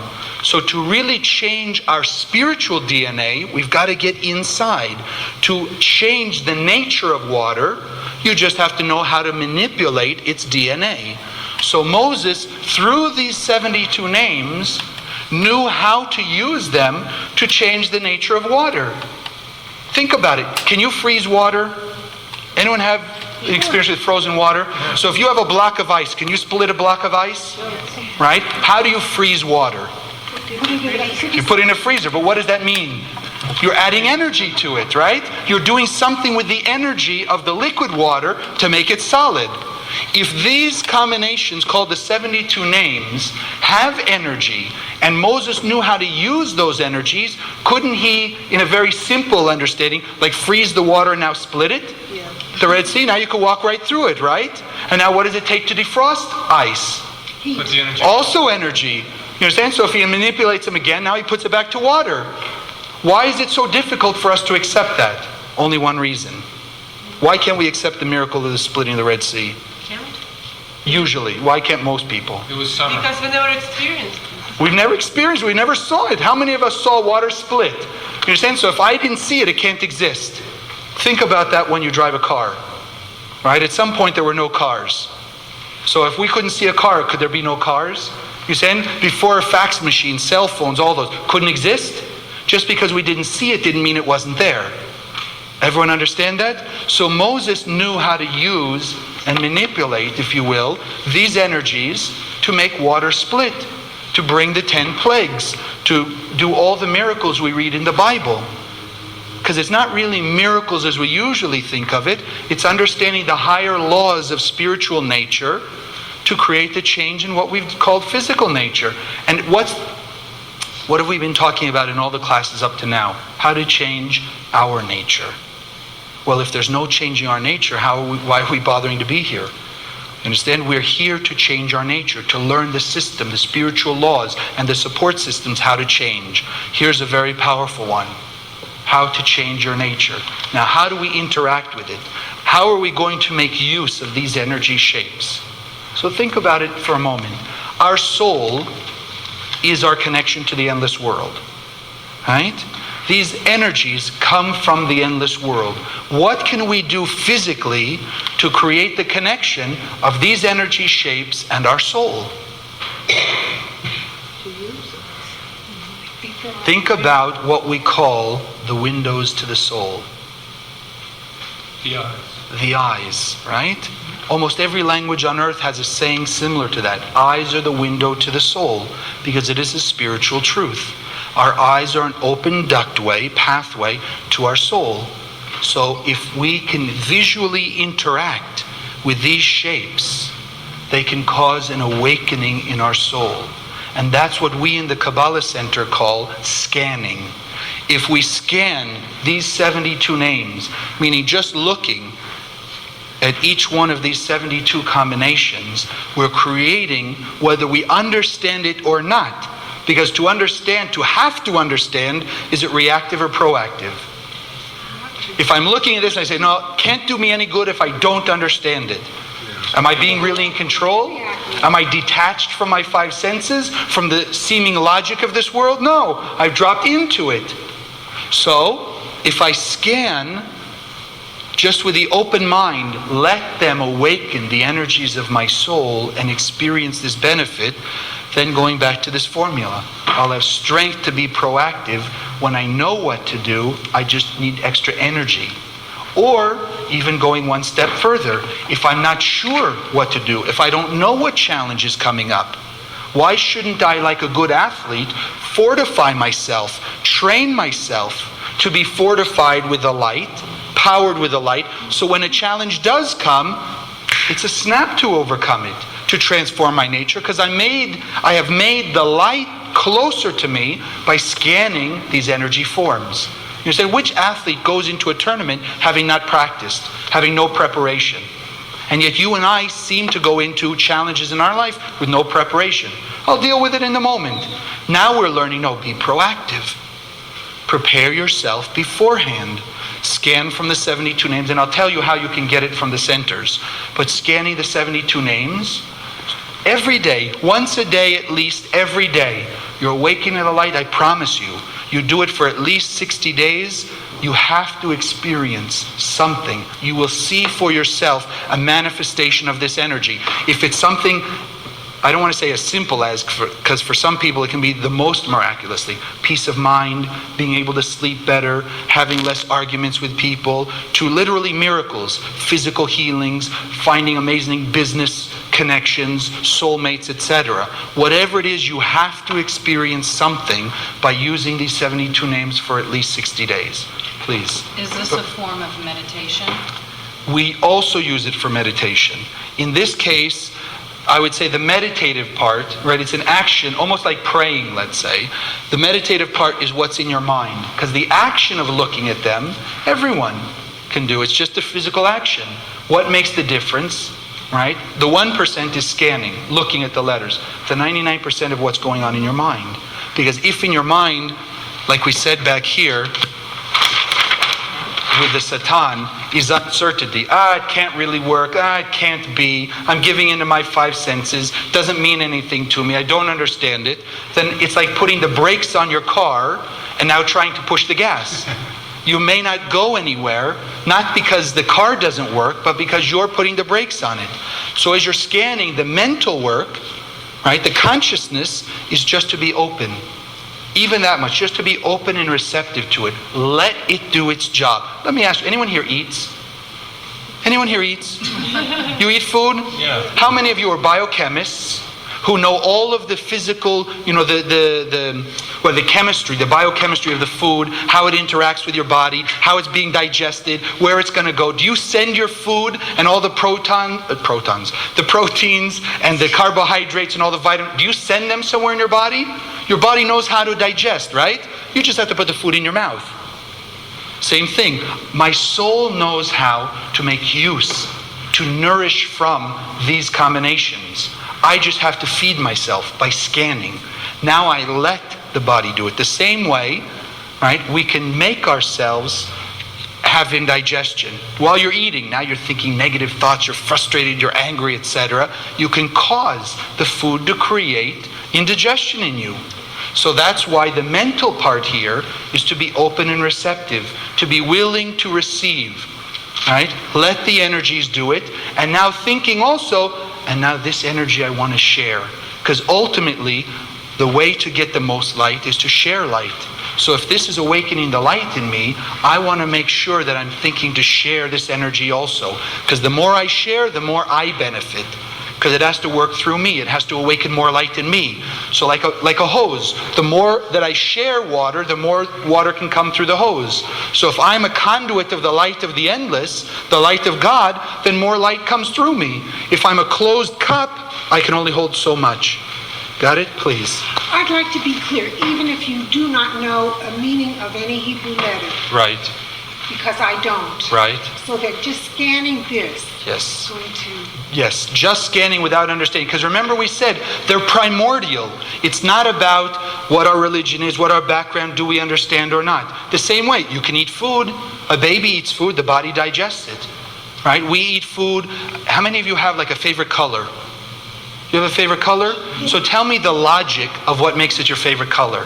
You're saying in essence you scan it, you have a certain affinity to it, and that's it, it's your favorite color. You don't analyze with your mind, no, I like the way it shines this light or color. You're saying it's just like you see it and that's it, you connect to it. How many times have you started a relationship just by scanning the other person? Right? You scan, oh, I'm attracted, got to go find out. You're saying we do a lot of things already in our life by that same concept of scanning. You go to a department store or a grocery store today, how do they check out your groceries? They scan. So it's the same concept, only we've done it spiritually. Got it? Yeah. Is there actually then a benefit that if you don't know what those letters sound like, they're supposed to, what sound they represent, if you're just looking at the shape? That because you don't know. That's secondary. In this case, they're not words, so you really can't sound them out. Right? And it's suggested not to try, just to scan them. Right? In prayer, let's say, if you could sound it out, it can add a piece. Right? It's a huge difference between scanning and not scanning. Right? But then you add the piece of, let's say in prayer, where the words actually mean something, you can also scan a prayer book. Because we've understood, what's prayer really? It's our connection to the light. It's not about speaking to God like God's going to hear my words and now give me something. You understand? It's about connecting myself to the light and drawing the light through me. So you can scan also a prayer book with the consciousness of sharing the light and receive benefit. If you could say the words, yes, there is an extra benefit because words we know have power. If you even know then the meanings of the words, it could have more. But just to scan like this case, or actually where this comes from, is this is one of the books of the Zohar. Right? And the Zohar is the ultimate tool or manifestation of the Hebrew letters. Because this is the maximum way we're going to bring light into the world, awaken every soul on earth. So we can do the same thing. Even though it's a book and the words do have meaning, you can still scan. You can scan the Hebrew letters here, awakening the light inside you. All right? And in another time, if you want to contact the center, they can show you how to use the books of the Zohar, because there are different parts for different things. Parts for health, part for business, overcoming conflicts in relationships, awakening more energy of life, fixing your businesses, finding soulmates, etc. Physical healing, everything is here. It's just knowing which sections are good for it. Right? Similarly here, there are different parts here. As we mentioned, I'll just show you briefly. This one is special connection to prosperity, to be sustained by the light. Right? This has a unique one. So now that you know it, when you get there, you can put a little extra energy into your thought. Right? I want to scan this, awaken the light of sustenance, prosperity in me, and share it with the world. Share it with the world. The more I share, the more I get. This one here is for healing. Is for healing. Right? So it can awaken the immune system. It can strengthen the cells of the body, etc. Put light where there was no light, which we call a disease. Is a lack of light in the body. We can awaken the light by using this. You understand? Now, just another way. Chaim, does it matter what time of the day we are scanning? If you have only one time to do it any time you can. If you have the ability, ideally it's better in the morning. Right? Because the morning we see, it's like we're awakening the day, we're preparing for the day. So by adding this energy to the beginning of the day, the whole day has to be now with more support of the light. Right? I just want to add one more part, because we were talking about these Hebrew letters being the primary system of communication. And if you're familiar, or now you want to go home and look it up, in the Bible, in the 5 books of Moses in Genesis, there's the story of the Tower of Babel. Right? After the flood and all these things, what's this first line of this story says, all the world, and this is before there was such a thing as a Jew and a Christian and a Muslim, whatever. There was basically no religion, it was just people. All the world was one language. Then came the tower, right? Then came the confusion of the languages into all of the other languages. But the root was, as the Zohar explains, was the Hebrew language, because it's our soul language. That's why it doesn't matter who you are, where you come from, what your religion, what your background. Everyone can make use of these energies, and really should now be making use of it, because as we've been saying, it doesn't matter do I understand or not. It's the concept of being proactive, wanting to share, having the desire to change my nature. And so we can all use them. So let me just give you, because I know we're running time-wise, let me give you a number you can call to reach the center. If you want to obtain the 72 names, or to know more about the books of the Zohar and things like that, the power of these energies, the Kabbalah Center in LA is 310-657-5404. And I'll just also give you in New York is 718-805-9122. So those of you who would like to contact the centers, obtain a copy of the 72 names, look at the books of the Zohar, understand a little more, read a little more about it, you can contact the center. We also have 2 books, The Power of the Aleph Bet, the Hebrew letters, which explain from the Zohar what the power of these letters are. The thing I would like you to do now is just start to make use of it. Right? It will help you in the cycle of uncertainty and complacency. It will help you in everything in your life. And as we've mentioned before, don't believe it. And I would actually prefer that you don't just believe it, test it, try it, be spiritual scientists. Thank you very much.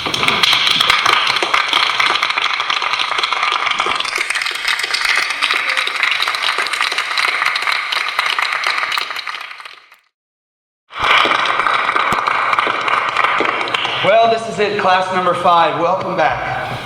How many of you would like to know what's going to happen in the future? How many of you have the question that many people have held for generations?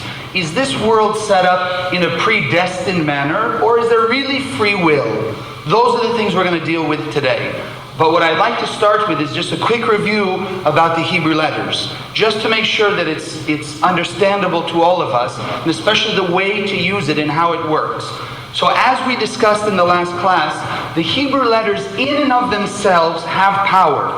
They are an energy source from the light of the endless, and the shapes that they are written in are the primordial shapes from the endless world, meaning the light in its 22 specific functions, when it comes into the physical world, has those specific shapes that we discussed yesterday, or as we can see here with the 72 names of God.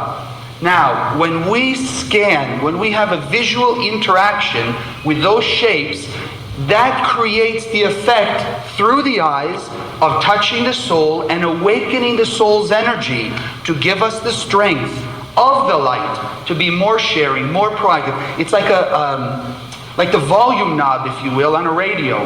We want to hear the voice of the light much more clearly, much more loudly. So by scanning the Hebrew letters in combinations like this, the 72 names, or in various holy name sequences, we are able to awaken that light and give us the strength to overcome the Satan, to overcome our desire to receive for oneself alone that usually is so loud in our head that we tend to act in a reactive manner. Now, with the support of the light, we are going to strengthen ourselves to be able to shut down our reactive system. That's the real key. Now, just as a concept that maybe we can relate more to in the physical level, if you've ever seen two tuning forks of the same frequency, if you activate one so that it's vibrating and it's giving off its sound, and you hold it in close proximity, not touching even, close proximity to another tuning fork of the same frequency, then the second one begins to be activated. It's called resonance. So in a similar way, the Hebrew letters, those energy forms, have resonance with our soul.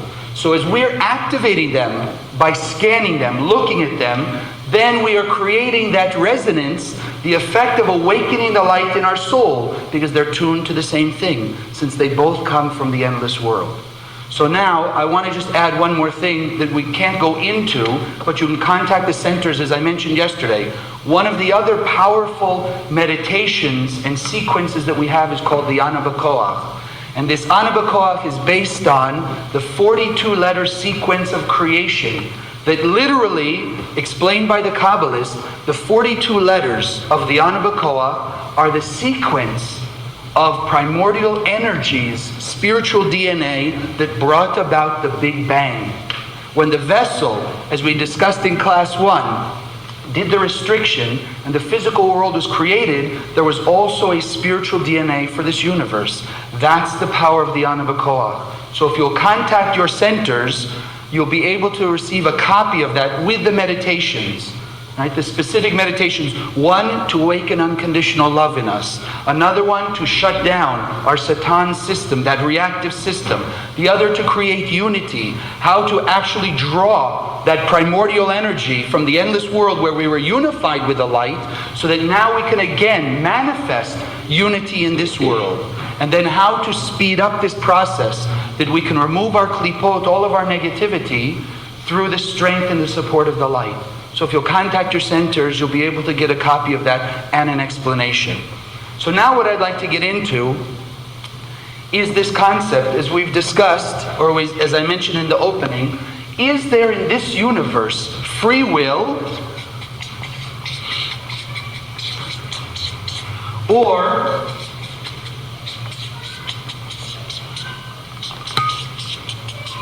is everything predestined? Now, we have discussed free will. We talked about the vessel having to have free will. And yet, some of you may be familiar with this book of the Bible codes. There's a great popularity, resurgence now, because they found in the 5 books of Moses, in its Hebrew, codes that relate to events that have been happening in the recent years and in recent history. And keep in mind, the 5 books of Moses were put in writing about 3,500 years ago. So within these codes we have things like, when they describe in the external story, slavery, destruction, incarceration. So we see, or we have found codes for Auschwitz, the Holocaust, the Nazis, Xylon B gas, extermination, transport in trains to Auschwitz, things like that. Codes that relate to events that happened 50 years ago. We've also seen things about AIDS, death in the blood, related to various stories in the Torah. If some of you have seen the book, the Bible Codes, they also talk about even the prediction of Rabin's assassination, the bombing of the Oklahoma City building, federal building. Now think about it. If we're saying we have free will, and yet 3,500 years ago these things were written and encoded in the 5 books of Moses, then where was our free will? Because it sure seems like everything was predestined. And they tell us that it's an impossibility to think that there's a mistake in this. The way that the study was originally done, when the scientist took and put the 5 books of Moses on computer, and he asked in a coded way, in other words, give me every 3 letters, every 5 letters, every 7 letters, and let's find codes for historical events that are related to the external story in the Bible. And they come up with these codes. So after he first found them, he sent all this information to some of the statisticians, mathematicians of the Ivy League schools, and he asked them to review it. And their conclusion basically was that the probability that these 5 books of Moses were written by a human being are about the same probability as if you took a monkey for the first time, set it in front of a computer, asked it or showed it how to type on the computer, and the first time it would type in completion one of Shakespeare's plays. So obviously they're telling you it's impossible that it could have been written by a human being. And as the Zohar mentions, that if we just look at the Torah, the 5 books of Moses, solely as stories, as history alone, then even Rabbi Shimon Bar Yochai says we are fools. Because we're missing the 99%. And that's really all that we've been learning, how to pierce the veil of the 1%, just seeing the external, and receive benefit, blessing, light by the internal, the 99%. And so then it would be the same thing with the Torah. And so now, as we've discussed here, if it's encoded there about things from 3,500 years ago to things happening recently, then how do we explain that we've been discussing how to exercise, use our free will to change our destiny? Because we've learned the law of cause and effect. And if we've set up reactive causations, then there have to be chaotic effects coming. And yet, what's the purpose then of transformation? If to transform our nature is to change our future, to remove the negativity from our lives and create more harmony and order, well then, by the study of the Bible codes, in and of itself, it's telling us no free will. Everything's predestined. So then why should we bother learning Kabbalah? What hope do we have to change our future if it's already preset? So I don't want to leave you hopeless. Right? Let's see how the Kabbalists explain the two. How can there be free will and at the same time predestination? Because that's really the answer. There are both. And it's not so difficult now that we understand some of the basic concepts of Kabbalah. If when a person is proactive, they're bringing greater harmony and order into their life, then when we've acted in a proactive manner, somewhere in our future is destined some blessing, some solution, some answer to things happening in our lives. If a person is reactive, and in their future, cause and effect says there has to be chaos, then in essence, those two things are predestined. That whatever we've set up as a reactive causation to bring chaos, already at the moment the person has been reactive, has set up something in the cosmos that will bring an effect that is chaos. And yet, now we've learned what's the purpose of the chaos really? Why do we have that chaos in our lives? Just as a punishment? God is now punishing us for being reactive? What's really the light trying to do for us? Cause transformation. Cause transformation by giving us the challenge of this chaotic event. So even though we're reactive and chaos comes, the purpose is now to change our nature, to set up a proactive cause. That now we can have more harmony and order, because we also said, if a person is reactive and the chaos comes, and from that chaos again they're reactive, then there has to be just more chaos and more chaos. And so we're not changing our destiny. We've left the destiny to be in the mud, as we call it, in the chaos and the confusion and all the trouble and problems of this world. When we change our nature, is it an easy thing to do? to transform oneself. We have to go outside of ourselves. We have to go beyond what we think are limitations. We have to go outside of our human nature of desire to receive for oneself alone. What's easy, simple, comfortable, instantly gratifying for me. What will give me temporary relief. We have to go beyond that. So it's an effort to change our destiny. Most people either don't know or aren't willing to make that change. So then, in their frame of existence, everything is predestined. Because then it's well known that whenever a challenge comes, how will they act? Reactively. And reactive has a certain destiny. When the next challenge comes, again reactive, again reactive. It's like if I tell you, go from here and go straight down the block and make 4 right turns. Can I tell you where you're going to end up? Because I know that you're going to make a right turn at each corner, so I can already plot where you're going to be. So it's predestined. But if along the way you suddenly say, well, no, I'm going to go beyond my nature. I'll make a left turn here. Suddenly now I can't tell where you'll be because you've changed your destiny. So you see how it can be both? By not changing ourselves, then our whole life is predestined. By changing ourselves, then we create new worlds in our life. And what the Kabbalists explain is the concept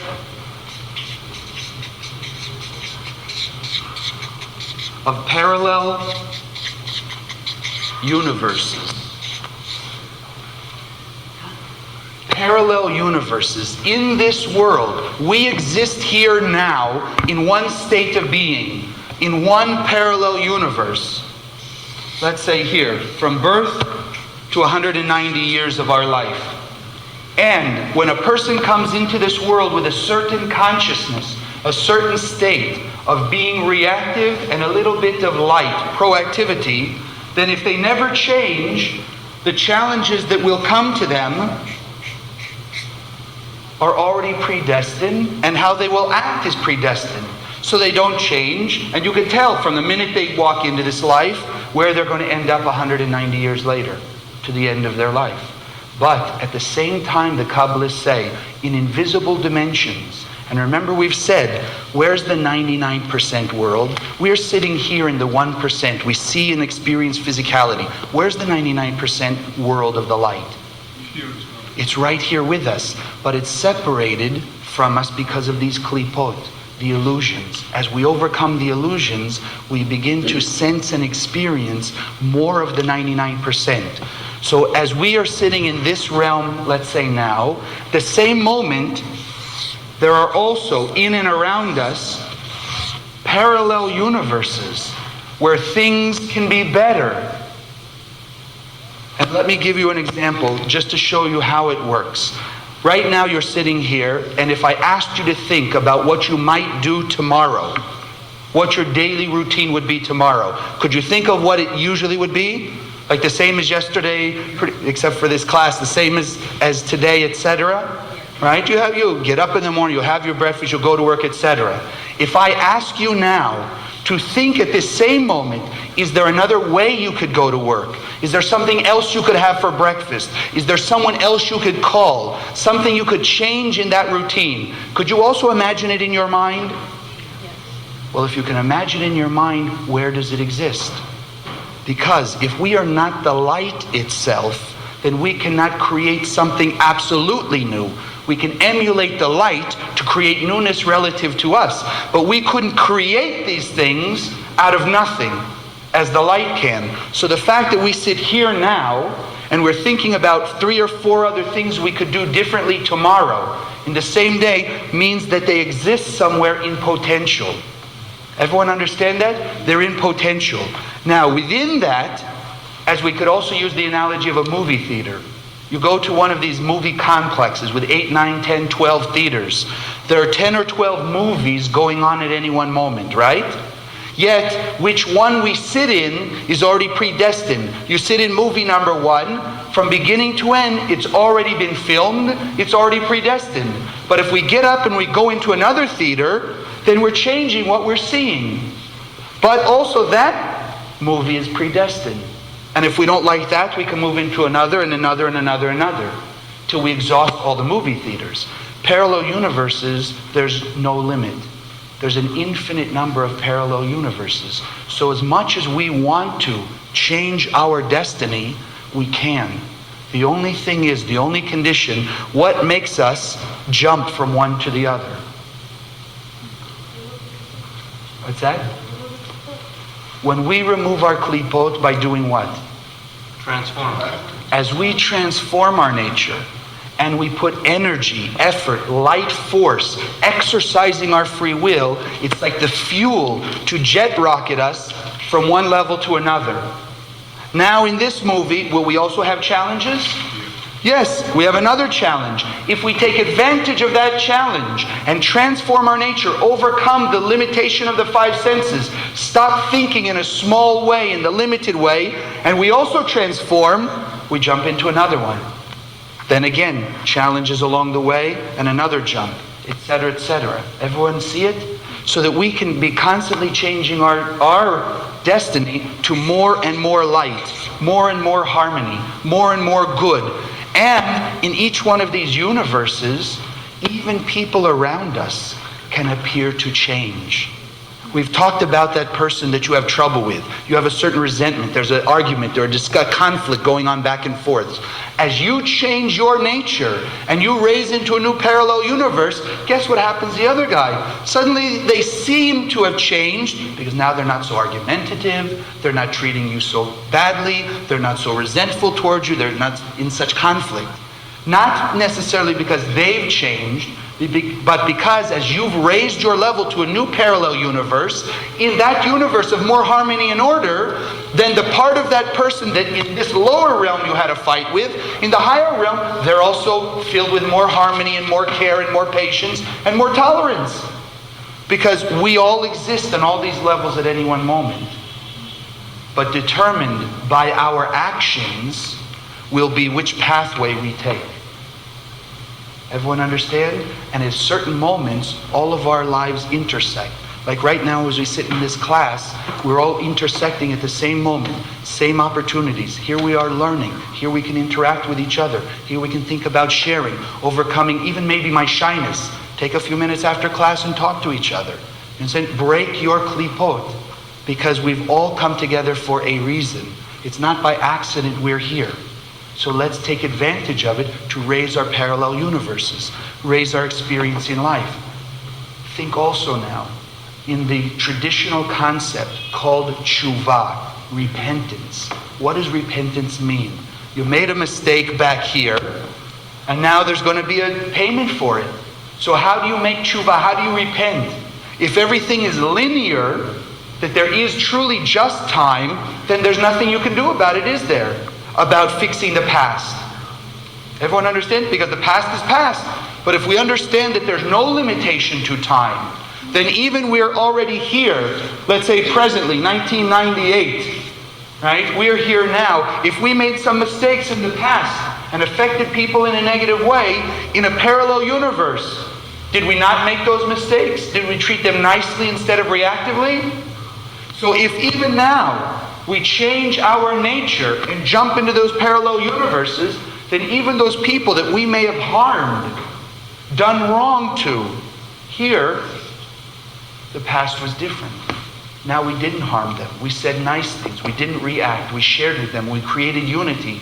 So then from this point forward, we're in greater unity, greater harmony, no conflict, no fighting, no abusiveness with that person.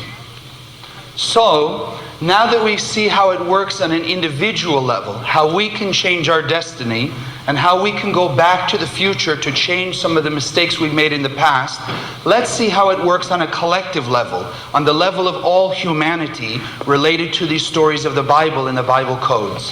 In a similar way then, on a collective world level, or a country level, or a city level, there's a similar predestination and parallel universes. So, what the Zohar in essence is saying, in the Torah, in the 5 books of Moses, are all of these parallel universes. Everything that could possibly have happened in the future, from the time of the Torah forward, or really from creation, is all written in those 5 books, encoded there. So when they take the computer and they say, look up Yitzhak Rabin, so they find one sequence of codes. And in that code it says he was assassinated, and they can find the name of the assassin, related to his code. Now, they also have seen, though, where they found in Netanyahu, they found where he was also, in one parallel universe, supposed to be assassinated. When he wasn't assassinated, they went back and looked into the codes by computer, and they found, like, the reason why he missed being assassinated. So that they're already showing, even though they're not so conscious of it as we are, they're showing there are parallel universes. That in one he was assassinated, but because of whatever incident occurred that changed his destiny, he wasn't assassinated.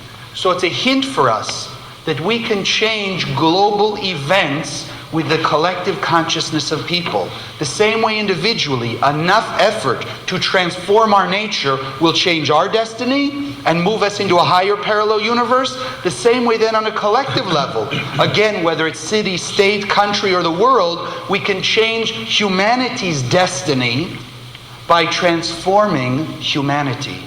So therefore, if 3,500 years ago, some of these terrible disasters were encoded in there and occurred, then what does it say about the transformation of humanity as a whole? Not very much, does it? Not very much. Please. Yeah, I'm not sure I truly understand that. But during these parallel changes, the Torah does not change. Right. So it never changes throughout these. Right. Remember, the outer part of the Torah, the 5 books, the story is always the same. But encoded inside, I mean, think of it, there's over 300,000 letters. So if you start to combine all the combinations in various sequences, you have virtually an infinite number of stories that can be hidden inside, according to different codes.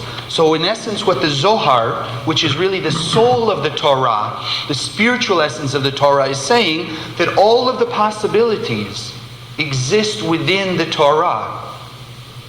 Right? Everything, let's put it another way. From the moment of creation, the Big Bang, 15 billion years ago, was not already in the energy and all of the laws of nature, etc., of the Big Bang, was not the telephone already in existence? Maybe not physically, you understand? But all of the rules, all of the material, everything was already there. It just had to be uncovered and then manifest. Space travel, the shuttle, same thing. When did it really begin? 15 billion years ago with the creation of this universe. The things that you and I are looking for in our life that we don't seem to have today, but we would like to have, are they not in existence already? Yes, because at the moment of the Big Bang, every possibility was in existence. Whatever we would need was already in existence, but in the 99%, in the invisible realm, waiting for us to uncover it through our actions of transforming, being closer to the light, removing the limitations of our 5 senses. Isn't every great invention throughout history related to removing our 5 senses? Seeing what's not there, believing that it could be possible, what's not possible at this moment? So it's a similar thing. In our life, don't we have to do the same? I have to trust that in a parallel universe, all my good, all my happiness, all my joy, health, relationship, everything exists already. But because of my free will, because of the deal we made with the light, it's up to me to step into that parallel universe by my efforts of transformation. To then, wherever the answer is, and whomever it may be with, will show up at my doorstep, will show up in my life. That's what this is all about.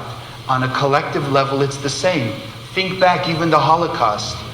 There, I saw a show a number of years ago, before I entered into the realm of Kabbalah. There was a show about the number of assassination attempts on the guy from Germany, on Hitler. And each one of them failed. Now imagine what would have happened to history had one of them succeeded. It would not have been the same. So there were possibilities to change, but for whatever reason it wasn't there. And what the Kabbalists are saying is, in a collective level, we all have the ability to change that destiny. If enough of us are making transformation, we create a collective transformation and a collective jump from one parallel universe to another. So if we think back 50 years and we say, yes, the Holocaust took place, is there not at that same moment, could we not put in our minds the imagination that it didn't take place, that there just came peace on earth? If it's in our imagination, it's possible. It was possible. Everyone understand? But we lived through it because of the collective consciousness of people. And so now, what the Kabbalists have explained to us for the last 500 years, we have been living in the age of Aquarius, which means the age of enlightenment, the age of the awareness of spirituality that would enable us to make all these major changes, where the light force of God is more powerfully available in this world. But again, we still have to take advantage of it. So now let's just sort of look at history and what's been happening lately in a broad scale. The Age of Enlightenment that started, they say, about 500 years ago. This Age of Aquarius, 500 years ago. From that moment forward, the light force becomes more and more and more powerful in this world. So what becomes less and less? The physicality, influence of the 1%, influence of time, space, and motion. And if you start to look back at science, you notice from about that time, all the great scientific discoveries coming, the Industrial Revolution, in the last 50, 100 years, amazing discoveries in science. No, we're touching the moon, we're flying in space, we have cell phones, fax machines, we can travel around the world in hours now. Things have been amazingly moving more rapidly. And the essence of high-tech development is what? Like the Age of Enlightenment. Less physicality, more metaphysical output. Think of a computer. Some of you remember about 40 years ago, a computer the size of this room did a few basic mathematical functions. Today, to do the same thing, you can do it on a microscopic chip. Less physicality, more spiritual output, more energy output. Telephone cables. Not so long ago they were huge. The transatlantic cable for a few hundred phone calls.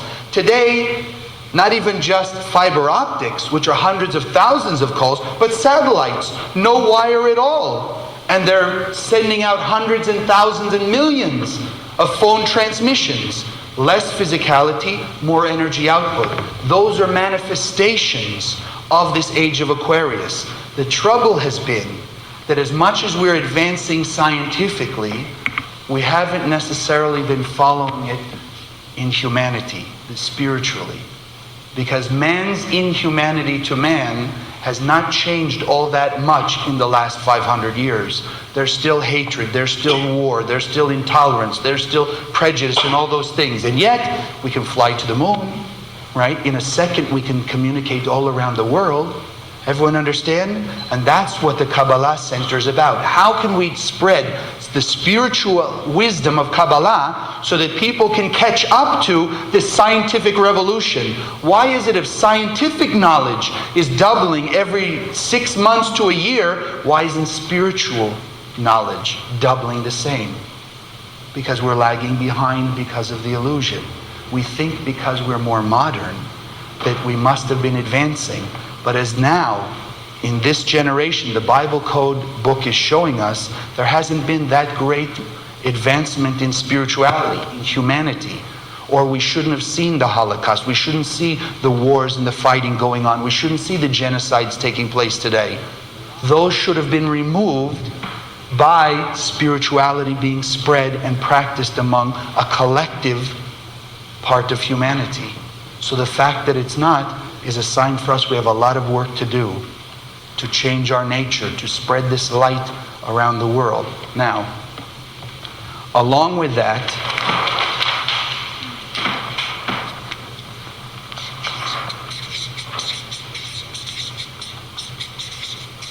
about 400 years ago, Rabbi Avraham Azulai, who was a Kabbalist in Morocco, he wrote a book called The Mercy of Abraham. And in this book, he takes Kabbalistic concepts of how to cleanse our negativity, how to remove those klipot. Remember we talked about klipot, the shells that block us from the light. He teaches us that the same way we can cleanse ourselves in a physical level, right, and touching spiritual cleansing, in that same way then in a cosmic frame of creation, there is also coming a time when we have the opportunity to cleanse humanity of the final bread of shame. Because remember, we've discussed that the bread of shame is limited, it's finite. There has to be a time when we finish all of the bread of shame, all of the klipot. Imagine what it would be like then, when on earth we have no more klipot, no more negativity, no more fragmentation, then every person will live the concept of love your neighbor as yourself. Everyone will have peace, goodwill, harmony, joy, all the prosperity, good health. There'll be no death, no sickness, no war, etc. So the same way when we talked on parallel universes, that we constantly have opportunities to change into a higher parallel universe by overcoming the chaos that we're facing on a daily level, then the same way Rabbi Azulai says, there comes a huge window of opportunity cosmically to remove the last klipot, to put once and for all the klipot and Satan out of the picture, to in essence create the death of death, the death of sickness, the end of all end. Because the only thing that we fear actually is end of health, end of relationship, end of physicality, end of money, end of prosperity, etc. So when we can put an end to end, then we'll have all good all the time. And so I'm just going to tell you, if you're interested to read it, the books of the center have a translation of this section of the book of Rabbi Azulai. But basically he says, coming up in the Hebrew year 5760 is a window of opportunity, a huge window of opportunity in which mankind can remove the final klipa, the final shells of negativity, bread of shame, and bring peace on earth. No more war, no more sickness, no more chaos, no more man's inhumanity to man.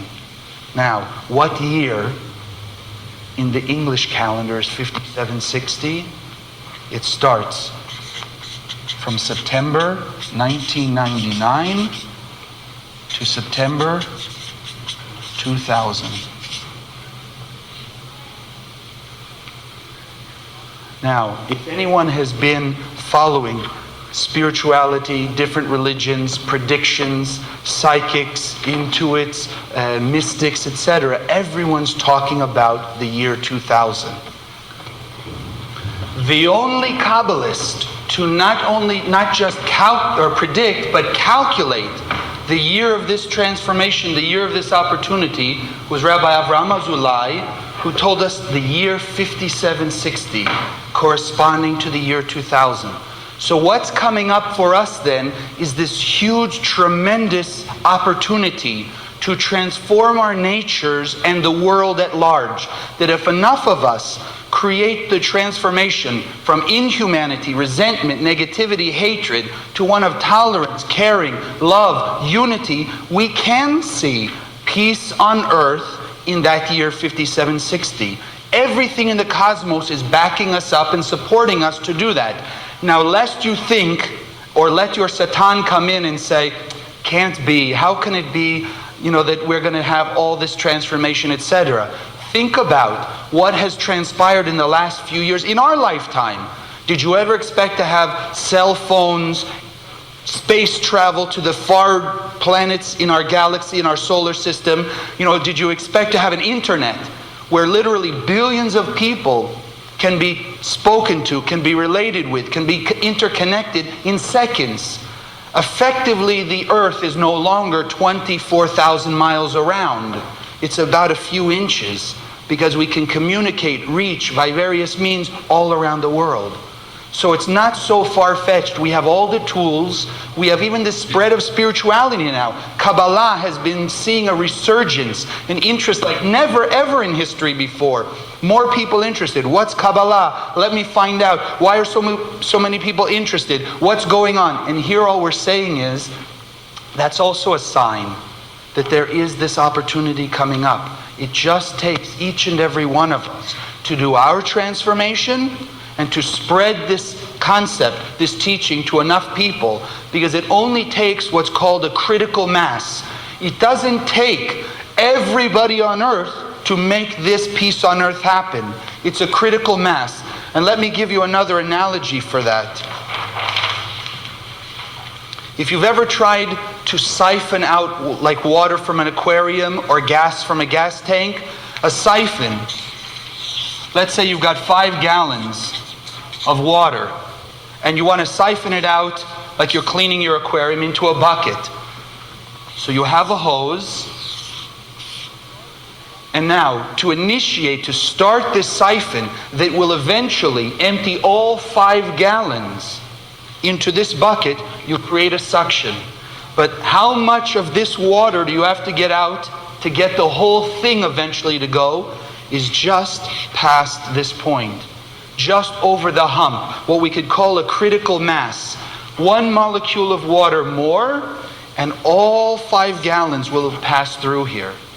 Everyone understand? It's a critical mass. Rabbi Ashlag uses the example of just like a sesame seed. You have a balance that's in perfect balance.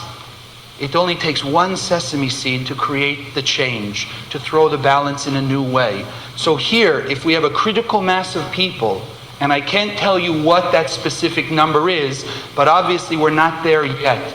But once we reach this point, with enough people treating each other kindly, concerned about the other one, detaching from the results, detaching from the 1%, really concerned of unconditional love, no matter what others do to me, I'm still going to act like the light. Be sharing, be proactive, be concerned how to help them. When enough of us reach that, then we will draw the rest of the world with us. We will draw all peoples of the world to create unity and harmony among all mankind. And where will Satan have a place to enter in anymore? So we will finish off Satan. That's our ultimate purpose, because remember, Satan and the Klipot are finite. They're limited to this world, which is finite. So we can remove all of the negativity. It just takes a collective mass of enough of us to be putting this to use, using the 72 names, scanning from the Zohar, awakening the light of our soul, and then there'll be that critical mass of light, and the whole world will be drawn to it. Because remember, from class 1, what did we learn? Every human being on earth is attracted to the light, is seeking this power of the light. So when we can create that revelation of enough light that maybe is called the Messiah, which is a sign of that critical mass, the Messiah consciousness, the consciousness of unity, love your neighbor as yourself, then everyone automatically will be drawn to it. And drawn to it in the way of practicing it, putting it to use in their life also.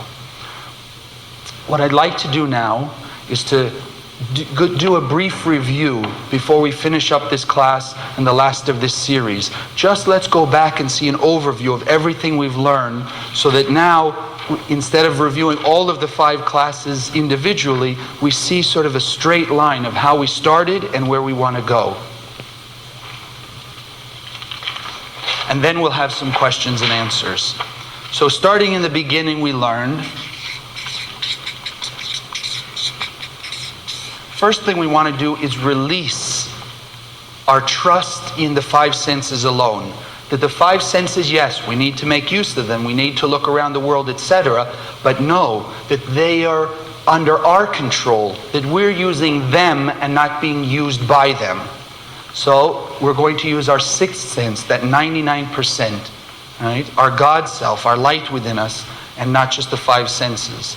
Then, as we discussed the creation of the physical world, we started first with the endless world, the pattern on which this world is founded. That there is a light force, an infinite light force, that some people may call God. It means a force of sharing. It wants to fulfill us. It wants to give us all the good, all the happiness, all the joy, all the prosperity, everything we can imagine to be good in our lives. This is the force of it, and it wants us to have it. We come from the vessel that is created to receive, and at the same time receiving, to reveal this light. In the endless world, as the vessel was receiving light from this infinite source, it also had the awakening of its desire to share. It also wanted to share. But since in the endless world there's nowhere to share, because the light is totally fulfilled, the vessel in essence is totally fulfilled, so it can't share there. So it had what we've called bread of shame. Not earning the light, wanting to be a co-creator, wanting to emulate the light, wanting to act in a sharing manner. But since it couldn't, it was receiving light without earning it. Right? Receiving it for free, receiving it without effort, receiving without sharing in return. This bread of shame then caused the vessel to refuse the light. I don't want to receive any more light, because the more light I receive, it's just more bread of shame because I have no way to share. And we related to ways that bread of shame acts in our life. When we're receiving without sharing, when we're letting somebody just give and give and give and give to us and we're not sharing in return. When we're taking things that don't belong to us. We take credit that doesn't belong to us. We're accepting things that don't belong to us. We're even if it's at work, we said, you can be taking a salary from work and not really earning the light inside of it, because you're not putting out the effort to change your nature. So now we had the bread of shame. The vessel said, no, I don't want to accept it. And that caused the creation of the 1% physical world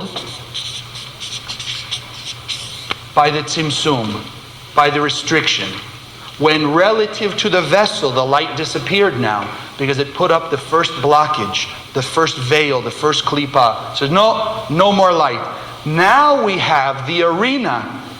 We have the place where we can see emptiness, we can see lack, and we can now express our godly nature. We can now share with others. We can now be concerned about others. We can take the fragmentation that exists in the 1% world and we can create unity, like taking all the pieces of a puzzle, of which each one of us are a piece, and bringing them together.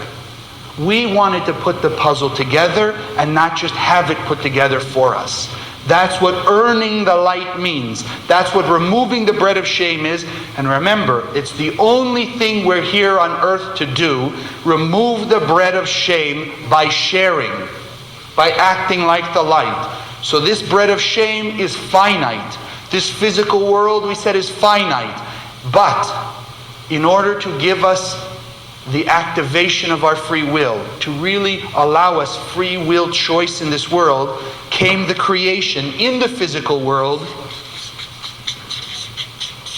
of the Satan, that energy of selfishness, self-centeredness, immediate gratification, looking out for one's own good instead of helping other people to have also good. That's what Satan consciousness. So now we have the battle, the light force in us and the Satan force in us, constantly struggling. Which one is going to be victorious? Which one is going to control our lives? Do I care about you, or am I caring only about myself? Do I want to share with you and help you be fulfilled and let the light fulfill me? Or am I out to just take my own fulfillment? So then, from this point, we had the deal.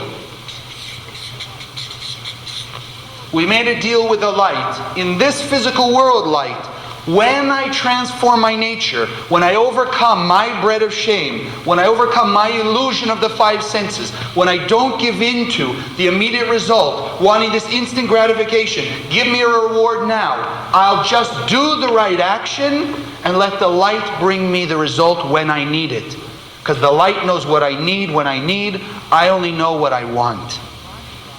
So I'm going to let the light do it. My job is not to tell the light what to do, but just activate the light. Like we said with the switch. I turn on the switch, the light turns the light on, becomes revealed for me.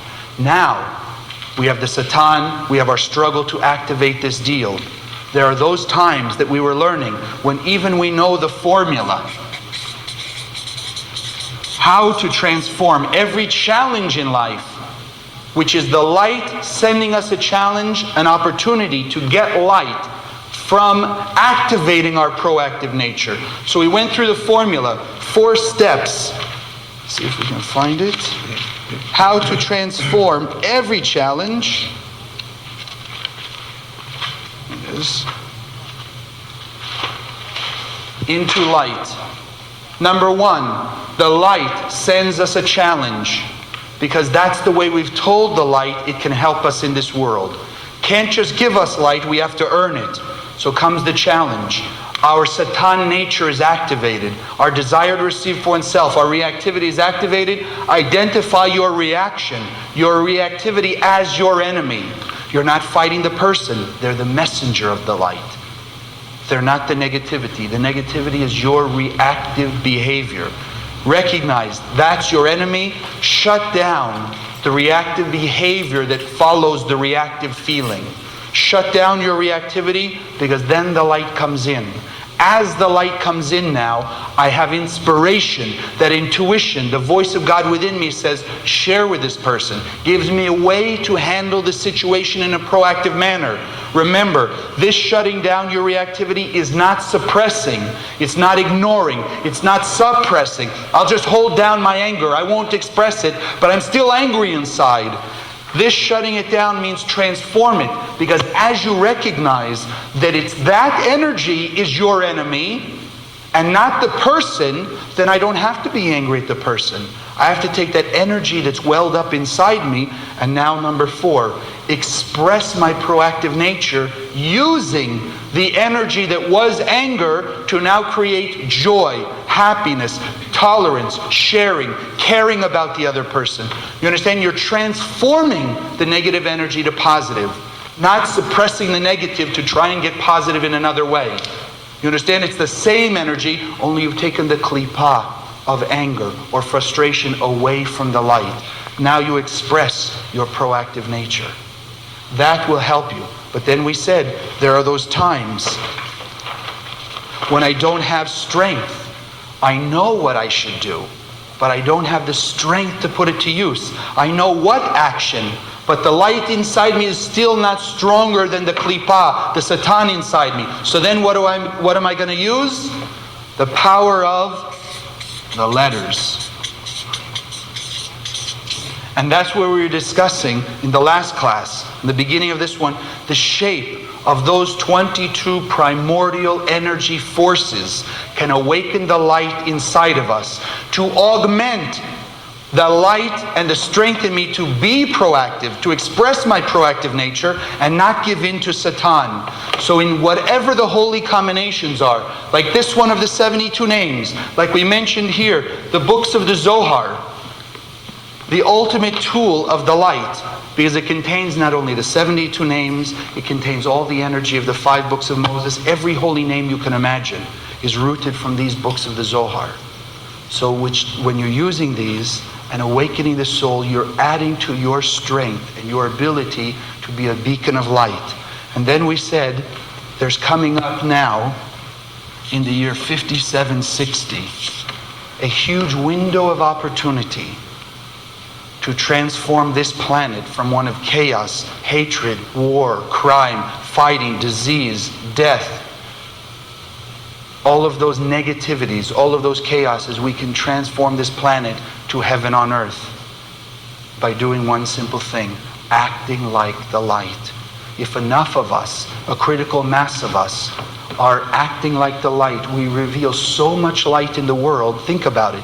If you walk into a dark room and there's 100 people in that room and you activate bright lights, thousands or hundreds of thousands of watts of light, then all the people in that room suddenly are illuminated, and what will they see? Also their own negativity. And as we are illuminated and be made aware of our negativity by the light, then we also have the field to transform it. When we can realize our reactivity is causing us harm, we will change it. Part of the illusion of Satan is we don't realize that our reactive behavior is hurting us. We think our reactivity is giving us something. Because remember the shot of light that comes when you act reactively. So you think that to be reactive is to give you something. It's actually causing you harm. When that realization is 100%, because there's so much light, you'll change automatically. It's like when you put your hand on a hot stove, how long does it take you to take it off? In a second, because you realize the pain that you're causing yourself. When we can reveal so much light that all the thieves, all the murderers, all the criminals, all the warmongers see that their own reactivity is causing them harm, because so much light we've caused to be revealed, they'll stop also in an instant. And that's the critical mass that will bring peace on earth. So now, I'd like to give us a few minutes to ask some questions so that we can wrap up this 5 classes. Please. Yeah, I wanted to ask you about Satan and how we know that he's not creating the illusion, or it's not creating the illusion of change, so we know what true change is, transformation, and not something being given us to resist transformation. Great. Satan has the power to make us think that we've changed ourselves. Think about some of the things we've talked about. Every time we do something differently than we've done before, we think it's a change. Yet we discussed in the complacency and uncertainty cycle that we think we've changed. I mean, from complacent, where we're doing one thing, to the uncertainty, where out of reactivity we're doing something else. Remember the businessman, the very aggressive businessman, he was doing one thing, treating people a certain way. Now the business goes down, so now he's got to change his way, but he changes it in another reactive way. Reactively calls in a consultant, reactively fires some more people. So he's still reactive, but he thinks he's doing something differently. So he has the perception of change. Or the other person that we said, who's just, he comes home from his business, he goes, watches some TV, talks to his family, goes to sleep, etc. Same thing. When he has that uncertainty, he thinks now he's going to do something differently. He runs to the synagogue to go pray. But he ran to pray reactively. So there wasn't the same revelation of light. He still thinks he changed, because now he's in a synagogue where he used to not be, but he's done it reactively. As long as a person changes reactively, or acts reactively, Satan will let them think they've won, they've changed, they're different, and appear to see different results in their life. Good question. Somebody else have another question? Okay, please. As we're able to predict global challenges, I'm trying to understand, like, for example, with the approach of the new millennium, computer experts are telling us that we're going to be faced with this YK2000 problem, that all computers are going to shut down. Right. If the Torah is our guide, let's say, to the future, why then can't we look to that to solve these problems that we know are going to be approaching? Great. That one of the things about the Bible codes, remember, they take something that they know and they ask the computer to find, a code about this person or this event. Like with Rabbi, like with Timothy McVeigh, like the bombings or what have you. We don't know who will be the one to discover an answer, let's say for this year 2000 computer problem. If we knew, we could ask the computer, we could find his name or her name in the codes of the Bible, but we don't know. So the real essence of why we're bringing up these Bible codes is that you and I will understand that there is validity, that there is a coded nature to this Torah, and it's not just a history book.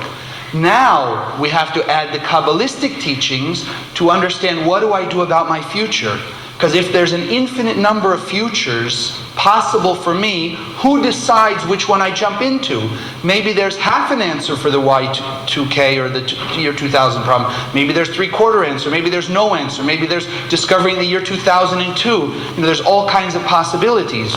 You and I, through our free will and our transformation, are the ones who determine which parallel universe we get into. So as the year 5760 is approaching, we don't need to be concerned about who else is going to have something, what else is going to be. We are creating our future. If we put in our mind we want peace on earth, if we put in our mind we want to transform our nature and be part of the critical mass, you understand, to bring peace on earth, then it doesn't matter what the other parallel universes are. We're going to step into the parallel universe, if nothing else, at least individually, where there's peace on earth for us. If enough of us step into that parallel universe of peace on earth for us, no more chaos, no more death, no more sickness, no more trouble for us, when enough of us are there, then we'll see it for everybody. And that is the ultimate goal of the center, to spread the wisdom of Kabbalah to achieve that critical mass. And that leads me to my next question. If the goal is world peace, then what are the challenges that we'll be presented with so we're able to transform? Well, we have challenges now, and we will have continual challenges until all of the klipot, all of the negativity is finished, till Satan has no more energy to throw those illusions at us. Because keep in mind, the klipot, the satan, all of this illusionary world, the 1% is finite. There has to be an end to it because that was the original thought of creation. The thought of the light was just to share, just to have all the light revealed. It's you and I, it's the vessel who said, not until I remove my bread of shame. So the bread of shame is a finite thing. We're here in this world to finish off the bread of shame, then to go back to the endless world and just receive infinite light eternally, having removed the bread of shame. So it will be eternal bliss. Somebody else has a question? Please, in the back. Yeah. It seems to me Rabbi was working proactive for peace. He couldn't jump into a parallel universe. Or maybe that guy was on a universe that shot him. Okay, well, collided with him. Okay, there's a lot of things, to say whether somebody's proactive or not, we have to really know what's inside of them. As we've discussed, the same physical action can be proactive or reactive depending on the person's consciousness. Right? Like you and I, there are things that are difficult for us to do, that are an effort to be kind or to be nice or to overcome our ego. For us then, that effort is what's transformative, and therefore the action is proactive. But for some other people, it may be easy not to have an ego in a certain case. So to do the same action may just be reactive to them, because it's just the same thing they've always been doing. And that also goes back to the other question we had. How do we know whether we're really changing or whether it's just Satan? Is if it's an effort. If it's difficult to change your nature, to think about the other person, if it's difficult to stop your reactivity and act in a more proactive manner, then you know the change is real. You know it's internal. But if it's an easy thing, if it's simple, if it's almost automatic for us to do that action, then more than likely it's just part of our reactivity. Even if it's just because we're good and doing a good action. Okay? Now, in final summary, I would just like to share with you something that will hopefully give us all encouragement to put to use Kabbalah and see the powerful effect that transforming ourselves will have not only on us, but on the world. And so let's just start to think of some of the world's problems that are being faced now. Let's say one is war. All right, is that fair? One may be hunger. One may be poverty. Another one may be sickness, disease. All right? So things that are facing the world that are challenges, that are trouble, that are creating a lot of chaos. Let me ask you, what's the root cause for war? Anger, hate. And what's the root of anger and hate? Lack of light. Lack of light. And what's the source of the lack of light? Klipot. Klipot. Satan, desire to receive for oneself alone. Right? Satan. Desire to receive for oneself alone. What's the root of hunger? What causes hunger? What causes people to not have enough? The lack of... Again, the lack of light, right? Desire to receive for oneself alone, rooted in Satan. What's the root of poverty? People having not enough money, not able to support themselves, find shelter, etc. What's the root of it? Isn't it the same? Also Satan. Reactivity, klipot, illusion, desire to receive for oneself alone, sickness, what allows the body not to be healthy all the time, have all of its life force and vitality. Satan again, desire to receive for oneself alone, reactivity, illusion. So now let me ask you the vital question. If we make a war on war, we're just going to decide to destroy all weapons. What about these other problems? Well, so now we'll decide to just build, food distribution centers. So we'll feed the hungry. We change hunger, the 1%. What about the 99% desire to receive oneself alone? Did we change it? No, just to feed somebody doesn't change their internal nature, does it? To remove poverty. So we'll give everybody money. Did we solve their klipot? Did we change their internal nature? No, we dealt with the 1%. We go and we cure a disease. Did we change the root, desire to receive for oneself alone, reactivity, that caused the sickness? So if they cure cancer, as we've seen over the last few years, you cure one disease, another new one comes up, because it doesn't get to the root of desire to receive for oneself alone. What's at the core of all this? Satan. Satan is the war, Satan is the hunger, Satan is the poverty, Satan is the sickness. So what's Kabbalah teaching us? What's the essence of everything we've been learning in all these classes? How to destroy Satan. How to remove the desire to receive for oneself alone from us. As we give less power to Satan, less energy to Satan, how much less strength does it have to create war, hunger, poverty, sickness? And if you and I, and that collective consciousness, that critical mass, can remove all the power from Satan, then what did we do to the world's troubles? Eliminate. We eliminate all of them, don't we? We don't have to go and fight war. We don't have to go and fight hunger. We don't have to fight poverty. We don't have to fight sickness. We don't have to fight drugs. We don't have to fight crime. That's the 1%. If you and I focus our effort to remove our Satan, which is really, if you want to say, the only thing we shouldn't share with it, Satan. If we focus on taking the energy away, which is really the purpose, then we remove the cause of all of the negativity in this world. And that's why even each and every one of us have the power to change the world. Because we are connected to this Satan. We feed Satan energy through our reactivity. If we take it back and we give it to the side of the light, then we're removing all of this negativity all at once. Otherwise, as it's been for the last 5,759 years, we'll just keep working on the illusion, thinking things are changing. But as we said, there was the Holocaust predicted, Rabin's assassination, the bombing in Oklahoma City. All of the destructive events in history have been written in the Torah 3,500 years. What's going to change it now if we don't change inside? If we don't destroy the Satan in us and spread this wisdom to the world? And that, my friends, is what I give to you as now your responsibility and your privilege, having learned Kabbalah. Thank you very much.